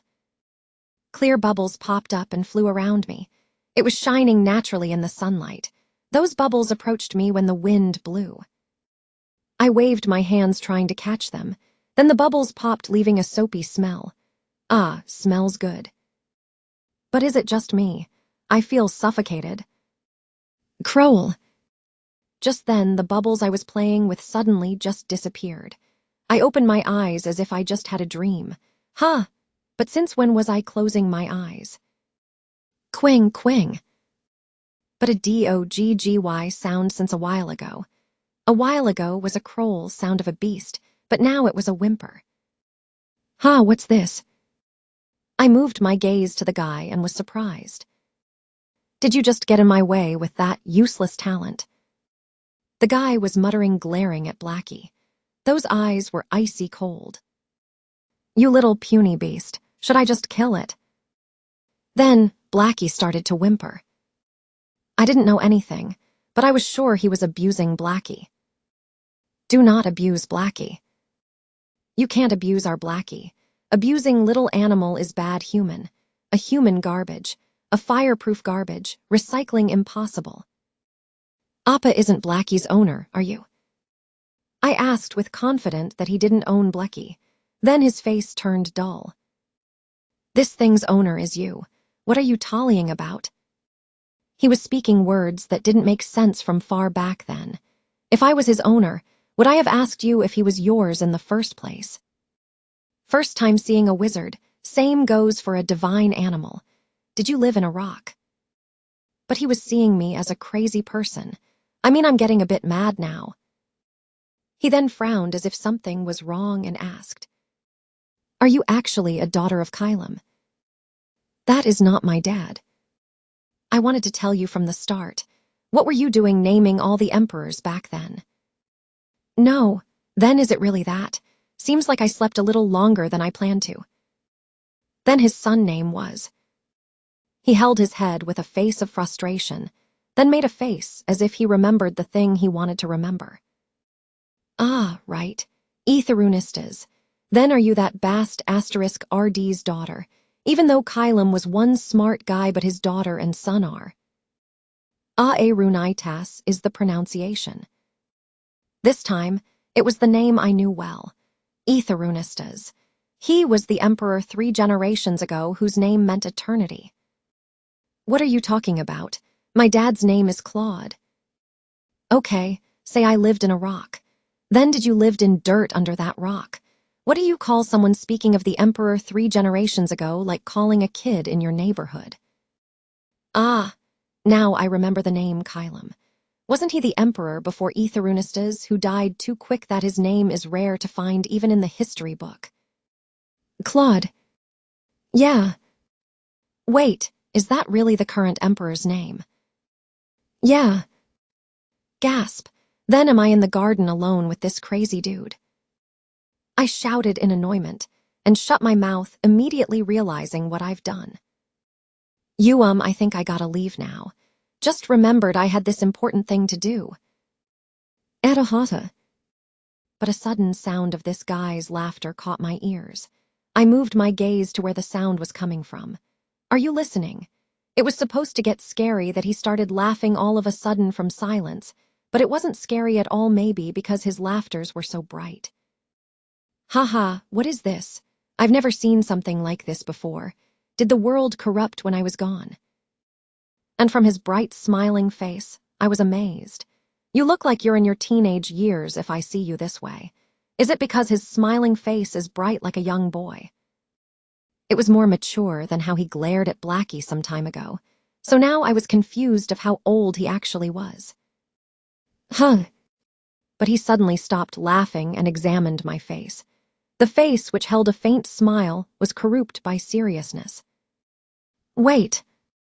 He even started to touch my face. What are you doing? How dare you treat a girl's face who you just saw today this way? Meanwhile, Blackie jumped down to the grass from this guy's arms. But Blackie jumped onto my arms instead of running away. Gasp. This is great. It would have been more great if this dude in front of me wasn't here. What's this? He examined my face by turning my head in different directions. It was as if the crimson eyes close to me was looking deep into me, my soul maybe. I couldn't push him away because I felt as if he was holding onto my soul and controlling it. This is impressive. I've never seen something like this before. The crimson eyes started to glow in interest. I just stared blankly at his eyes, which was getting lively, that looked like a flower blooming. I was bored these days, but now it's going to be interesting. It felt like a doll trying to act out with human emotions, but now it felt like the doll has actually turned into a human. What to do? But I was soon shocked at his next words. Should I just keep you alive? Hey, is that concern related to me? Ooh, this is my life, not your life. What is wrong with this world that Claude along with this bast asterisk, RD here are all for my life? It really didn't make sense that fear wasn't the first thing that comes up, but this world's craziness. Or maybe I didn't believe his words because his eyes looked so pure. Anyways, isn't he really crazy? King, whimpering sound of Blackie. But then Blackie, who was in my arms, made a whimpering sound. From that sound, the gaze once was on me, moved to the other. But the guy smiled kind of wickedly at Blackie. Okay, I'll tell you what this is, since I am feeling good today. Nope, I'm not curious anymore. No curiosity, no answer. Can't you just leave now? But his next words caught my interest in a second. This is born from your mana. Wah, my mana. Born from my mana. When I asked, feeling suspicious, he looked at me as if he was seeing an idiot again. And of course I faltered. Why, you bast asterisk RD? I am treated as a genius here, but how dare you treat me as an idiot? That is why you don't contain mana even though you're a descendant. Won't your father tell you? Seeing those eyes, he must be fully royal-blooded. Even though his name is Claude, he is the emperor's descendant. Besides naming him Claude, I knew Athanasia personality was pretty bad, but this is more than I expected. I didn't know what part I should correct him first. First of all, I didn't hear anything like descendants mana from Claude, and secondly, Claude wasn't a son of Athanasia. Didn't I mention he was the emperor 3 generations ago? Ah, it's already getting annoying. He said it's annoying just speaking few words. This bast asterisk RD. So you're saying Blackie is a divine animal born from my mana.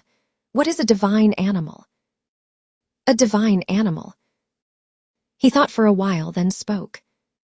You could say it's Mana's crystal. Mana's crystal. It will absorb into your body, and you'll be able to use magic freely when Mana's crystal turns into a airy light. He made a face, seeming to say, do I have to explain these things too, and continued. And that divine animal doesn't appear to just anyone but the owner whose mana overflow its plate. So a creature made of mana. A bell rang in my head, hearing his words. So that is why normally it would like to stay close to its owner, but this beast seems to be shy. So to put it simple, it means that I'm too great, right? That is why my mana escaped me, right? Because my mana is too strong, so for my safety. Do you mean that I'm a great wizard? Chapter 31. Gasp, gasp, sick, so very sick. Is today the day my life starts to get better? My heart beated fastly. I can use magic. Moreover, this body is a great grand wizard. It's either one of the two. One is that you have amazing amount of mana, and your body can't handle all of it. Or two, your plate is just too weak to handle a normal amount of mana. He made a wicked smile, moving his gaze onto Blackie. But yours is different and a bit useful. He broke my spell before. I don't know why, but it probably is related to him being scary to Blackie. So you're saying that Blackie is my mana which made a form of a creature, and it'll be my power if it turns into shiny, airy thing. And from then on, I will be able to use the power freely. Wah, wow, ooh wah, I knew this day would come. I didn't know why Claude didn't tell me this, but I felt as if my lifespan increased. Thank you for telling me, Appa. I saw angel wings and light coming from this man. I wouldn't have known if this Appa didn't tell me. Huh, but this is weird. There was no information in the novel Lovely Princess that Athanasia can use magic. Well, it didn't mention Claude can use magic too, so is it not that important? Nah. I read the parts with Claude ignorantly because he was a bast asterisk RD, but I read Athanasia part really carefully. No need to thank me. Whatever. My memories weren't perfect, 7 years had passed. My memories. But this Appa wasn't a bad guy, but a good guy, explaining what divine animal is and also catching Blackie for me, and those words saying no need to thank him. I should go now. He spoke, frowning at the view far away. Ah, right. Felix, I should go in now too. Lily and Felix must be worried. Eddie will go now too. Appa, be careful on your way.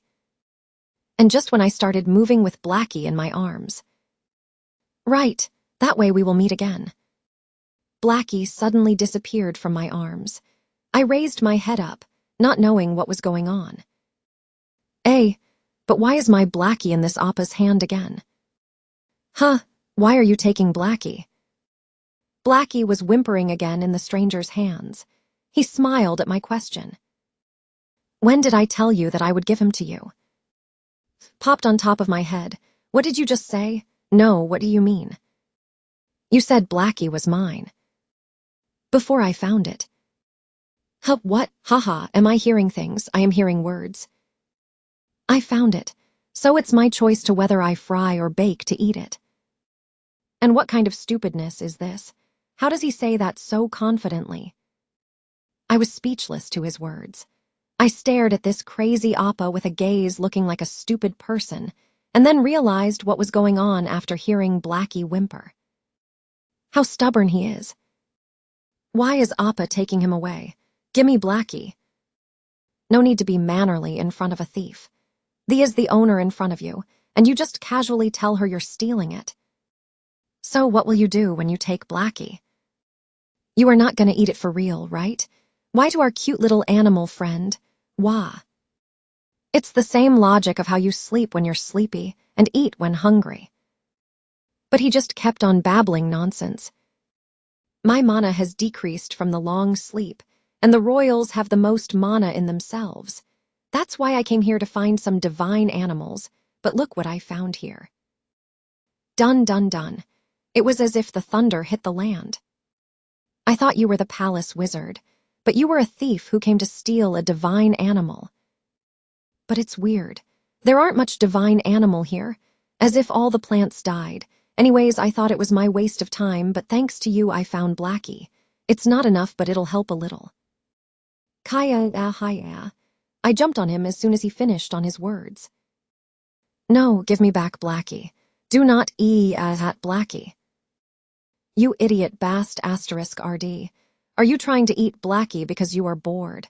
And it's my Blackie, my mana. That is why I tried to leave without anyone knowing. He lifted his hand with Blackie up high when I tried to reach for him. I was far from reaching, even I hopped high. No, give me back Blackie. Sob. An image of cooked Blackie on a dish flashed in my mind. Wah, our Blackie.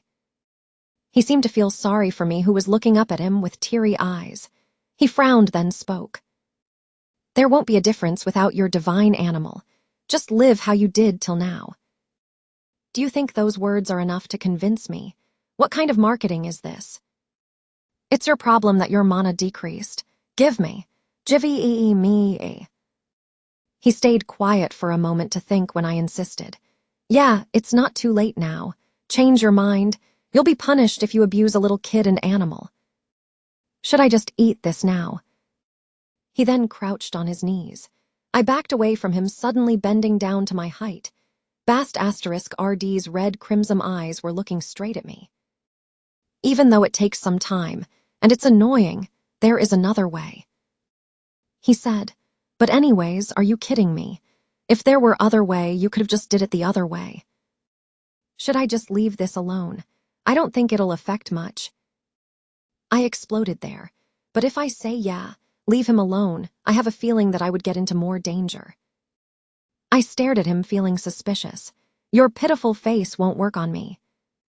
To say, I am a very kind wizard, so I don't think I will be able to sleep well if I eat a thing from a child like you. That's a lie. I shouted. If so, why did you come to steal Blackie? He smiled in interest when I still didn't believe him, and I became more angry at his next words. Then let's do it this way. I'll keep this alive until it becomes actual mana. Sounds good. No, and keep it alive permanently. Why should I?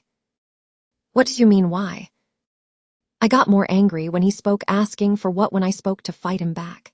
But I soon became speechless at his crimson eyes that are staring at my own eyes. I'm telling you that I'm giving you a chance. I was sure that he was smiling, but I felt chills go down my spine. You need to know this. I can always get rid of you and take your divine animal. Of course, I could just take all mana I see in front of you. If it were another person, I would have done it with no hesitation. I'm telling you that I will specially not do that to you. A deeper smile formed and more chills went down my spine. Because I got interested in you. He was speaking scary stuff with an innocent voice and a smile. And I realized that his words spoke the truth I didn't want to admit. It would be easier and would give him more benefit for him to just take Blackie than to try and convince a child. He could do anything he wants to right now. I carefully took my hands off his clothes. I was pulling down.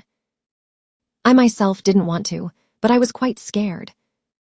It was already dangerous to be in a place with a stranger alone, but it wasn't going to get any better if I make him mad. Blackie, I'm so sorry. I cannot protect you cause I'm too weak. Wah-ha-ha-ha-ha-ha. He smiled when I shut my mouth, knowing just what was happening. Don't be scared. I'm a nice wizard. Maybe I won't want to eat Blackie later. Did all nice wizards freeze to death? If you are really a nice wizard, I would destroy my palace with my fist. What kind of kind wizard causes all kinds of crimes and give death warnings to a 7-year-old? I carefully opened my lips in hesitation. I know I am a coward, but I'm scared. Wah. Then, what do you want from me instead? You are smarter than I thought. He smiled as if he found something really fun. You don't need to do anything. What I want from you is a little specific thing. I can grab what I need from you myself. But it's not like stealing stuff from you. What does that mean? I feel weird. But if I say no, he would just swallow Blackie, right? Sniff, oh God, why did you make me into such a weak person? But if that is actually deceiving me... No problem. I told you I'm a real kind and nice wizard. It's a deal that won't hurt you. Promise. Is lying something you do every day? Your words don't help at all. And if I like what I got from you? Ugh, but do I have power to choose? I could only try to take a hint. It's been so long since I felt my death flag right in front of me, but it's not welcoming at all. Sob. I won't eat that thing even if it becomes mana. A good deal. He looked at me as if he was asking for my answer. Bad bast asterisk TD. As if you're give me a choice. Chapter 32. He must have noticed my insatisfaction, but he took my silence as a yes and smiled. Then he gave me back my Blackie. Here, take it. Blackie, wah. I held Blackie tight and backed away in case he tries to take him away from me again. Blackie seemed to be scared too and shivered in fear. I really must go. Using mana for this little thing makes me feel bad. Kroll, shoo, go away. I set my guard while hugging Blackie tight in my arms. You won't say that you're changed your mind now, right? Gasp.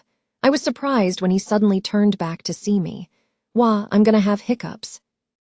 What's your name? What will you do if you know?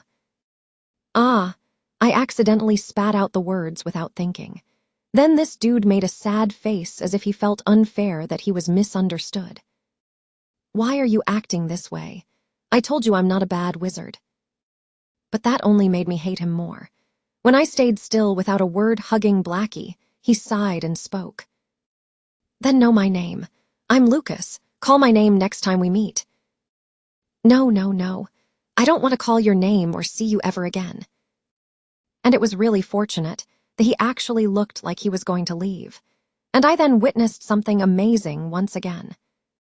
Snap! Very mysterious bubbles were summoned before my eyes. Before disappearing completely, he turned his head to face me and smiled. I'm going, see ya. He moved his mouth a few times after those words, but I couldn't hear what he said. I closed my eyes, and when I opened it again, he was nowhere to be seen. Asterisk, asterisk, asterisk. Princess, what's that in your arms? Felix was on his 40th word of Atlantan when I came back with Blackie. He widened his eyes at Blackie. You've made a new friend after leaving me behind. I said I wanted to play alone. Yes, I heard Princess told Emtikes Lily the same. That princess wants to play in the garden without any disruption. I realized this was Lucas's doing too. Wow, woo. That scary bast asterisk RD. If I was gone, no one could have known. Thinking this, I again had a thought that he was really dangerous being to be with. King. Blackie, I think we lived close to all the psychopaths in the world, till now. Princess, you've come back right on time. It's snack time. When I was thinking about the event that occurred today, Lily came in opening the door. Today's cake is specially the cake Princess likes. Oh my, what is that? She also widened her eyes at Blackie. Now that I think about it, can I have a pet in the palace? But Blackie, who was calm in my arms till now, stood up and hopped to the ground with sparkly eyes. Ah, Blackie. Black fur creature ran in a speed of raindrop, dropping straight to the ground to Lily, who got surprised right after putting the cake down. Wait. Felix moved to stop Blackie, but it was too late. I didn't know Blackie could move that fast. Blackie appealed his speed and got on the table, hopping onto Felix, and he buried his face right on the dish on the table then. Munch, munch. Swallowed the wild cake in one bite. 3 of us just watched the black creature munch the whole cake with shock and panic. Then I shouted ah, in realization. It was you, Chocolate Thief. Chapter 33. Sudden thing isn't very good for you. Blackie, let's bathe. Princess, you must dry your hair. I ran to Blackie, ignoring Lily, who I always listened to. I felt refreshed after my night bathe. I wanted to bathe together with Blackie, but I couldn't because Lily said I couldn't. She said bathing with a pet, divine animal in truth, was not acceptable. That is why I had to wait until she allows it.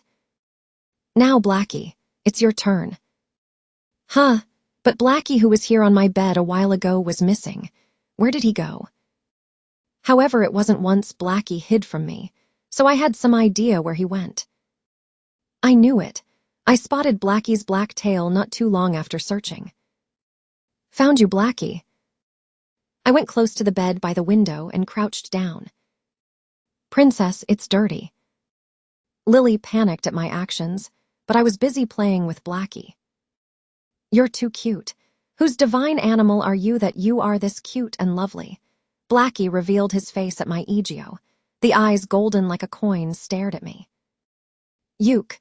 No, if you look at me like that, my heart will. I breathed, almost getting a heart attack. Blackie being curious on what I was doing was also too cute. Let's get Blackie all clean and shiny. Cue. Even without a bath, Blackie was shiny and clean, but since he played with me outside actively, I think he needs to be washed. Of course, Blackie hated being washed, so it was a work washing him. Good Blackie, now stay sty. Ack. King.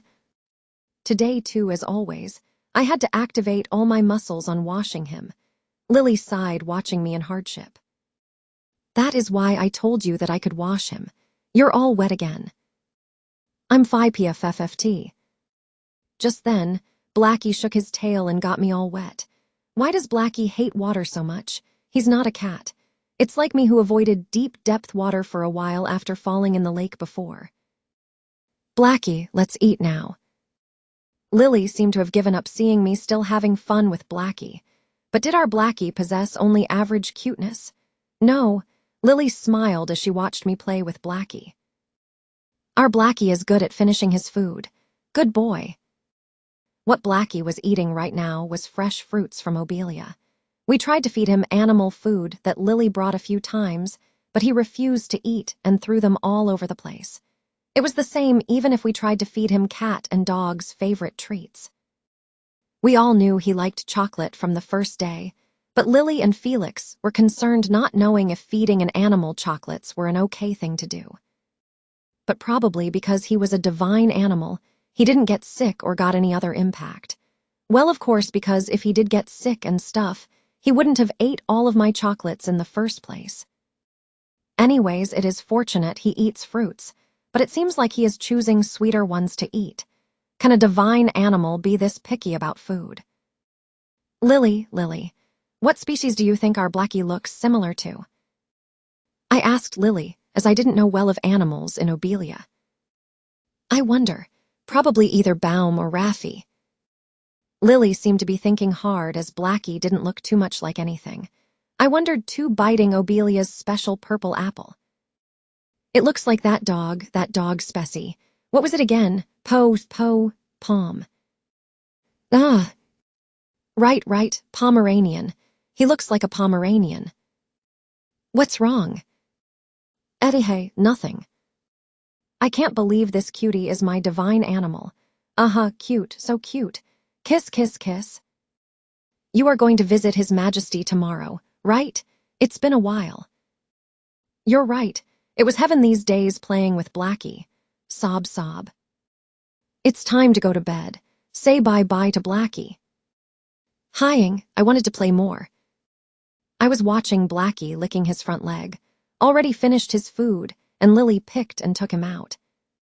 I lied down on my bed, seeing Blackie seeming to enjoy being in Lily's arms. Asterisk. Dad. I started to run like an excited puppy when I saw Claude. Eek, it's a bit awkward since it's been a while since I acted this scene. Did Daddy miss me? He just moved his eyes emotionlessly when I came running to him. Claude was on his throne when I came in as always. If it was long ago, I would be scared at his aura, but right now I knew exactly what kind of emotions he was in. Are you sleepy? It's been a while since you saw lovely and cute me but sleepy. You feel like sleeping right now, and after you called me over.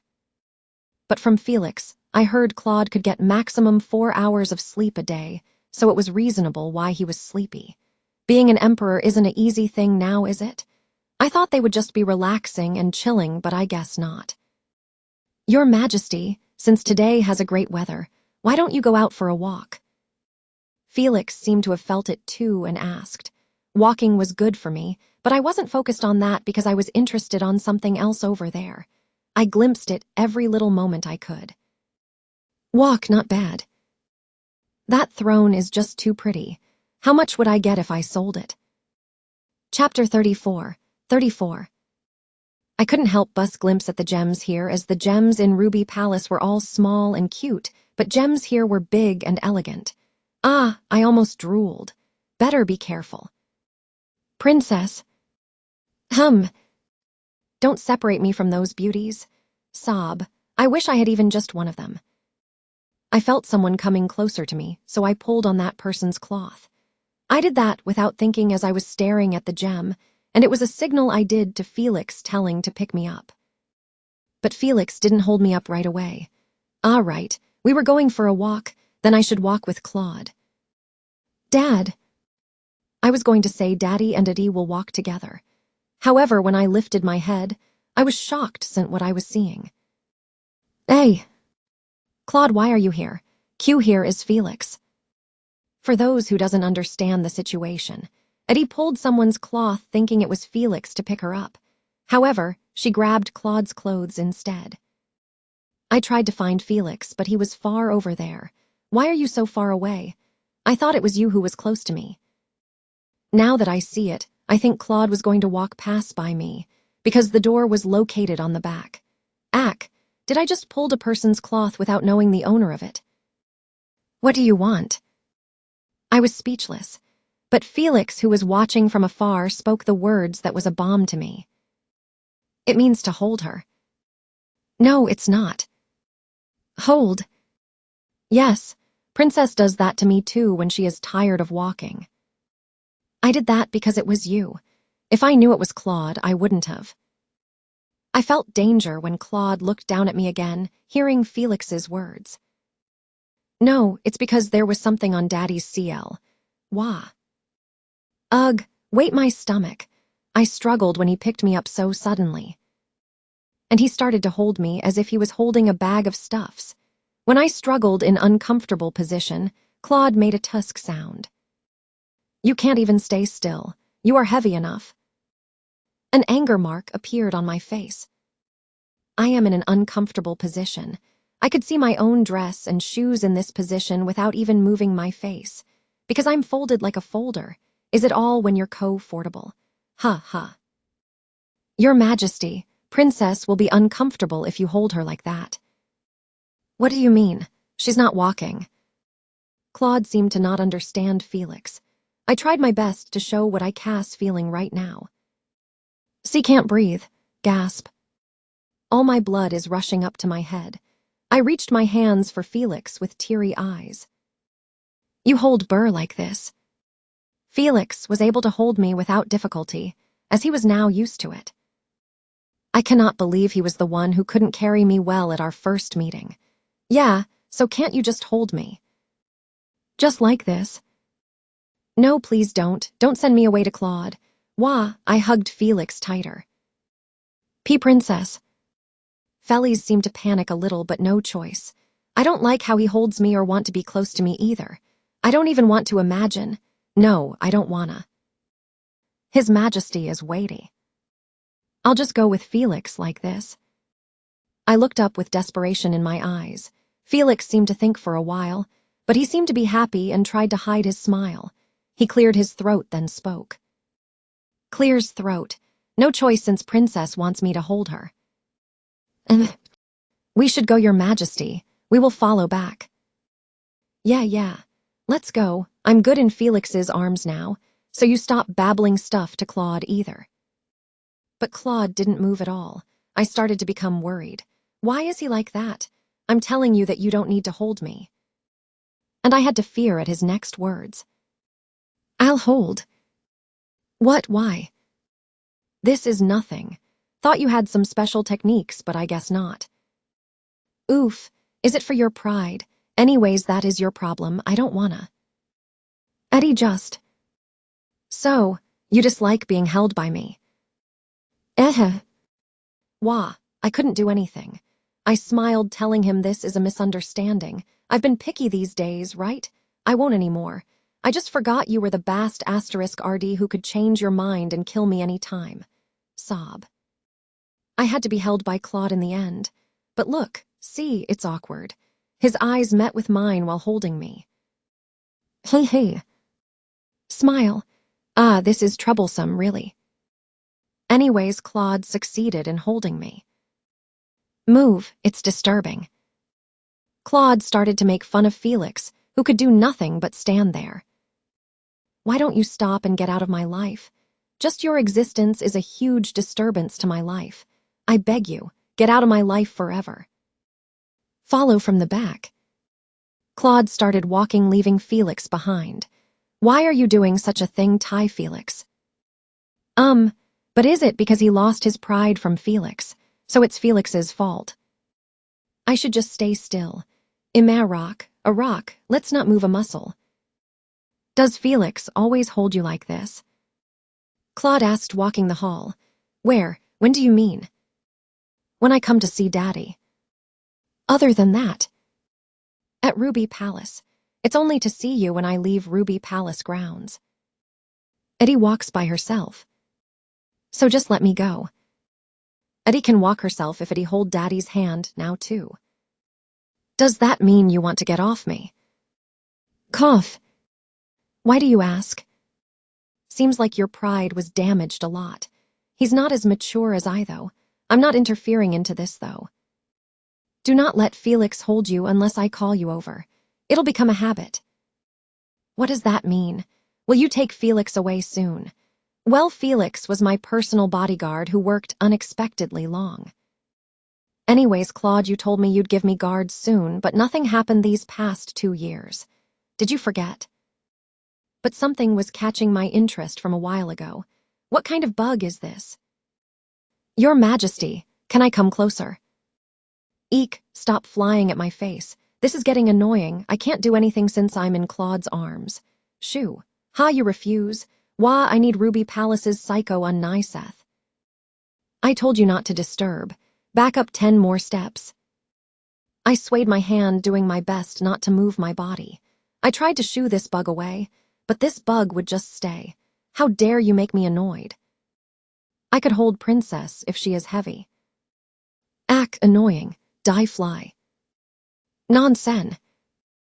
Slap. I was trying to catch the bug, but it seemed like I slapped the wrong thing.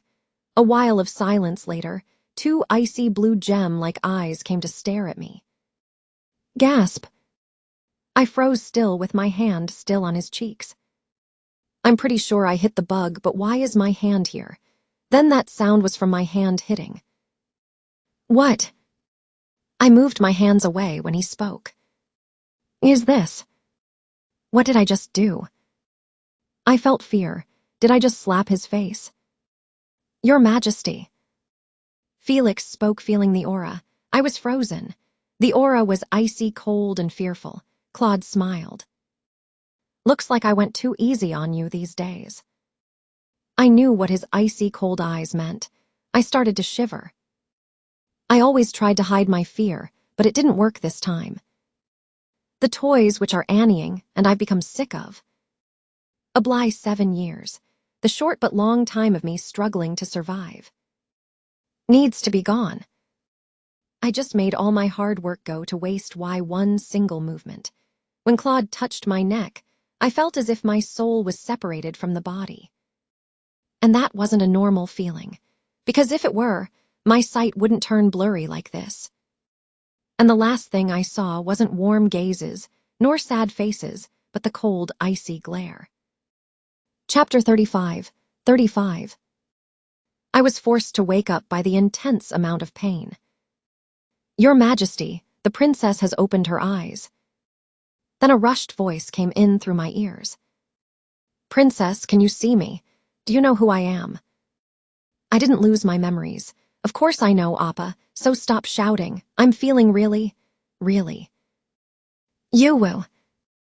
Then it became hard to breathe. I opened my mouth while lying down, when Felix nodded as if TWing me to go on and speak. However, what came out of my mouth wasn't an answer to his questions. Why? Blay, I'm dying. My lungs gonna explode. Whack, ack. Princess. I feel like dying right now, so stop calling for Princess. Wah. Felix seemed to panic when I just started to cry. Now it seemed like I was crying while sleeping too, because if I didn't, my face wouldn't be this wet. It hurts, Iuk, Owa. My chest hurt as if it was on fire. There were poison in my milk, correct? Right? Why are you doing this to me? I did nothing wrong, this too cruel. Wah. What should we do, Your Majesty? Yeah, understandable, because it was me who never cried before, except for once falling into the lake. But never mind that, it really hurt a lot. It's the feeling of a drill digging my lungs. Wah, am I dying? When I'm only 7, when I didn't say any swear words at Claude. I've called you over to heal her, but what's this? What did you do that made her condition even worse? This didn't get worse. It's just that Princess was unconscious, that she couldn't feel the pain. Also, this case is new for me. It's something to do with mana, but I can't seem to find the reso. Useless bast asterisk RD. While I was crying, Claude was speaking with either person over there. Seems like you did brought a doctor when I fainted, spitting out blood. But I don't get a thing. Whatever, just save me quickly. I'm gonna die, wah. That's why I told you to find a way, but look how you confess your shame. Being other wizards. I apologize, Your Highness. However, this is all I can do. No other wizards would be able to help Animo. Do you wish for death? From Claude's words, I heard the other man gasp. But why are you down there shivering like that, mister? Yeah, these kind of useless wizards are not needed in my palace. I could imagine Claude speaking with icy expression, even while I was crying. If you repeat those words again like a parrot, you better be ready for the future events. The bowing man in front of Claude started to shiver hard that I could even see it. Bring their wizards. Also lock him up in the jail. Will do, Your Majesty. Chapter 36. Use your head more if you wish to live, because I will slice your neck before you babble those words next time. Claude's speech stopped there. I didn't know anything, but I just learned that I wasn't like this because of poison, and that man was taken away as he couldn't fix me. I was finally able to see Claude's face when he came over to me. Euk, Dad, at her. Wah. Claude looked down at me with a face of dissatisfaction. Hey, I am touched, though. I thought you were going to just watch me like this like last time I fell in the lake, but you were trying to find a way to save me. This looks like Claude's room. Claude, who was watching me cry, finally spoke, lifting one hand up. Noisy, sleep. Hey, you bast *RD. Is that all you've got to say when your daughter is sick to death? Cancel what I said before, and are you joking right now? I woke up from the pain, and just how do you expect me to sleep? But I, in a lightning speed, lost consciousness as soon as Claude's hand touched my face. Wow, can't believe I can sleep in this situation. A girl like me, known to be a mentalist. Girl, zzzzz. I felt as if the cold hand was patting my wet tears while on my face. And I met the fairy Unnai in my dreams again. Unnai I saw in my dreams 2 years ago didn't change and was still beautiful. I met her in my dreams a few times more after that, and I was amazed that it was possible to have dreams with the same character several times. And Fairy Unnai always appeared in the same way she did last time.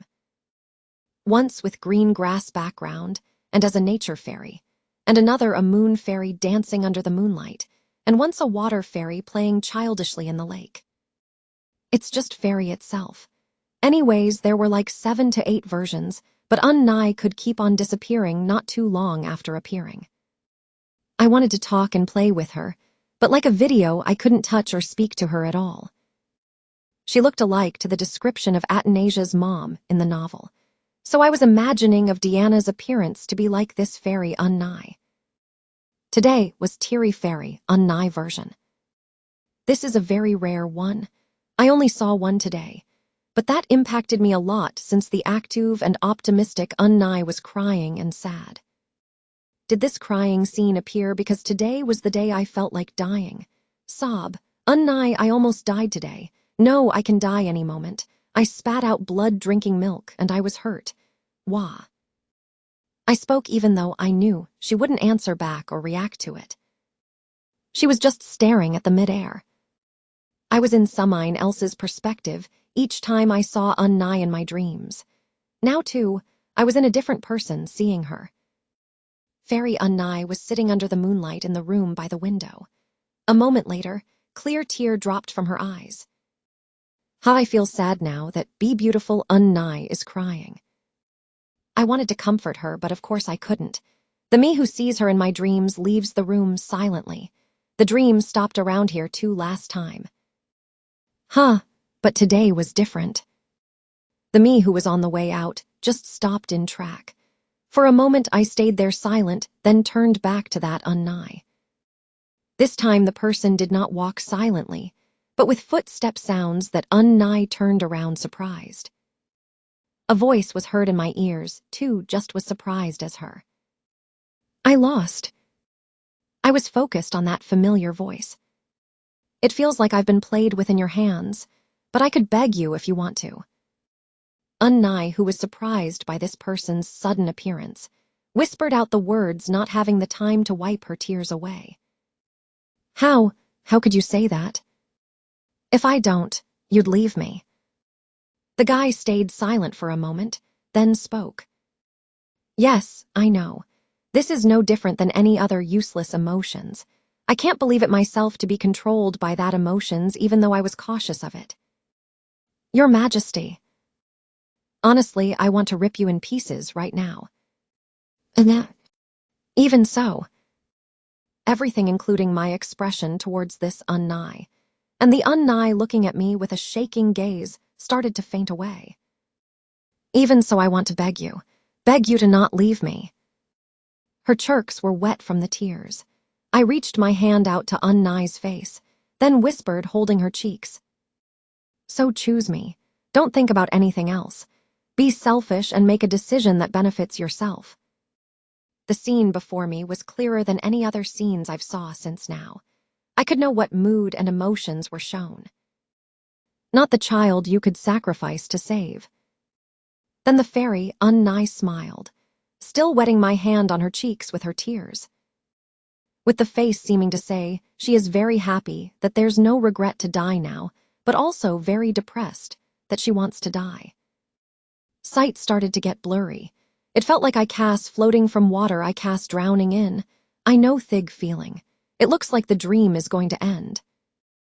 As expected, I woke up from the dream not too long after. You're finally awake. You're not the sleeping beauty, you know. But why is the first thing I see is this black idiot? I quietly closed my eyes again. Looks like I am in a wrong place. Log out. I request for log out. Pretending to sleep now. Should I bring a prince from another land and wake you up? A prince of which place? Atlanta, Hughale, Sycansia. Ah, seriously. Zant you give me time to wake up? I just had a really important freem right now, so I'm very serious right now. Leave me be, wah.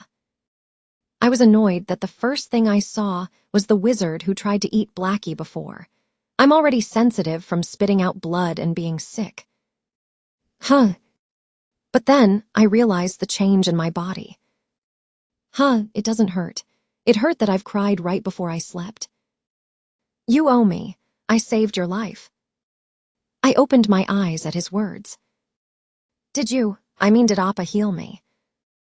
I still had the memories of him as a scary person, so I was defending myself without me knowing. Kaya. Yeah, you could have died from your heart exploding if it weren't me. What a scary sentence to say. But where did Felix and Claude go? Did you guys go leaving me alone with this bast asterisk RD? Now that I see, I felt refreshed, and I was in my pajama instead of the bloody clothes I was wearing a while ago. Did Lily came in? Wait, how did he know I was sick? How did you know I was sick? Then I flinched. Maybe he came not to heal me, but for something else. Perhaps for Blackie again. Not our Blackie. I stood up. Then that black idiot smiled. You really don't trust people. I told you I won't eat him. Why would I not trust you? I still couldn't stop my suspicions. Then he smiled while crossing his leg. He was sitting on a chair beside the bed I was at. Now that I see it, why is this bast asterisk RD being stubborn and is sitting beside me? Even though he looked more good to eat, I won't eat him from the promise you and I made. And you need to be thankful to me. Can I really trust him? Of course there would be no change even if I didn't or did trust him. And I became confused at the next words that came from his mouth. I stopped your dad from killing Blackie. What kind of joke is this? Why would Claude try and kill Blackie? But this dude didn't seem like he was going to answer easily. I had to flinch to his next words. I had a really hard time, holding in the desire of wanting to eat Ibby its side. So it's you, not Claude, why tried to kill Blackie. Look who's here. Time's done. He turned his face to the door. I followed that gaze to the door. That moment, the door opened. Princess. The one who came in the room was Felix and Claude. Claude, who entered first, saw me sitting wide-eyed, then stopped walking. Felix seemed to be relieved. I got off the bed and ran to Claude immediately. Dad, why did you leave me and that bast asterisk RD alone? He did it. Like telling me he's finna eat Blackie, like he's gonna kill Mel, like. But you and Felix just left me alone with him in the room. Wah. Chapter 37. Chapter 38. Chapter 39. I'll be out as well since Princess is sleepy. Felix and the idiot left the room. Claude and I were the only one in the room. I'm sleepy. There was no way to figure out if I actually tricked him, or he realized my acting, but he made a tusk sound and set me to bed. Stop doing such a thing and sleep. I wasn't really going to sleep, but I fell asleep as soon as Claude's hand touched my eyes. I was going to go see Blackie after pretending to sleep. But my plan was ruined, by Claude of course. And I met that fairy Unnai again. The nature fairy Unnai dancing in the greens like last time. The sight was black when I opened my eyes again. Eek, how long did I sleep for? I fell asleep by an accident. My day just passed by. Feeling unfair, I rubbed my eyes with my 2 hands, but Sue stopped. Claude was seen under the moonlight. He was sitting on the edge of the bed, looking out the window expressionlessly. I stared at him, feeling weird. So I was right. It was you who made me dream on that fairy Unnai.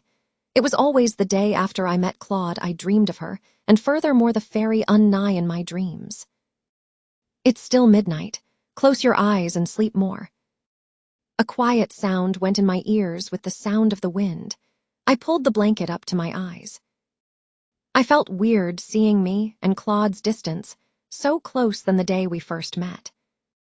I'll be here until you are completely asleep. Why is those words so warm when you are saying coldly? I muttered inside, then closed my eyes again. That night, I was able to sleep well without any dreams. Chapter 40. PFFT. The white table blanket was dyed red. The kid who spat out blood had an expression not knowing what happened, and it was the same for the 2 people with her. Princess. Another cup of blood was spat out after the loud shout. The blood bright red like the little shoes on the kid's feet, with the dress white as the table blanket, red. From her tilting body, Claude's body stood up against his will. The body which escaped the chair onto the floor had no consciousness. It looked like a dead body. Thinking that Claude couldn't help but shake and flinch for a second. Princess, just what is this? Felix, who ran to the kid, shook her, shouting out words. Claude was frozen without moving a muscle for a moment. This didn't feel real. Only the sense of mana rapidly running on his hands felt real. The reason was unknown, but he sensed that the mana was the reason why she fainted. If it weren't controlled soon, it would be really dangerous. Claude reached his hand forward and was about to give some mana, but stopped. Princess, open your eyes, Princess. Do I really need to save her? It was because that kind of thought passed by him. Weren't he planning on killing her? If so, he could just let her be. From the day she was born all the way here. Yoo. When the kid who stopped his hands from killing her would just kill herself. Yook, Dad. With a small, weak mutter, the eyes opened a little, reflecting his face. The hand held onto his cloth, then fell again. At the same time, his reflection in the blue crystal gem-like eyes were nowhere to be seen. Bring the doctor. Claude spoke, trying to calm the mana down, giving his mana into her body. This is ironic, because giving Eddie more mana in her body will worsen the situation. Quick! The words he was speaking was very impatient and hurried, but he himself didn't notice. Asterisk. Did Princess fall asleep? Yes. She seems comfortable. Felix had a relieved face. The wizard went to his room. Stange parts of him weren't found yet, but should we keep on researching? Nothing bad, being careful. Do not let your guard down. Understood. Claude and Felix both couldn't believe in that wizard, who came like he fell down from the sky all of a sudden. He didn't actually fall down from the sky, just an expression. But it was true that the boy around 10 years old cured the princess. No one could imagine how the princess would be like if he didn't come on time. Claude looked down at the kid, who acted in order to defend for her pet. Z, z, z, z, z. The faint sound of her breathing was clear in the ears. Claude, who was quiet for a moment, spoke quietly in a low voice. I thought it wouldn't matter when or how she disappeared from my eyes. His gaze looking at the sleeping child was still cold. However, the emotions in him was not hers but his. Funny that weren't it. Your Majesty. Get out if you're going to talk nonsense again. I don't feel like listening today. Felix stayed quiet for a while before bowing and leaving the room. Then the room gained its aura again. Claude stared at the kid, sleeping without her guard up. To be truth, he was always seeking for timing, a chance. Dad, will I be able to kill her today? Can I kill her today? Like that for each and every day, and after today, tomorrow. Dad, he. But in the end, he couldn't kill her. Eddie will sing lullaby for Daddy. Damn that woman. He held in the swearings. You could have left, and that would be good for all but uselessly leaving a thing same as her behind. Daddy, good morning. Spiteful women. When she left so irresponsible, but still ongoing on me that I cannot even forget about you, I almost forgot all of it, just almost. But he remembered all again, seeing those two big round eyes. I wish Papa would like Eddie more. When the kids say that thinking he was asleep, Claude smirked as he made fun of it mentally. Actually, it was a lie that I didn't want to see Mommy. Stupid kid, that won't happen. There won't be a day before I die that I will accept you as my daughter or have good emotions towards you. But it is true that Eddie don't need to. Because leaving this kid alive was just because his life was boring. If he weren't crazy, he wouldn't want to keep the child who doesn't have any good point on her, but instead is noisy, annoying, and needs the fullest care. Because Eddie has Papa. But he didn't know why these words were frustratingly hurting. Tingle, tingle. And also the reason why does his heart tingle whenever he sees the girl. The kid was always brightly smiling at him, not knowing he was thinking of killing her. That is when become frustrated. It was normal that he wanted to kill her more as the day passed by. But why it hurts sniff, Owa. But he got angry when she actually was in a situation where she was really going to die. Owa, Dad, it her. Wah. Don't be ridiculous. This is because of some kind of magical creature. You don't have to be like your mom at something like this too. I will kill it. Your Majesty, the young wizard said he can cure the princess. Killing this creature can be considered after princess wakes up. My mind's already set. Why do I need to keep a thing alive when it hunts down his owner's life? The black thing was easily held in his hand. That thing would stay still, rolling his eyes, carefully not knowing what danger he was in. That stupidity reminded him of its owner, that it annoyed him. Your Majesty, calm down. Using this creature, controlling Princess's mana can go easier. Athanasia, a kid inexcusable like her name. She was annoying to him, so he thought of killing her a lot. Seeming the saying kids can see through a person's mind is true, the girl would show a little fear every time as if she saw through him. Even though he knew, he'd always act cold. It would be great if she was scared and wouldn't dare come to see me. He and the child will be more comfortable. Then he wouldn't be thinking back to his past. But the kid would always come the day afterwards and start to smile like an idiot. That was extremely annoying. Do anything you can. If the princess dies, you die with. I want to kill her who is hateful whenever I see her, but I also want to see her more. No, I want to get rid of her right now, but just for a little longer. His mind wouldn't stay calm. Everything is annoying. Athanasia. He could kill her any time if he wanted to. That is why I'm keeping you alive. I dislike you. Claude whispered again at the kid with her eyes closed. I dislike you. But his words wouldn't go into the sleeping one's ears but his own, and would go deep inside his feelings. But his hand reaching for her neck would go up to her forehead and would lightly touch it. His mouth didn't open watching the girl sleep. And his shadow by the girl wouldn't leave for the rest of the night. Chapter 41. There are species and idiots as well. Dad, Iddy wanna walk herself? This is faster. Could you please explain why going for a walk needs to be fast? And don't you call going for a walk when you walk yourself? This is not going for a walk for me. I thought, looking around the garden. This walk was for me to exercise, but how did it become like this? That is true. It is not good to push yourself, princess.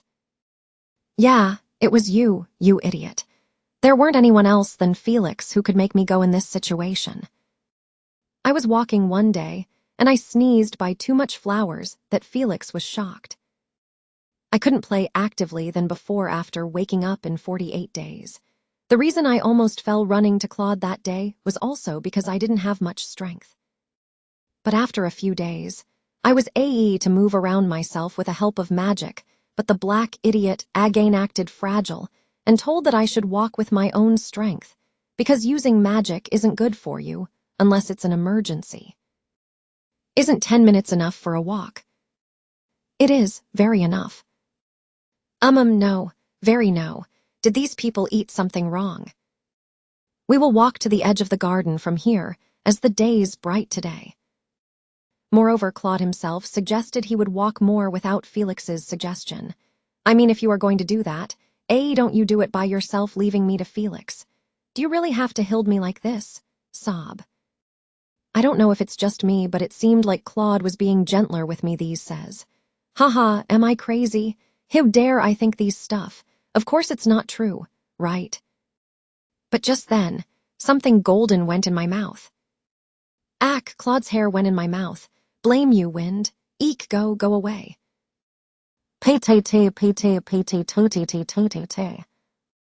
PTT. But looks like I did it too noisy. Claude moved his gaze to me at the sound of me spitting. I had to stop what I was doing and smile. PTT, hey. Dee, don't look at me like that. Look, I didn't eat it because I wanted to.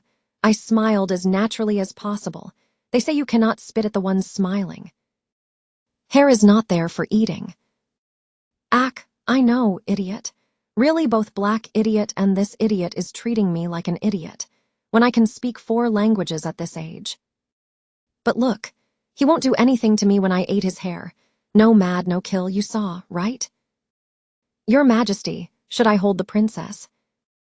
Move 5 steps more backwards.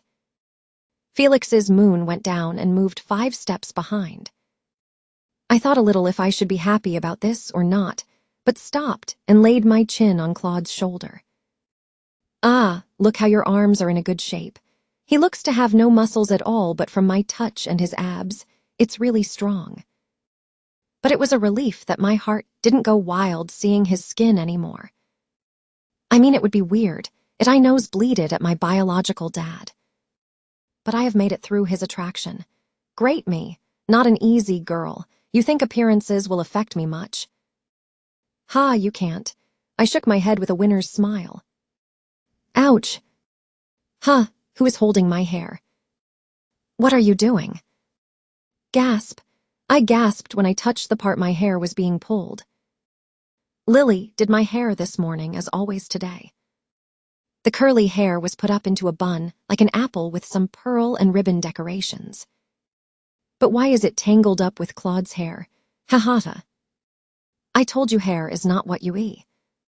No, I didn't eat it. I mean, Daddy's hair is stuck with my hair ornaments. What should I do? It was a very cute hairstyle until today till just a moment ago.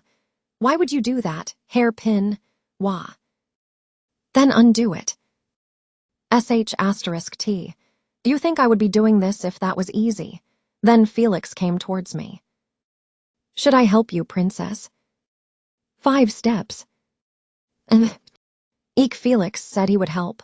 Why'd you do that? Undo it until it's end of the walk. Gasp.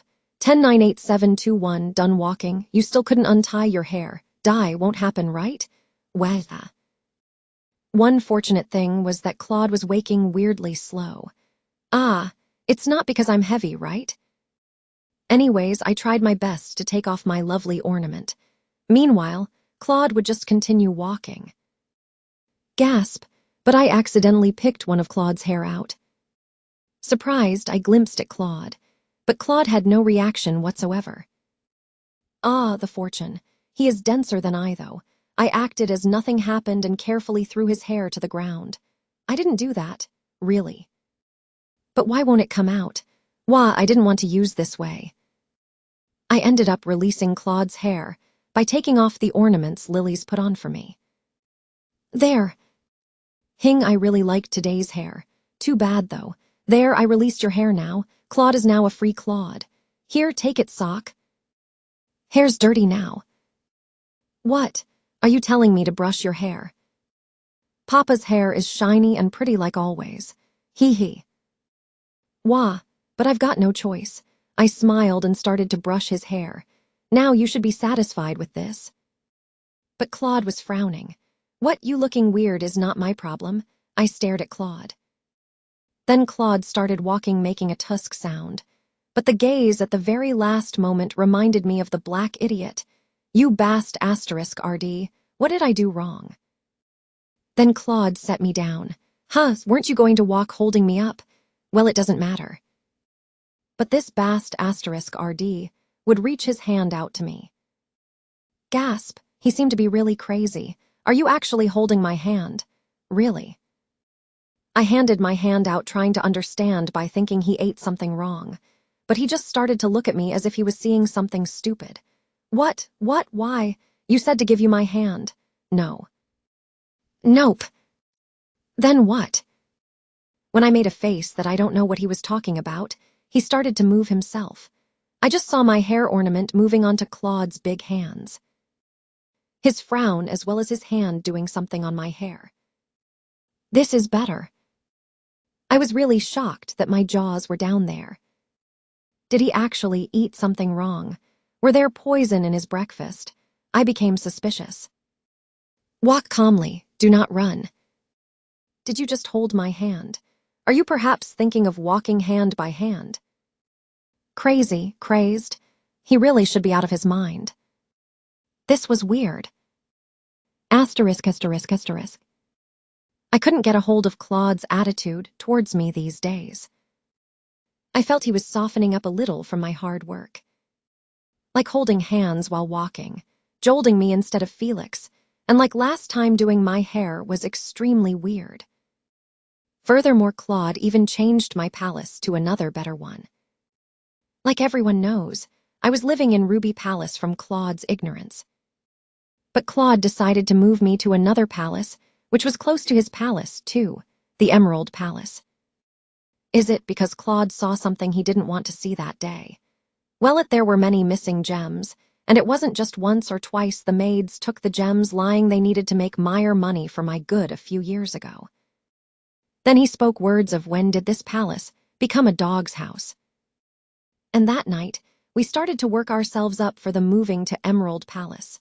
No, actually I had nothing to do but just go there so. To state a fact, it was Claude's first time ever visiting Ruby Palace in 7 years.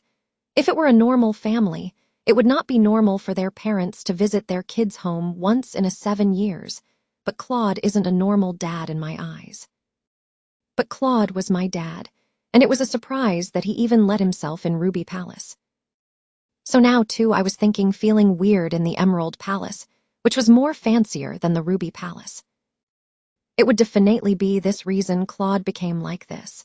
He's probably shocked I almost died not too long ago that he's doing this well to me. Ha ha, but as I think further, the smile faints away. What a big dream I have. There's no way a psycho who would kill his daughter without hesitation to be affected when his daughter was a little ill. Chapter 42.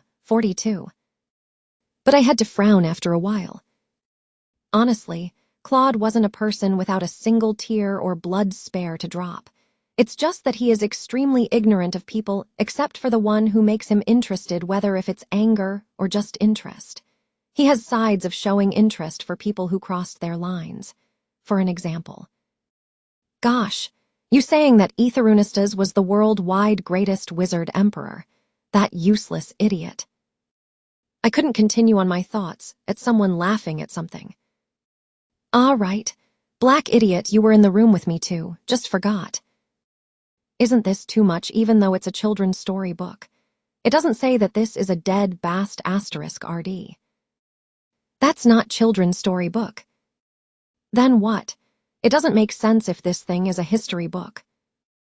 I glared at the guy lying on the carpet.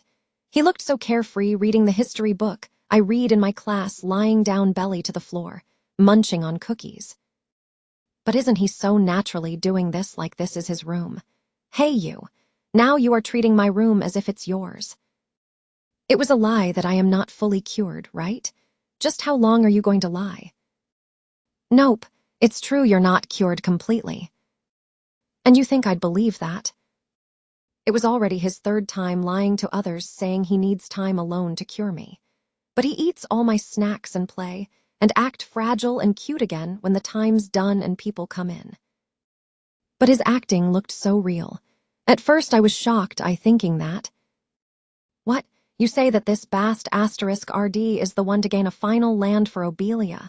A great genius wizard these Dees too. G's dead. Also did all great genius wizard freeze to death. He said he would read Meyer about Athanasia and how most of the great wizards vanished. And he was reading my history book, and he must be trying to find how the wizards and the divine animals all started to vanish 200 years ago. But there aren't any books containing informations of a divine animal. But it wasn't my business, and I didn't want to tell him. Why is his part in this book so long? What a thing to see. That bast asterisk RD who would pee his pants all the time. But what is this idiot? And why is he saying those words as if he was alive 200 years ago? I felt weird as it didn't seem like a real idiot complaining. Athanasia was the emperor who lives up to years 150 with a great amount of mana. Is this idiot in that kind of case, too? Not I had to shiver in fear with goosebumps when I thought of that. Did I listen too much of him being a genius wizard that I got controlled by him? Is he saying that he is a great wizard who lived for over 200 years when the greatest emperor lived up to only 150 years? Hey, nonsense. What's this? But the idiot, calm until now, muttered seriously. There's nothing Mitch in that book. Why is he like this? And what's up with his expression? Athanasia you foo asterisk king sh asterisk tty idiot br asterisk t. It was enough to shock me that this little kid spoke all kinds of bad words. Why is he suddenly so scary? I wondered how this useless bast asterisk RD became a #1 wizard emperor. He now seemed to be mad. If that book was alive, I bet that book would have died 10 times by heart, attack him Eoth his intense gaze. The black idiot was glaring as if he could rip my history book into pieces. I got curious and asked, why? How did Athanasia become a great wizard emperor? Is it something you should be mad about? I had some bug nerves handling Claude all these years. I'm curious, since I am going to be a great genius wizard if Claude won't end up killing me. Mwahaha. Then do you expect me to not swear if he ate all his citizens for mana? Black idiot spoke annoyed, and of course I couldn't get exactly what he was saying. He would not explain it to me, but read that himself, gritting his teeth. He's actually crazy. If you wanted to be miserable, you could have just been miserable yourself. You cannot compare things you eat and not eat when you were thaw age of that. Gasp. And it also seems like he was the one who ate my mana too. Clear sound of gritting teeth were heard. I didn't know what, but I knew that I shouldn't bother him right now. He was in a young appearance, not too different of a age from me, but the aura was way too scary. Gassel. Scary. Really crazy sh*tty bast *rd. But there seemed to be other complicated feelings other than fury. His voice. I could only take a hint. Why do I always have to take a hint? Qhen, this is my room. Sob. Just then, his two small hands closed the history book. My mouth opened without my will at that. Where are you going? Done curing for today. You bast *rd. You are the one who lied to come in my room. Cure. Ha, you only read books and eat my snacks. I won't hold you back, leave. But he glimpsed back at me once before completely leaving, and I could see how furious he was. I was dumbfounded to see him that annoyed. Really, what's up with him? And I was soon disgusted by Lily's next words. It's a concern for the young wizard as well. He is so weak. It's a pity seeing him going back to his room all worn out, but how thankful that he is still curing Princess. Still not forgetting to act cute. Disgusting bast *rd.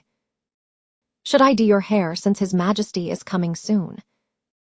I refocused on the situation, now, from Lily's words. Now that I see, there were one Empry thing changed about Claude, and that is, Claude started to visit my palace to see me. They say if people are doing things they usually don't do, their death is close by. How do you think? Stop with the nonsense. I was surprised at someone's cold voice. I think so as well. I met Duke Mr. Ulfius yesterday, and he said his son will be going to Atlanta. That is probably why he wanted Princess and his son to meet once. Great, since he won't annoy me with that topic again. So those words weren't for me. Phew. But by Duke Ulfius's kid.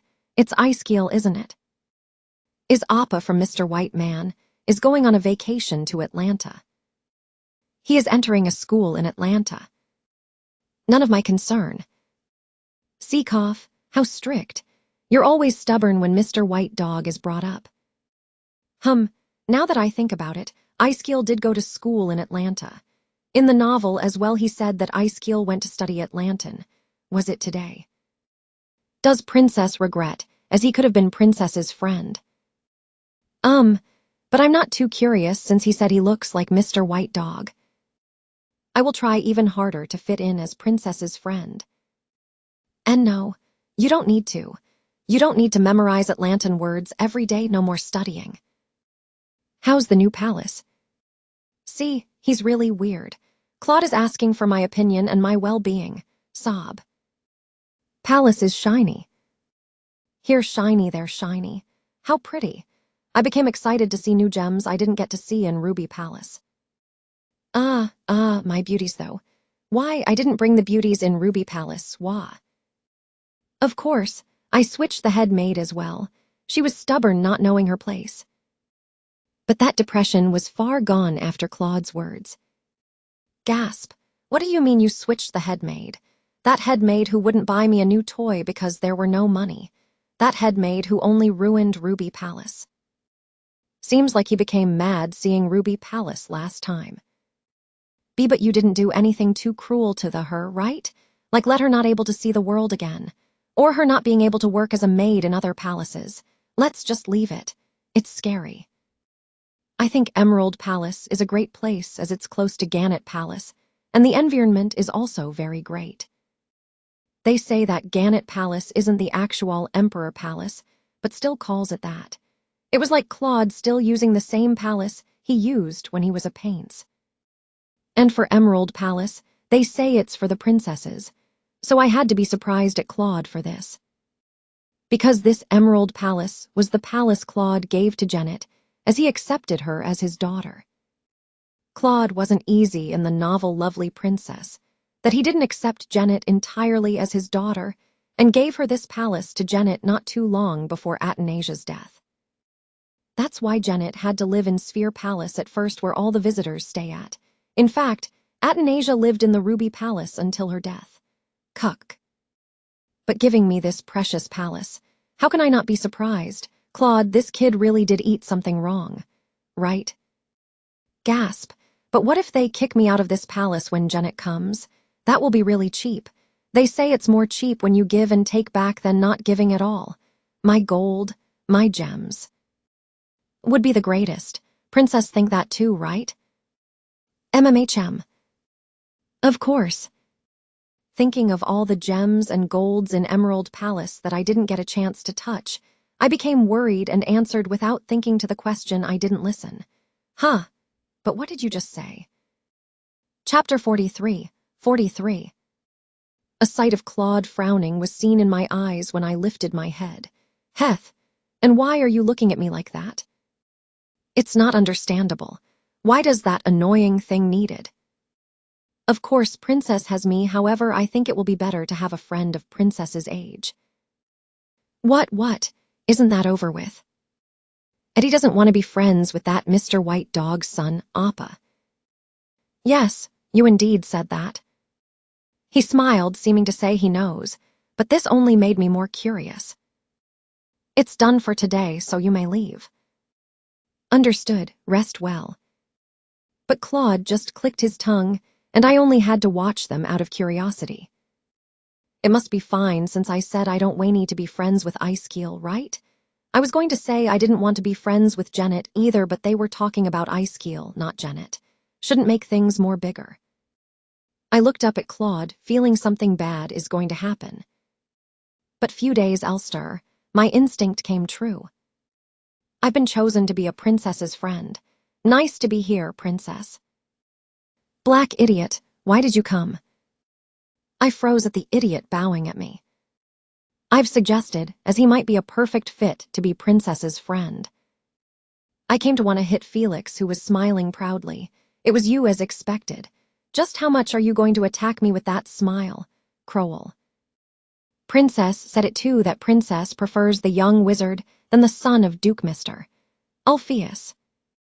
Was it that question that I didn't hear that I answered to? I just thought you were only talking about Mr. White Dog's family. Eddie doesn't need a new friend. I'm good with Felix. Thank you, Princess. I am really happy. Yeah, so chase that idiot put and let's have a nice talk. But as I thought more, Princess would really need a friend your age. Of course, having a friend with a big age gap is a cool thing, but there are many experiences you can experience with a friend Princess's age. Gasp. When did Felix turn this stubborn? Of course that is correct. But no, you guys are being tricked. That idiot isn't the same age as I am. I was able to learn a lot from staying here for a little. I will try my best to be a perfect fit for Princess's friend. That worm. Don't you dare try to be my friend. What about Dad? Eddie will ask Papa herself. I was staying quiet for a while since you saved me before, but I will spoil everything this time. He won't think I am lying when I say it honestly, right? Princess's Blackie is cute today as well. But the idiot spoke while smiling, giving me goosebumps. It should have been a pretty smile, but not in my eyes. And when did he take my Blackie? Blackie was under the table. He is Princess's pet, of course. He looks so lovely every time I see him that I just want to take him to my room. Hick, I froze in the middle of patting Blackie. Blackie was also shivering. He is threatening me, right? He's threatening to eat Blackie, right? Right. It's so small that anyone can eat it in one bite. How cute. And from his whisper, I gave up. Wow, a new friend for Eddie. Appa, let's be great friends. Eddie should say thank you to Daddy later. He. Same goes for me, Princess. Sob, why do I have to live this way? Felix seemed to be proud at this successful thing and left the emerald. What a bad Felix, Appa. I will write it all down on my diary tonight. I'm gonna swear and curse you for 10 years for it. Sob. Excuse me for a while. Palaces are comfortable after a few days of living in Ruby Palace. This stubborn idiot. Who do you think you are treating my room as yours? This Bast asterisk RD keeps on ignoring this room's owner. Who are you, Appa? Lucas. Not that. I shouted at **RD, lying down on the sofa again. Then he looked at me with a gaze of "You dare." "Appa, how PLD are you actually? What do you think?" "Did you just ask me? Let's see. Your age in that form is." 18. Appa is 18. Obviously 18. 18, right? And the age. The IDOT made a face, as if he was looking at someone stupid. A moment later, he just sighed as if it wasn't worth his anger and swearing. "But what? I'm 7. You won't think a 7-year-old would purposely swear. What'll you do even if you feel bad?" But the black idiot said the words not understandable. "I am in the same age as you are in right now. That doesn't make sense even if you lie. Is it fun, huh?" "Yeah, we are going to get older together." "Does he think he is a kid when he looks like a kid?" I was annoyed that I walked to him and took my blackie in my hands. "Tell me your real identity. You said you are going to be my friend, right? Why don't you introduce yourself?" "You know my name, you know my age. What else do you need to know? There's nothing else. And how do you introduce yourself when you are making new friends?" Gasp. I suddenly became speechless. There was nothing I could say looking at his crimson eyes. Actually, yeah. How do you introduce yourself to a friend?" "See, you're speechless." "And no. Sob, was I this easy? I don't know what to say." "And by Dukelfius, is it that dude you saw in the hallway on your way to your dad?" "What do you mean by and by? Changing the subject?" If Appa was going to act like this, it would have been better if I was friends with Mr. White Dog's son. Icekeel must be more well-mannered than this **RD. "Wah, I just didn't want to get involved with Mr. White Man, that's all. But the bus already went. Wah." "Icekeel, perhaps you mean that raccoon." He laughed as if this was funny. Who is laughing at who now? I glared, pouting. I shouldn't have worried about him last time he left my room, angered. He is just me and Blackie's enemy. "You Anteater." Gasp. "No, I'm sorry, Anteater." "If you really want to, go make friends. How about the kid of that white dog?" But the **RD who was laughing started to smirk at me. "Wait, what are you planning on doing?" My danger signal started to beep and turn red. "Learn how you introduce yourself to a new friend then." "Huh, what do you?" But before I finished with my words, the sight changed so suddenly. I felt so light. "What's this? What did you do to me, you idiot?" Whoosh! And when I got out of my dizziness, I felt like I was falling. Gosh, Mommy. Of course I was too shocked that I had to scream. Why do I see sky? Why am I in the air? Thud. But I felt my body floating up before I fell completely. When my body started falling slower, someone caught me before landing. Nice timing. But seeming handling all of me was a bit too much. The person also fell with. The grass was shining under the sunlight. I, realizing there was someone under me, hurriedly got myself into sitting position. Ugh! I hurriedly opened my mouth at the low voice under me. Gasp, I'm sore. But the sight that came in my eyes were shiny silver hair under the sunlight and the glowing 2 golden eyes. Our eyes met in the air. I stared at his eyes, half closed by the pain slowly opening to its fullest. A moment later, the guy seemed to be the age of the black idiot, muttered, as if he couldn't believe what he was seeing right now. He was still lying down. Lady Angel. Are you perhaps Icekeel? But I refused to accept my thought. Ahaha, it can't be. Must be a person who look alike, that's all. Even though he looks awfully like Mr. White Dog but more good-looking. But it can't be, right? Right. Angel. The boy seemed to be surprised at the sudden event and stared at me. The eyes opened wide and round was a cute sight to see, and it proved his innocence. Ooh, you look more like an angel than I am. Of course I am a little too cute, pretty, and love. But it was true that the boy here with the silver hair and golden eyes looked more like an angel.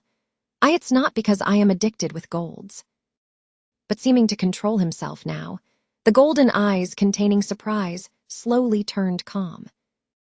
The guy still looking at me seemed so calm that it looked as if nothing happened.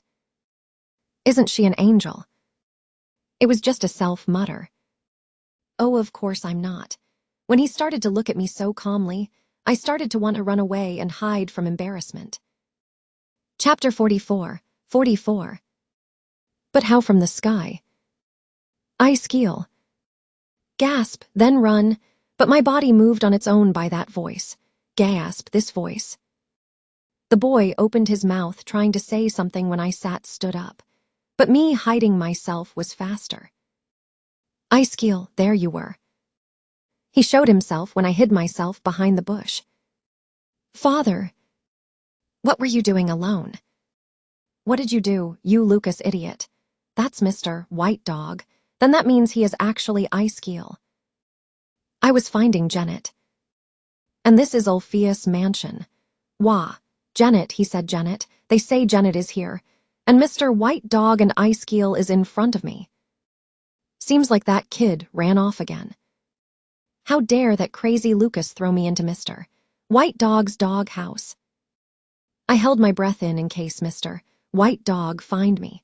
Icekiel won't spoil what just happened, right? Fortunately, though, he only gave me a glimpse that weren't noticeable to his dad, and did not seem to tell him about me either. It is understandable. She is sad that her older brother, like being, is going away for years. Duke Ulfius said that as he clicked his tongue. Seems like Janet is sad that Icekiel is leaving. But don't be worried, Janet, because your shining prince in armor is going to come back as a #1 husband that women would want to have. I was being amazed thinking of the face of the boy, but soon frowned when I realized he looked awfully like Mr. White Man. No, since the version's different, wouldn't he not look like Mr. White Dog in the future? But didn't I say you don't need to comfort her in each and everything? I was focused and interested in their talk. That kid is also a precious treasure to us Ulfius family, but you are more. I believe you as my son know this already. Yes, I didn't forget. Wow, look at that man. What a nice education he gives to his son. I mean, he could think that, but he didn't have to say that directly to a 10-year-old. I listened, feeling weird that I was overhearing their conversation. Even so, I'll come back in searching more.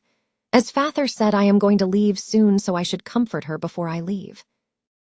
Icekiel was still calm in this situation. He is 10 years old, but why does he seem like an adult? He had a really cute expression a while ago. Sure, you'll do good. I believe in you. And Roger Ulfius left. The area already turned quiet. The sound of leaves dancing was clearly heard. I was just sweat dropping as I couldn't find the timing to leave. Are you still there? Just then, Icekiel's careful voice was heard. It was very careful, as if he was a hunter in front of an animal. I couldn't take it all at once, the sudden event, because I am still not mature. Perhaps you are hurt, Pry. Angel doesn't get hurt by such a thing. Can you please check if my limbs are okay? I cannot do anything about my limbs cringing. But I can't say I am a princess. How would I explain falling down in the air to the Duke mansion?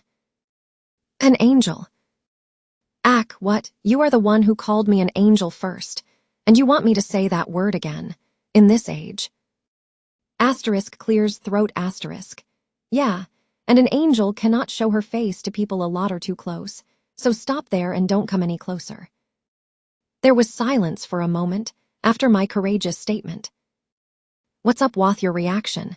Even though you SRE mature, you're still a kid. You are the one who said I was an angel, so just be tricked by me like a kid. Wah. Why, you didn't notice my real identity, did you? Then I heard a PFFT sound. An angel. Shoot, I bet my snacks at him not believing me. My face was red. Wouldn't a person who sees this laugh with a tomato red face? Eek, but why does this cute kid who called me an angel acting like this? I didn't forget yet. That you called me an angel with that 2 eyes wide and round. Cough, cough. Why do you act as you didn't know? It was you who called me an angel in the first place. That. Icekeel seemed to be speechless. Yeah, try me. Let's see how you answer, but it was only silence. Why is it so quiet? Russell. And I peeked out from the bush to see him, and I held my breath looking at him. Icekeel was fidgeting, with a bright face being embarrassed. It was cute to see a boy who was acting mature, till now being embarrassed. This is not good. He is too cute. I acted the way I did when I first saw Blackie. I was happy to see a person being embarrassed after seeing stubborn people only for too long. He is a 10-year-old after all seeing from this point. Cuck, but why do you have to be Mr. White Dog's son? I will stay here since you had said not to come closer. Icekeel seemed to be embarrassed at his actions. Then he would sit down on a place close to me. How did Lady Angel come here? Why need more stronger mentality? Everything cringes. I sat down covering my face with my hands and knees. That is a secreate. Why do I feel like I am making dark history of me every time? I don't want this. Icekeel would try to hold his laughter and mutter, is that so? And we didn't talk for a while. A bug crying was heard. Is it only me who's uncomfortable of this silence? I thought for a while before breaking the silence. Just leave me alone and go find your sister. Now how do I get back? I hope there won't be a case where I have to ask Mr. White Dog for help. Why won't that black idiot take me away already? I don't know. Bye, sister. Janet, you said you were finding her. So you heard it all. Icekeel spoke, and I thought for the words I should speak carefully. Now that I think of it, Icekeel would be surprised if I met Janet right now. What will you do to Janet's gem eyes? There should be a way to hide it since me. White Dog introduces Janet to Claude hiding the gem eyes, but it might not be ready right now. I was actually hesitating to find her, because I thought of her crying all by herself. But Icekeel's answer was completely out of my expectations. I don't know if that is true, but okay. I asked, acting I didn't hear the conversation between Icekeel and his dad. Why would she cry? I am leaving this place soon. I think she is sad about that. Seems like that girl likes her appa a lot. Icekeel stayed quiet. I became more curious of his answers. How is Janet like? It was because there weren't too much about their past in the novel. Well, she must have been cute when she was little as well, right? But I became dumbfounded at his next words. A girl whom I should protect. Those are not words a kid should say. I came to panic at the words as if it was already decided in first place. Then aren't you supposed to comfort her? Icekeel didn't speak a while after my words. Did I say something I wasn't supposed to say? Our kid. And I didn't get what he meant by his next words. I don't know how I should. Gosh, and what kind of concern is this? Did you just make up those words to break the awkwardness? I couldn't believe in his words and trued to see his face through the bush. But this is real. He's serious. Whack, look at that face showing embarrassment. It was a bit funny. In Lovely Princess, Icekeel was described as a cool person just like a male lead, but who knew he was a boy in concern of such a cute problem? Why I want to tease him and bother him. I didn't know I liked to do these stuff. You woo-woo. Prin, how does other people comfort Lady Angel that makes you stop crying? I lifted my head up at his question. Finally a question I can answer confidently. Chapter 45. How would I know? Was his too difficult. When I don't cry at all. Why cry when I'm in this age and not a kid? Yeah, how would I cry like a kid when I'm this old? I am famous for not crying a lot when I was a baby. Of course I did cry that day when I almost died. That was because it hurt. That means there are not a single time I've cried without a reason. Have you noticed that only time she's ever cried was when she almost failed surviving as she hoped. Icekeel, who was silent for a while, spoke. Is that so? Why are you laughing? Icekeel laughed more noticeable than before. What's up? Am I funny, huh? And I became dumbfounded at his next words. I apologize. Just that Lady Angel is too cute. Gasp. Are you making fun of me? But the tone of his voice only seemed to speak the truth. Well, is it obvious? He is only 10 years old, a kid. This was also him laughing and treating me like a younger sister. Well, I am the same age as Janet by physical. But after hearing those words, my face turned red and my heart started to pound. Is sh*T. Ha, did I just got called cute by a 10-year-old? What a nonsense. I could only force a smile. Which baby is treating a senior like me cute? Wow, I don't know why I am here for. I gritted my teeth thinking of Lucas. Lucas, you. You bast *RD. Take me away from here. It was then. Snap. I felt this a while ago. Everything turned white before all the grass, and the breeze weren't there anymore. Did you have fun? When I opened my eyes again, I was in my room standing on the carpet. Looks like you had fun, thinking how late you called me. The black idiot before me smiled beautifully at me. Blackie was welcoming me, wagging his tail on my bed. Did you learn how to introduce yourself to a friend? I smiled for the black idiot. Introducing myself? Of course, very easy. The next moment, my hand moved very fast with all my strength. If you want to know me better, talk to my fist first. Punch. Yuck.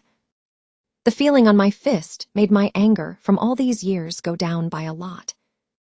Asterisk.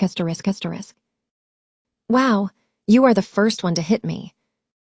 I sort of regretted for what would happen next, but he didn't show any anger whatsoever. He seemed to be feeling dumbfounded. I am in this appearance, but how could someone hit like that, and I don't feel any pain? I am younger than Appa. Ah, right, I forgot. Ah, right is *T.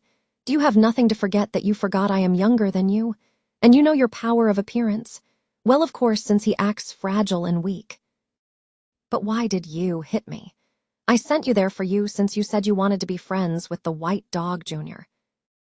That was just for words. And you didn't really think I wanted to be friends with Icekeel that you sent me. Do you think I am stupid? Okay, I'm sorry. Don't be mad. But there were nothing dangerous was going to happen since I put the magic of when someone tries to hurt you or you really want to come back. It teleports you back. The black idiot apologized when I huffed in anger. He does know his place. Ah, really you bast *RD. Promise me you won't do these stuffs again. All right. He answered without much difficulty, and it was probably because my punch was unexpected and he was shocked. I still feel like this wasn't enough, but I'd feel bad to do more to him when he is acting like this. But Black Idiot stared at me for a moment, then spoke. Do you know that I am a really strong wizard or no? Showing off. If I put my mind to it, conquering Obelia isn't a thing. Exploding this palace chaos as easy as eating a bread. So what? Threat. Why is he confessing so confidentally that he is a crazed person? The Black Idiot opened his mouth, seeing me quiet. Okay, so you are telling me you did that even though you knew. Did you go crazy that you got hit? Feels weird. I've never once been hit even by my parents or by any other people since I was born. If you want to tell me, speak to me. If you want to just say to yourself, just keep it in your head. Why is he doing this to me? He stared at me for a while, then stood up. I'm going, play alone. Hey, did I ever ask you to play with me? You came in without asking for my opinion. But I am tired of reacting to each and one of everything. Yeah, sure, just be gone from my sight. That way my mind will find peace. And I got to be peaceful in a while with Blackie. Huh, now that I think about it, I didn't tell Icekeel I was going. Chapter 46. 46. Are you planning of being a scholar in the future? The black idiot asked, sick of me studying. I am busy these days for more work, but you are being too annoying. Is Appa stupid? Do you study only to be a scholar? It's fun to get complimented and be proud that I do it. Do you want to be a queen when you grow up? I stopped in the track and scoffed. Queen, what a sound of dog chunking grass.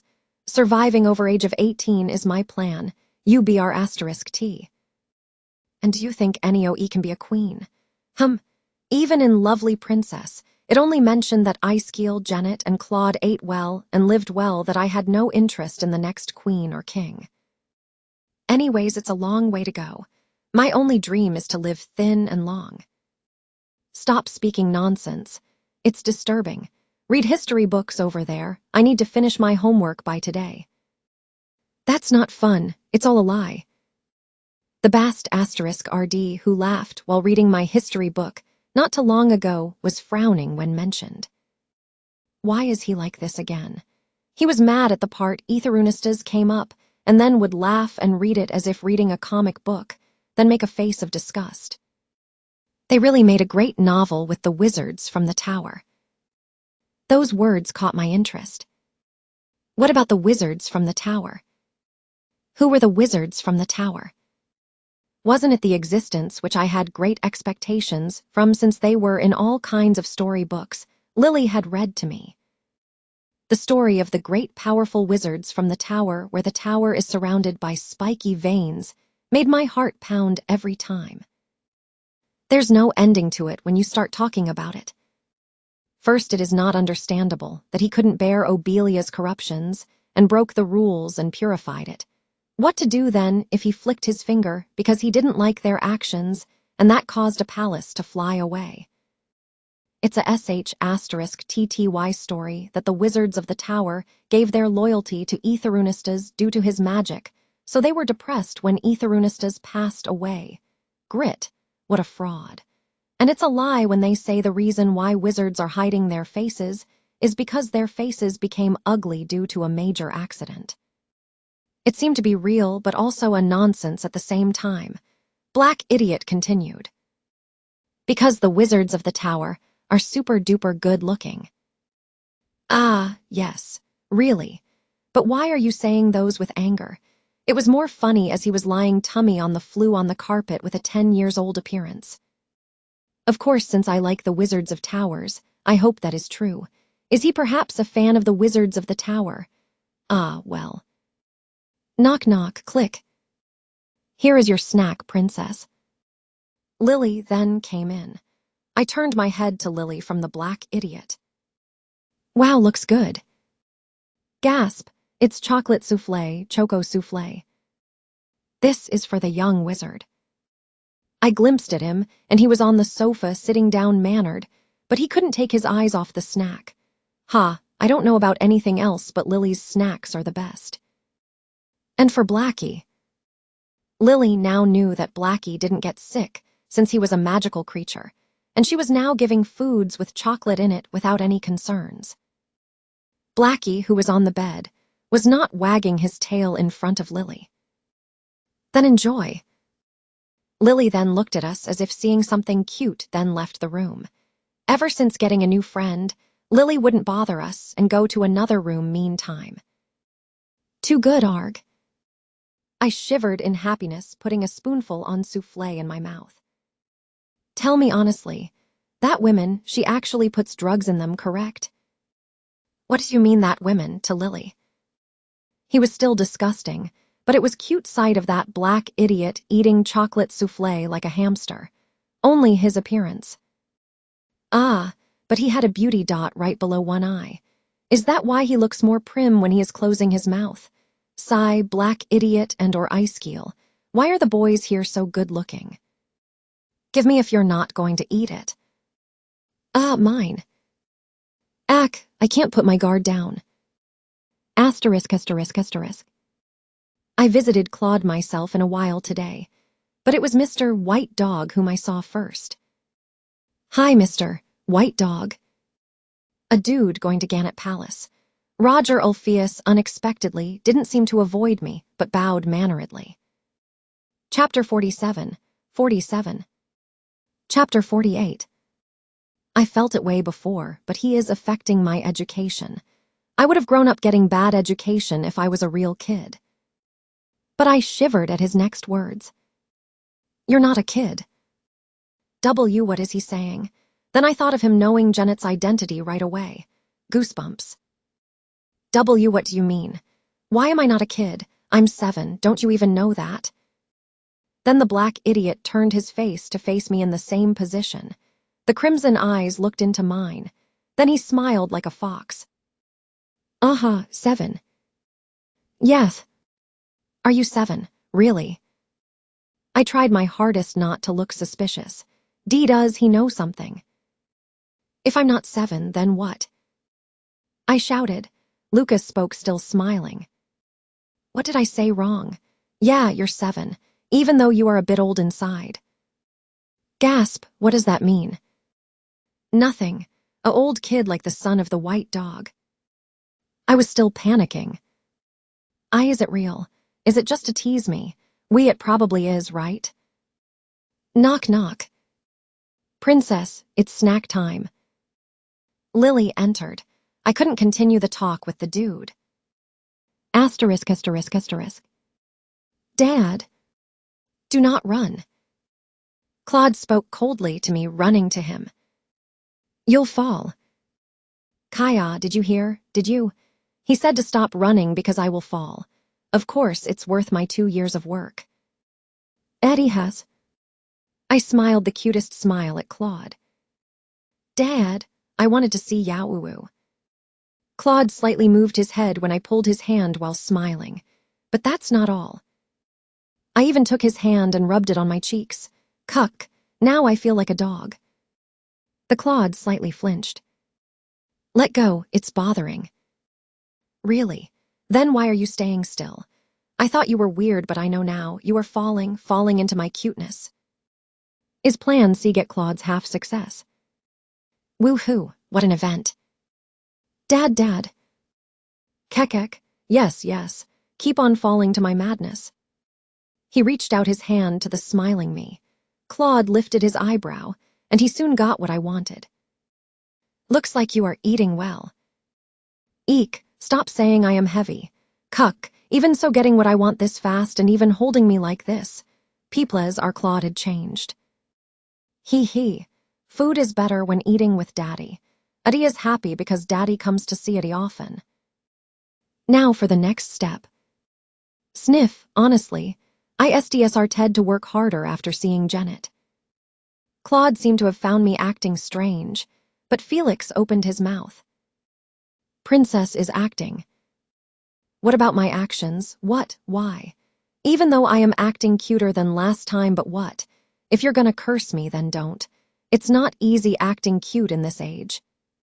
If I hear bad comments, I get low. I'm trying my best in this age, you know. Cuck. So. Felix thought for the right word before he stated. She's like Blackie. What, this dude? Is she? Claude replied as if he was waiting. Hey, you people, do you think words are enough? Even though Blackie is lovely and cute, but to say that I'm like Blackie. Cuck, you said I was like a dog, right? Right? He, isn't he that cute? I wore a mask when my facial expression was rottening. Yeah, it's life. Sob. Probably cutest in the wild world. Cough. Thank you, but the scale is a little too. I just need to look cute in front of Claude.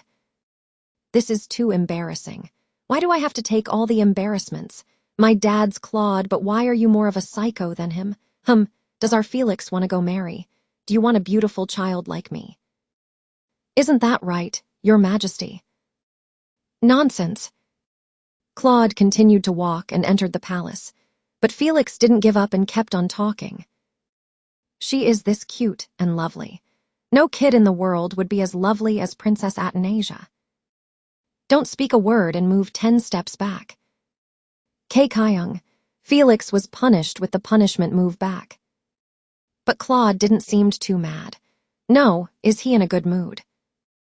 How's that wizard? Wizard. Is he fit to be your friend? Does he mean Lucas, the black idiot? If you dislike him. Claude continued while I was thinking for an answer. I'll find you other kids. Huh, other kid? A friend, you mean? What's this all of a sudden? I stared at Claude wide-eyed, not believing if this is reality. I don't get why you need a friend, but Felix kept on mentioning it. I kept on listening. So you want them? And I smiled. I will find you a better kid. Claude was making a face that I was unable to comprehend. The person who hated kids and is cold enough to do nothing for anyone was offering me if I wanted a friend. Even though Claude might not like it. So, if I want. I got scared. What's this? Did he just say that he will get me a friend for me? But Claude doesn't like kids. Last time, too, he said he doesn't want 2 kids when he is already annoyed with one. Gasp. Now that I see it as weird why he let the idiot stay. And even sent him to me from the suggestion Felix made. Was that for me, too? Not because Felix was being annoying and just let it be. You're not Claude. I told you that hair is not for eating. Gasp.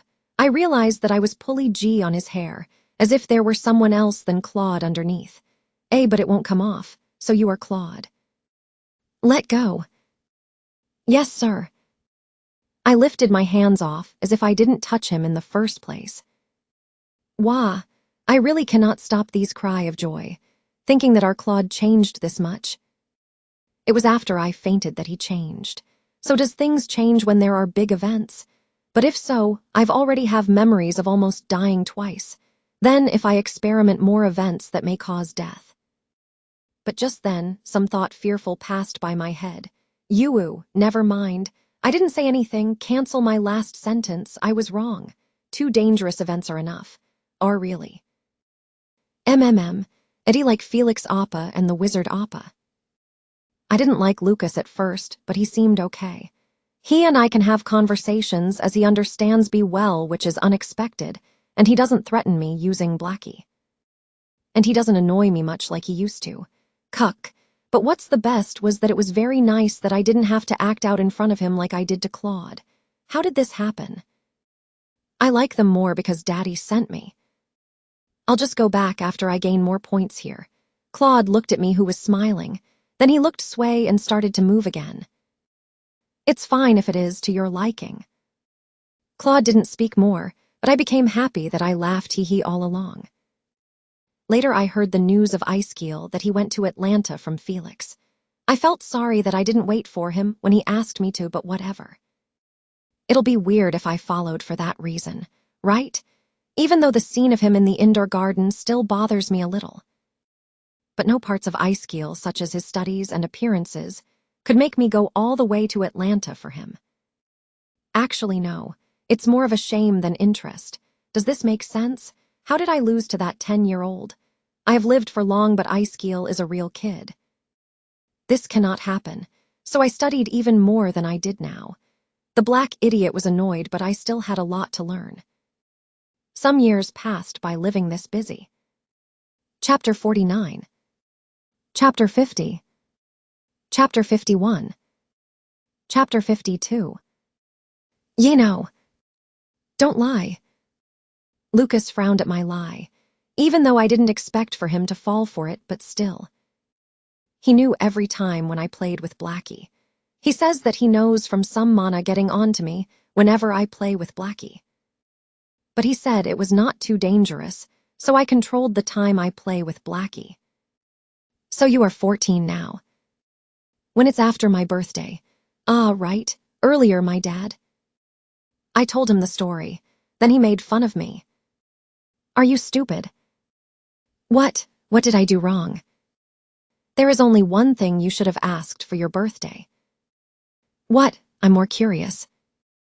You are always like this when it's related to your dad. And I was shocked at his words.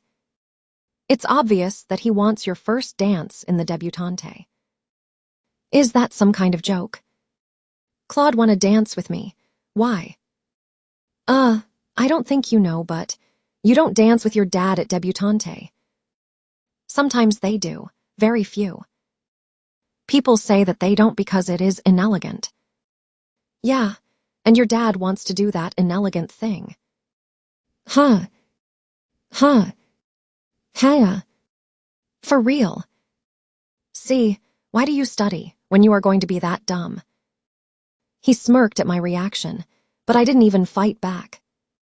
Was I an idiot? Now that I think, Felix also gave me a hint. Then it's real. Claude wants to have my first dance for my debutante. I was dumbfounded. I told you, your dad likes you more than you think he does. Asterisk. The next day, I was having a tea party with Claude. The sunlight was shading Claude's blue eyes green. Dad. His gaze moved to me when I called his name. I smiled to that gaze. It's my birthday soon. I've thought all night after what Lucas said last night. Haha, it's not any other but Claude who wants to dance with me. And there is my debutante. Thinking of Claude and Felix's actions yesterday, all proved that Lucas was right that I was shocked. Claude looked at me with a gaze seeming to say, so what? I don't know what he's thinking through this, so I decided to get straight into it. So I thought about who I want escort from and my first dance with. Suddenly Claude's gaze changed. When I glimpsed at Felix, Felix was looking at me seeming to say, yes, princess, that's it. Since it's an important day, I want to do it with someone special. Aha, so it's that, huh? I really knew now what they wanted with a help from Lucas. It's hard not to smirk at this. I continued speaking with a smile and pretended I didn't know any of this. Wouldn't Felix be the best fit? How does Dad think about this? Gasp. Felix let out a gasp as soon as my words were out. He was looking at me as if he was asking what I was doing. But it wasn't Felix's, but other person's reaction I was interested in. Click. Claude finally opened his mouth, setting his teacup on the table. Felix, not bad. He acted the same as usual, but I saw him twitch his eyebrow a bit, and I just smiled. Right. Do whatever you want. It was as Felix's opinion didn't matter. Well, Felix didn't have rights to refuse an order, and he would accept if I begged him anyways. Of course, if Felix really hated it, I wouldn't force him, but there were no chance he would dislike it. Wow, I asked yesterday and Felix said he would accept if there isn't any better person to go with. Princess. But I still asked for Dad's opinion. Felix was pale. I felt bad, but this is nothing compared to how much Appa had done to me. Your Majesty, I apologize, but Great. Felix mentioned your debutante a few days ago as well. Of course it had to be someone important. Then won't Felix be happy? Why, Your Majesty? But why are you making that face? You don't seem too happy. Of course it is glory to my family. Gasp, Your Majesty, it's not that. Felix was sweat-dropping. It was understandable that Felix was panicking because he brought it up for a different intention, but flowed the wrong way. Claude glared coldly at Felix. A glory, of course. I'm also happy to go in and dance with Felix. He. I didn't look at Claude, but just smiled. Your dad likes you more than you think he does. I smirked not noticeably at that. I wanted to play a little trick on them. Asterisk. Let's practice dancing. No. Few days later, I shouted at Lucas. He was on the floor with apples and water. You said you were fine alone. Why are you also pushing me in? I'm not doing it. Hey, I feel like I'll have to dance with my dad for the debutante first dance. I smiled as I placed my hands on my hips. I was secretly planning stuffs, deceiving Claude. It was hard to not laugh at Felix, who grew more concerned as the says went by. Of course, Claude didn't ask himself, but it was obvious now. So I was going to make him feel bad before I agree myself. Cuck, A day has come where I can control myself of how I treat Claude like this. But your height. If you wear heels, you just step on people. I don't want my hard work to go to waste, so I'll work hard on my dance practice. Lucas chewed on the apple as he smiled. So, you want me to change form into an ADULT and help you practice? Yeah. I'm a genius to think of things like this. Appa and my dad's height were almost the same. I don't remember perfectly, but I knew that he was tall. Well, even though it's not, you can just change taller. Lucas made a face, seeming to say, look at this. Do you think I'd agree? I thought this would happen, so I prepared this. The universe-wide, strongest and talented genius handsome wizard Lucas can do this as if you're eating a cake, right? Right, so can you, huh? I looked at Lucas with my cute face I did to lots of other people. Then he made a face as if he was choking on the apple. Then he snapped with his fingers. Snap. I'm busy, so practice with this. And in front of me appeared a man made of paper. What's this? What do you mean, what's this? It's your partner. Why is this my partner? Why do you always make me these stuffs, saying you are busy when you are not? I am busy every day breathing. You could have helped me. He didn't seem like he would dance with me. Well, it wasn't surprising because this happened several times. There was a time where he danced with me 2 years ago in MS. Pondifu's dance class. She said we were the perfect fit for judging my height. That day, too, Lucas complained but was forced to FL dance with me because of Miss Pondifu's scary speech.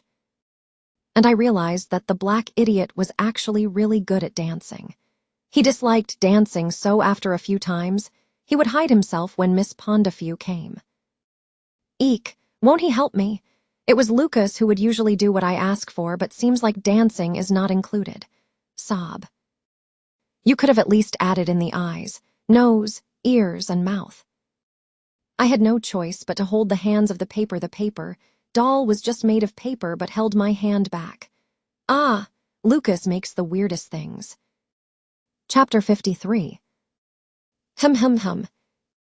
I made the rhythm myself as I hummed, and now the room was filled with my footstep sounds. Ah, but this doll is actually really tall. It's different than when I danced with Lucas last time. It's more hard, but its movements are too detailed even though it's paper. I feel disgusted. Ackle.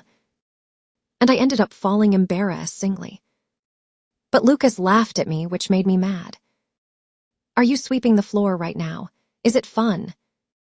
Eek, what's this? It's too weak. It cannot stand. It can't catch me when I fall. This is weird.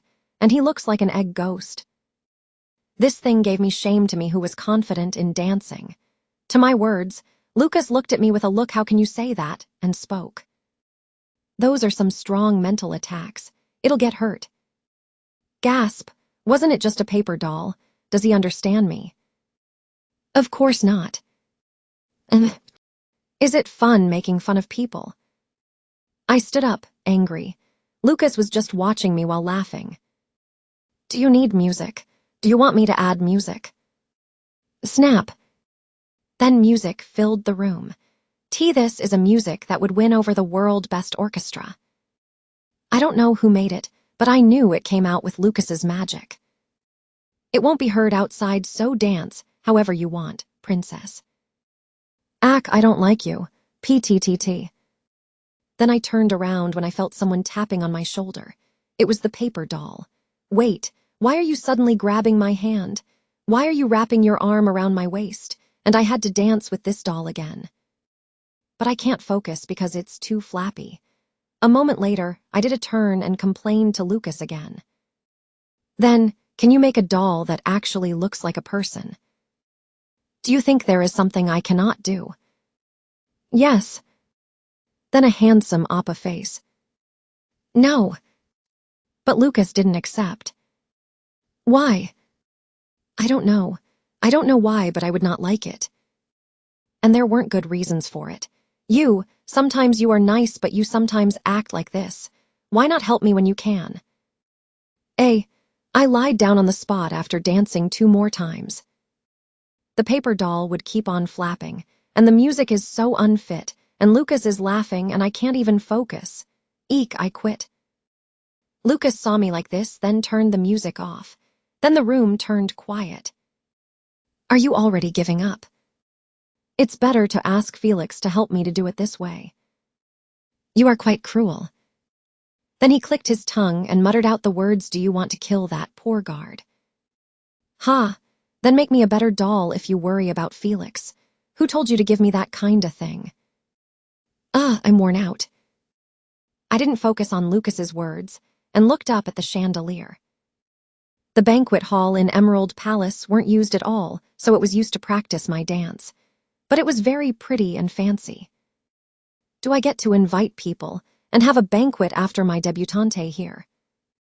I was blank as I stared at these pretty walls and gems, but I got used to it somehow. I was amazed that I got used to living a princess's life. Of course, gems and golds are still precious. It's life logic. I just stared at the selling as no one except for Lucas in here. I had some harsh schedules these days. My body. Then the words Hannah told me yesterday while brushing my hair, Pa said by my head. I heard Icekeel is back. Icekeel Ophius. Lucas replied right away. It was Icekeel who he saw 6 years ago and was the one who almost became my friend instead of him, so he should have remembered. And according to Hannah, the rumors of Icekeel coming back was great. She said the young maids were also noisy from that rumors. Now that I think about it, Duke Ophius visited Claude once not too long ago. Then something came out from my memories. That memory which put me into shame 6 years ago, CRRR.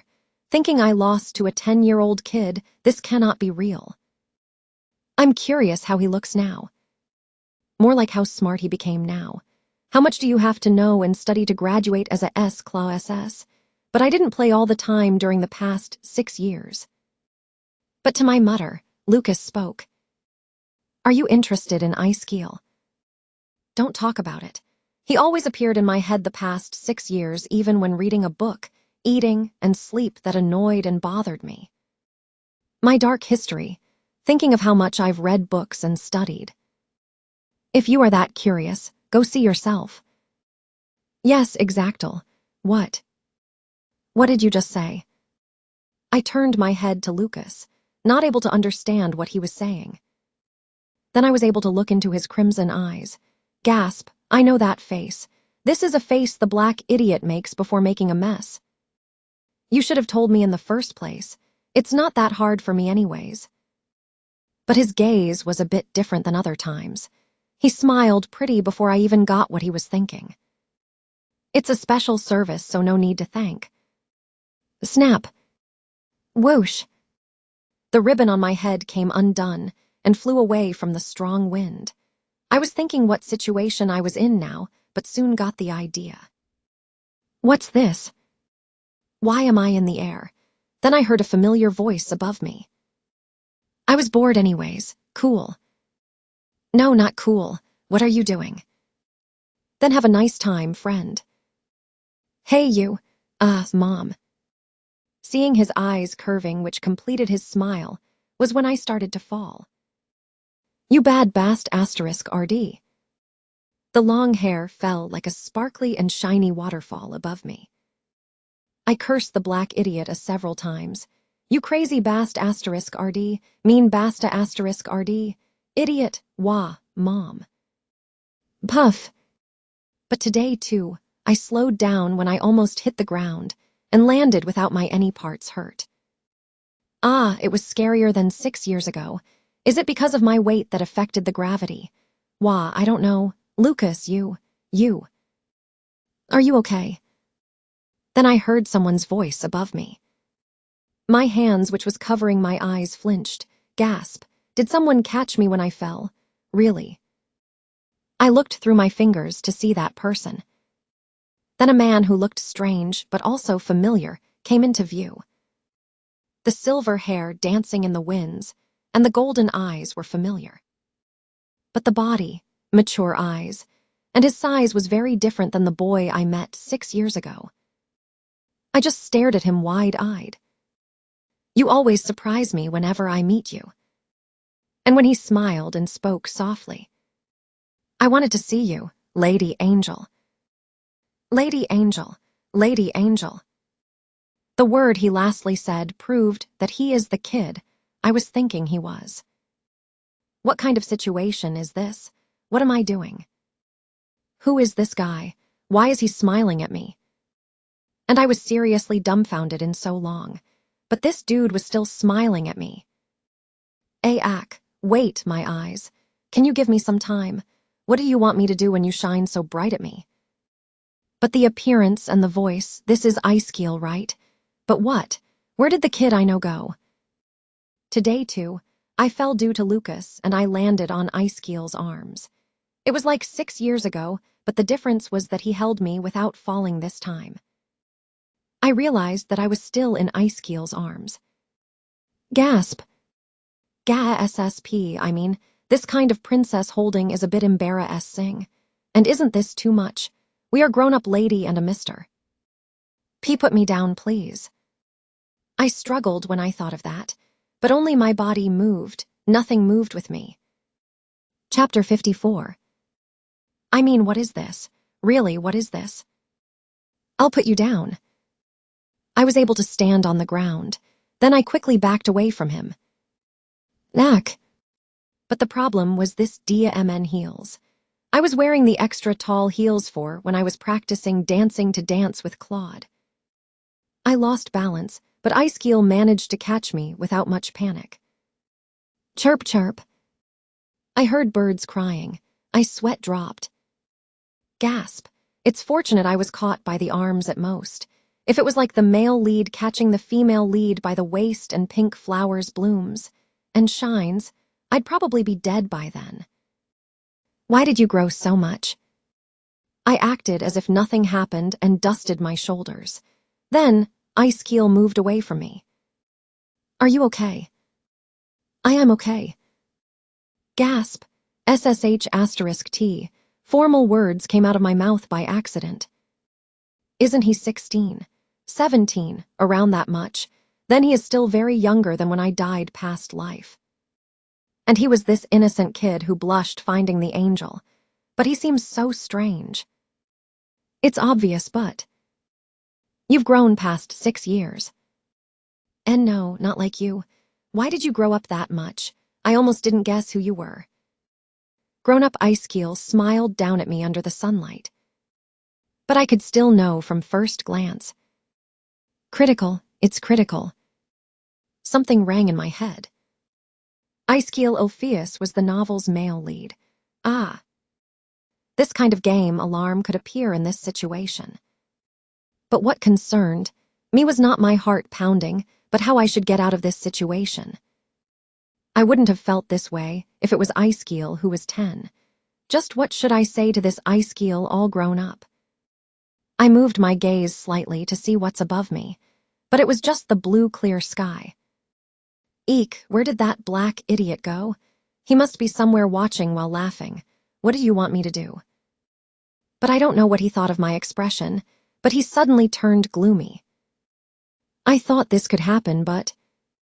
Then the feelings those golden eyes contained made me panic. Do you not remember me? Disappointment and hurt, but also with his tries to not show that. Those three were all clearly seen in his golden eyes like a wave hitting me. That face helped me make up my mind. No, of course I remember you, sir. I still remember how he told me to wait, but didn't. But I didn't think I'd see him like this again. Really, you Lucas. Really, you've remembered me. But I felt like I did something wrong at his changing face. Doesn't it feel like some spring breeze hitting us? But why are you so happy seeing me? Asterisk clears throat asterisk. Perhaps you won't tell anyone we met here before, right, sir? You can speak informal. I won't tell anyone. All right, then keep all this a secret. I started to speak informal to his words immediately. He told me it was okay. I am Lady Angel. Cuck, Cringe. Anyways, since I'm that. But Icekeel seemed like he knew I was a princess since 6 years ago. Well, even though it is true, I said not. Icekeel will pretend he doesn't know too. I feel like he'd do that for me. I will even if you didn't tell me. Icekeel promised me. And I felt awkward afterwards. Nothing to talk about, and this is too strange. Run, I want to run. Very fast too. Run very fast to somewhere where no one's there. The part of me which was asleep for a while now woke up. I really wished to be out of here. Icekeel didn't seem to realize my feelings and opened his mouth to speak. It was then. Russell. Icekeel, are you there? Formal. Gasp. It was a voice so clear as if a pearl rolling. If Icekeel has the appearance of a male lead, this voice must be a voice of the protagonist. But thinking that made my heart waver. Why does people always come to where Icekeel is when I come to see him? Who now? It was then when Icekeel's eyes wavered and came closer to me again. Forgive me. I smelt something sweet like perfume before Icekeel picked me up again. Mommy, what kind of situation is this? I will take you to a quiet place. Icekeel seemed to be worried that I might panic if I met someone else. Gasp, but how is he handsome in this angle as well? Doesn't the nose look like pigs and shows V-line and look a bit chubby in this angle? Well, it's the male lead anyways. I soon gained my mentality again. But isn't that Janet? There won't be a problem if you went to Janet now, and I go back to that black idiot. Then everything will be perfect. You should just go with O. Then you'll disappear again. Flinch. I felt guilty at his words, but I don't remember agreeing to wait. Why do I have to feel guilty? What to do? We'll be late if we don't go now. Icekeel. Then someone with a pretty voice called his name. Looks like he promised to do something with her. Ooh, I think you should leave me and go. But he shushed me with a SHHH and moved. This is weird. He changed, even though he looks more like the male lead Icekeel than when he was a kid. Anyways, he walked past us through the trees heading to a direction opposite from where Janet's voice came from. Weird. They said that he went in this direction. A soft voice was heard, and the rustle got further as Icekeel moved. I stared at the place we left behind Icekeel's back. Icekeel was just moving as if it was nothing that it was hard for me to guess what he was thinking. It's a place I go to when I want to be alone. Then Icekeel stopped walking. He put me down on a hill. It's only me who knows this place, so here could be called a secret place. Ooh, but for me to be in your secret place. What do you mean? Why do you ask me? Isn't it not good to let a person in your secret place? But I was speechless when he said, what do you mean? I stared at him, not knowing what he meant, but soon moved to look around. I thought you'd like this place. The place was actually really to Moo liking. The field was filled with tons of flowers. But what do you mean by I thought you might like this place? It sounds as if he thought of me whenever he came here. I didn't know you'd appear in front of me again. Same goes for M. Sorry. And nothing. I agreed with Icekeel. Exactly. I didn't even know myself. This is all because of that Lucas. I'd be happy if you have come to see me. I moved my gaze when Icekeel started speaking again. But that doesn't seem to be the case. And I felt bad looking at his smile.